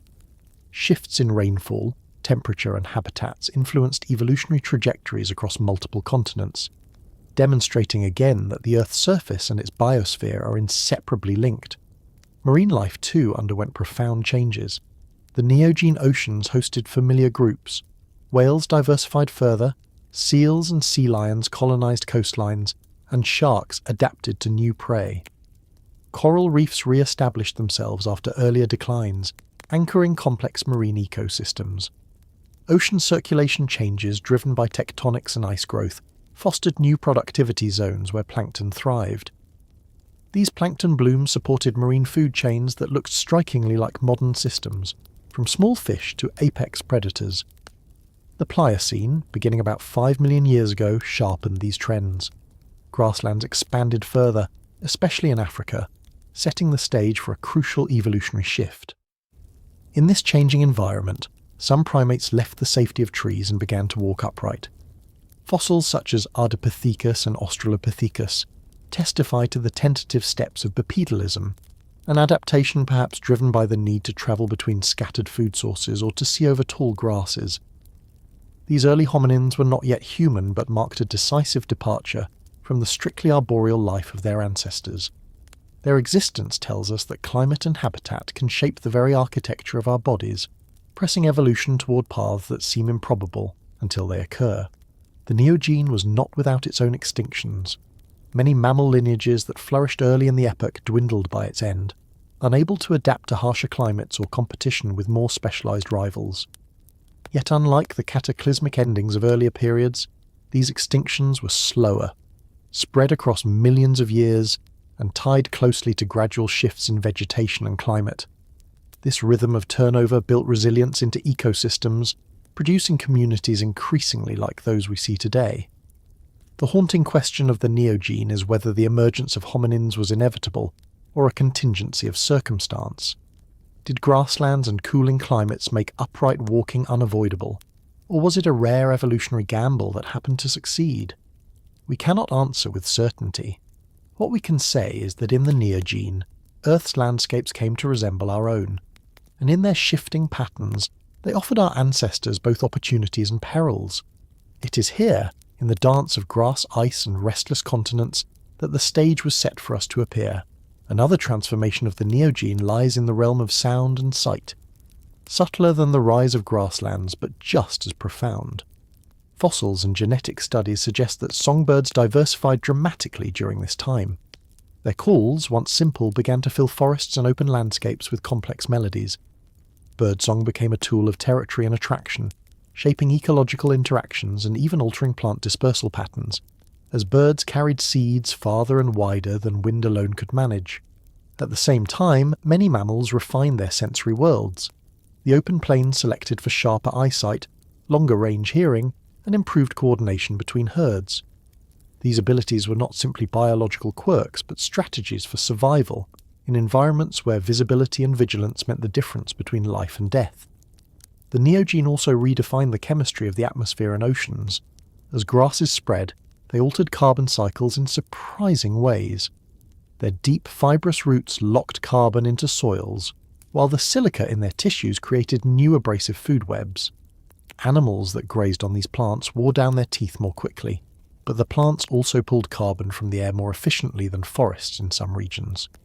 Ocean chemistry shifted as well, influenced by weathering from rising mountain ranges like the Himalayas and Andes.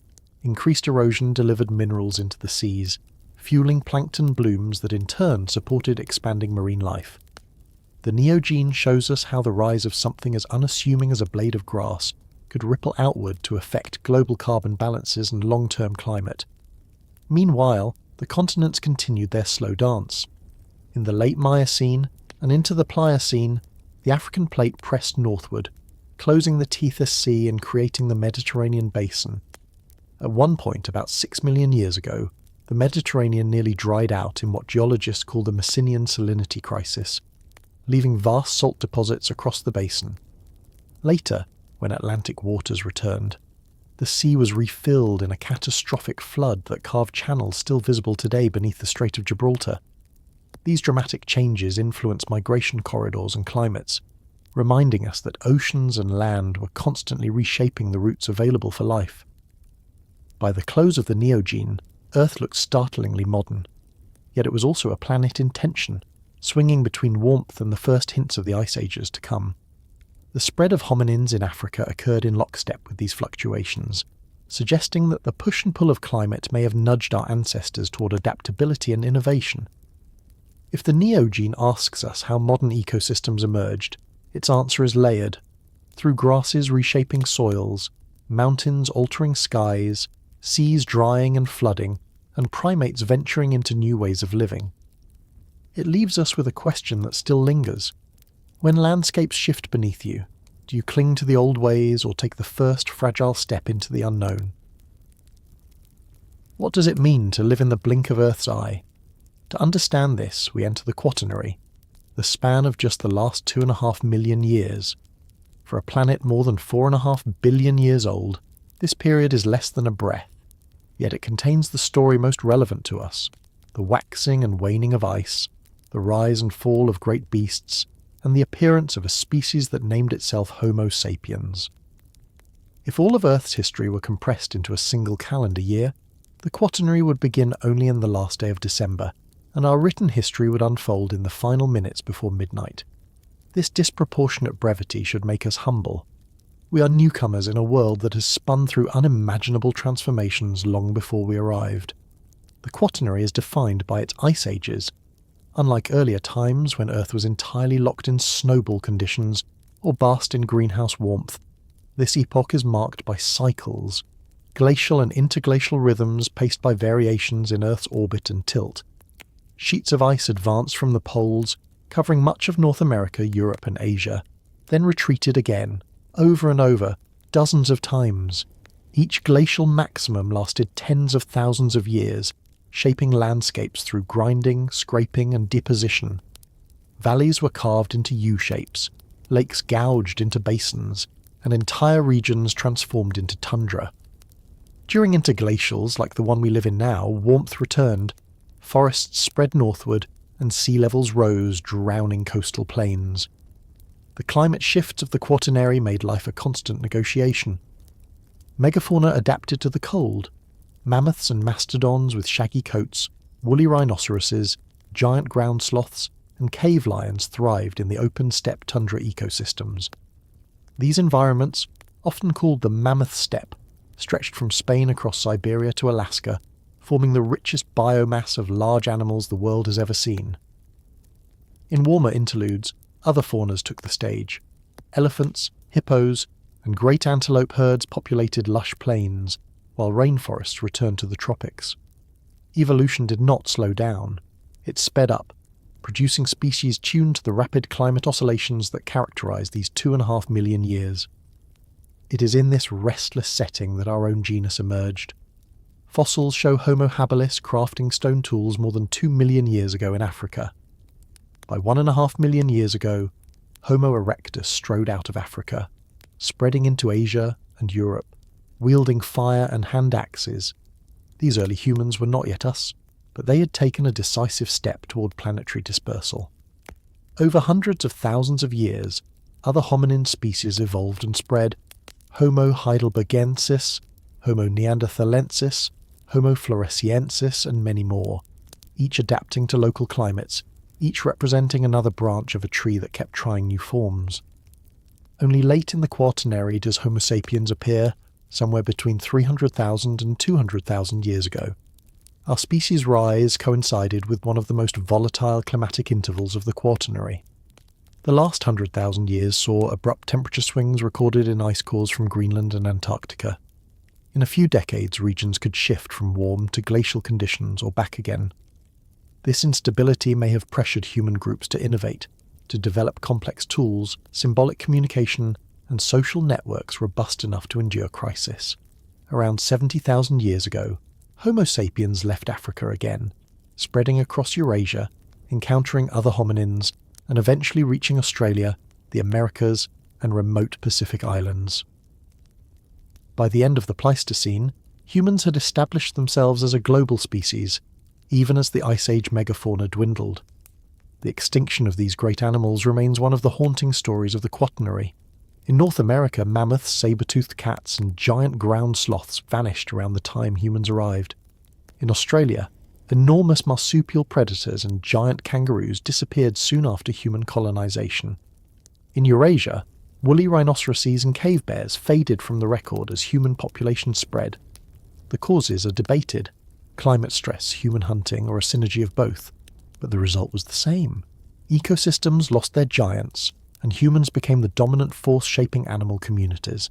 The Quaternary is not only about ice and extinctions, it is also about the landscapes we know today. The Great Lakes of North America, the fjords of Norway, and the fertile low soils of China all trace their origins to glacial action.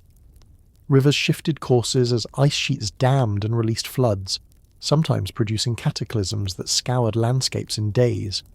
Sea levels fluctuated by more than 100 meters, exposing land bridges that humans and animals used to migrate.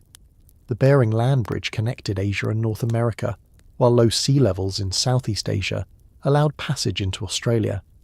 These shifting corridors are part of why we find humans on every continent today. The haunting question of the Quaternary is what it means to live in a geological moment so brief, yet so decisive. We are shaped by climates that swung wildly, by landscapes carved by ice, and by animals that shared the planet until very recently. The Holocene, the current warm interval beginning about 11,000 years ago, has given us agriculture, cities, and civilization, but it is only one more interglacial in a long series. From the planet's perspective, it is temporary. Whether the future brings another ice age, or whether human activity has altered the cycle beyond recognition, remains uncertain. The Quaternary teaches us that stability is an illusion. The world has shifted dramatically within timeframes our ancestors could witness, and it will shift again. To live in the blink of Earth's eye is to inhabit a fragile equilibrium where glaciers, forests, oceans, and species, including us, are bound together in constant motion. The real question is not whether change will come, but how we will adapt when it does, just as every creature before us has had to adapt to the rhythm of ice and thaw. What does it mean to live in the blink of Earth's eye? To understand this, we enter the Quaternary, the span of just the last 2.5 million years. For a planet more than 4.5 billion years old, this period is less than a breath, yet it contains the story most relevant to us: the waxing and waning of ice, the rise and fall of great beasts, and the appearance of a species that named itself Homo sapiens. If all of Earth's history were compressed into a single calendar year, the Quaternary would begin only in the last day of December, and our written history would unfold in the final minutes before midnight. This disproportionate brevity should make us humble. We are newcomers in a world that has spun through unimaginable transformations long before we arrived. The Quaternary is defined by its ice ages. Unlike earlier times when Earth was entirely locked in snowball conditions or basked in greenhouse warmth, this epoch is marked by cycles, glacial and interglacial rhythms paced by variations in Earth's orbit and tilt. Sheets of ice advanced from the poles, covering much of North America, Europe and Asia, then retreated again, over and over, dozens of times. Each glacial maximum lasted tens of thousands of years, shaping landscapes through grinding, scraping and deposition. Valleys were carved into U-shapes, lakes gouged into basins, and entire regions transformed into tundra. During interglacials like the one we live in now, warmth returned, forests spread northward, and sea levels rose, drowning coastal plains. The climate shifts of the Quaternary made life a constant negotiation. Megafauna adapted to the cold. Mammoths and mastodons with shaggy coats, woolly rhinoceroses, giant ground sloths, and cave lions thrived in the open steppe tundra ecosystems. These environments, often called the Mammoth Steppe, stretched from Spain across Siberia to Alaska, forming the richest biomass of large animals the world has ever seen.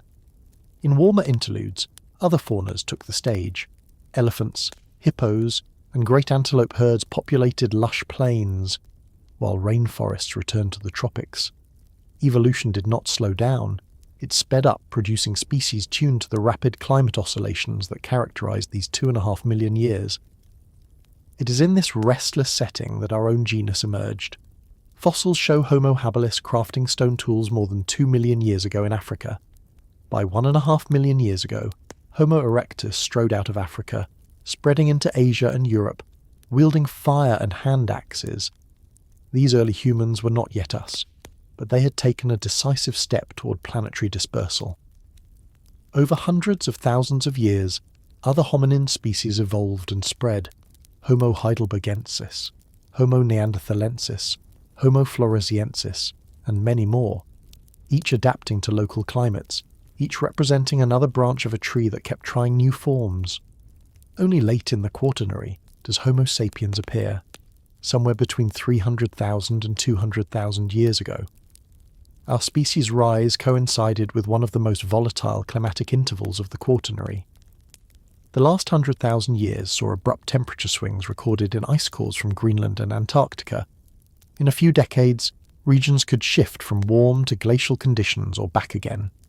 This instability may have pressured human groups to innovate, to develop complex tools, symbolic communication, and social networks robust enough to endure crisis. Around 70,000 years ago, Homo sapiens left Africa again, spreading across Eurasia, encountering other hominins, and eventually reaching Australia, the Americas, and remote Pacific islands. By the end of the Pleistocene, humans had established themselves as a global species, even as the Ice Age megafauna dwindled. The extinction of these great animals remains one of the haunting stories of the Quaternary. In North America, mammoths, saber-toothed cats, and giant ground sloths vanished around the time humans arrived. In Australia, enormous marsupial predators and giant kangaroos disappeared soon after human colonization. In Eurasia, woolly rhinoceroses and cave bears faded from the record as human populations spread. The causes are debated: climate stress, human hunting, or a synergy of both, but the result was the same. Ecosystems lost their giants, and humans became the dominant force shaping animal communities. The Quaternary is not only about ice and extinctions, it is also about the landscapes we know today. The Great Lakes of North America, the fjords of Norway, and the fertile loose soils of China all trace their origins to glacial action.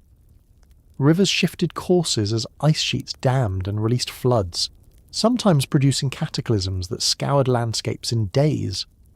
Sea levels fluctuated by more than 100 meters, exposing land bridges that humans and animals used to migrate. The Bering Land Bridge connected Asia and North America, while low sea levels in Southeast Asia allowed passage into Australia. These shifting corridors are part of why we find humans on every continent today. The haunting question of the Quaternary is what it means to live in a geological moment so brief, yet so decisive. We are shaped by climates that swung wildly, by landscapes carved by ice, and by animals that shared the planet until very recently. The Holocene, the current warm interval beginning about 11,000 years ago, has given us agriculture, cities, and civilization. but it is only one more interglacial in a long series. From the planet's perspective, it is temporary. Whether the future brings another ice age, or whether human activity has altered the cycle beyond recognition, remains uncertain. The Quaternary teaches us that stability is an illusion. The world has shifted dramatically within time frames our ancestors could witness, and it will shift again. To live in the blink of Earth's eye is to inhabit a fragile equilibrium, where glaciers, forests, oceans and species, including us, are bound together in constant motion. The real question is not whether change will come, but how we will adapt when it does, just as every creature before us has had to adapt to the rhythm of ice and thaw. What does it mean that Earth is ancient and we are new? To stand at the end of this 4.5 billion year story is to feel small, fragile, and at the same time unbearably present. The Earth has survived bombardments of stone from space, global ice sheets, volcanic cataclysms, and extinctions so severe they erased nearly all life. Across its surface, continents have split and collided, mountains have risen and been ground down, and oceans have appeared and vanished. Life has endured and transformed with each shift. Compared to this immensity, our own existence is but a sliver, measured not in hundreds of millions of years, but in thousands, not in epochs, but in lifetimes. And yet here we are, speaking into the silence of deep time, trying to make sense of a story that is still unfolding. The fragility of the present becomes clear when we consider how many lineages never made it this far. The trilobites, once rulers of Cambrian seas, gone. The ammonites, survivors of hundreds of millions of years, gone. The mammoths, which grazed the tundras only yesterday in geological terms, gone. The Earth does not guarantee continuity to any species. Even the longest survivors, cyanobacteria, sharks, crocodiles, have shifted, adapted, and yielded to change. Our own appearance, so recent it hardly registers against the backdrop of deep time, is not an assurance of permanence. It is instead a reminder that the ground beneath our feet is temporary, that the ecological balances we depend on are the outcome of long histories we barely understand. What is striking is not only how short our existence is, but how much we depend on the rare stability of this moment. The Holocene climate, which allowed agriculture and civilization, is an exception, not the rule. For most of the Quaternary, Earth swung between extremes of ice and warmth. For most of the Phanerozoic, climates were hotter and seas higher than anything we have experienced. For most of its existence, Earth was a planet of microbes, not of mammals. The present feels normal to us, only because it is all we have known. In the wider history of the planet, it is abnormal, a lucky accident of orbital mechanics and atmospheric chemistry. And so, we face a haunting question. What will future layers of rock say about us? If geologists tens of millions of years from now were to dig into sediments, would they find traces of our plastics, our concrete, our isotopes, our extinctions? Would they see a brief bright layer marking the Anthropocene, gone as quickly as it came, or a longer record of adaptation and survival? We cannot know.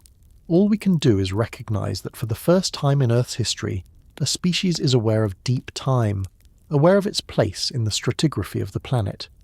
Awareness itself is unprecedented. Whether it changes the outcome remains uncertain. There is comfort in the scale of deep time. Whatever storms we face, the Earth will continue. Continents will drift, mountains will rise, oceans will open and close. The sun itself will evolve, brightening slowly, eventually making the Earth uninhabitable in a distant future billions of years away. Against this inevitability, human crises shrink. Yet this is not a reason for apathy. It is precisely because our time is short that it matters.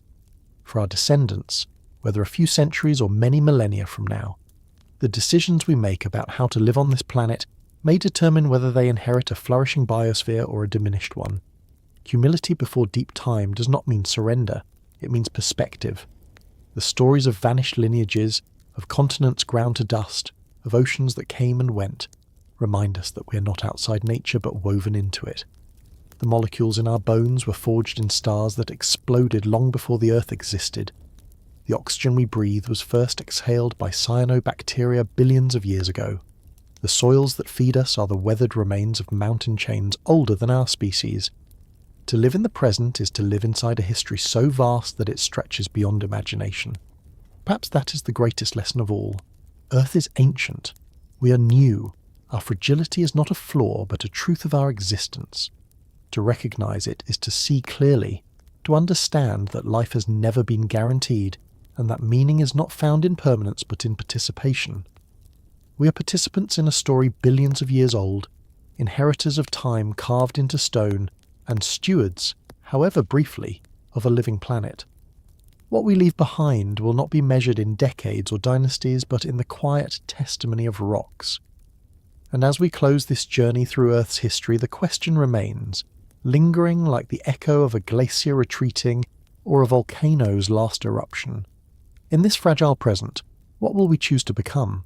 You've just travelled 4.5 billion years in the span of a few hours, from molten beginnings to oceans of microbes, from forests of coal to herds of mammoths, from impact craters to quiet civilizations. We have seen how Earth has turned again and again through violence and renewal.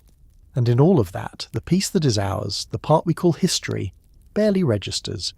A few minutes before midnight on the geological clock, a blink of an eye in deep time.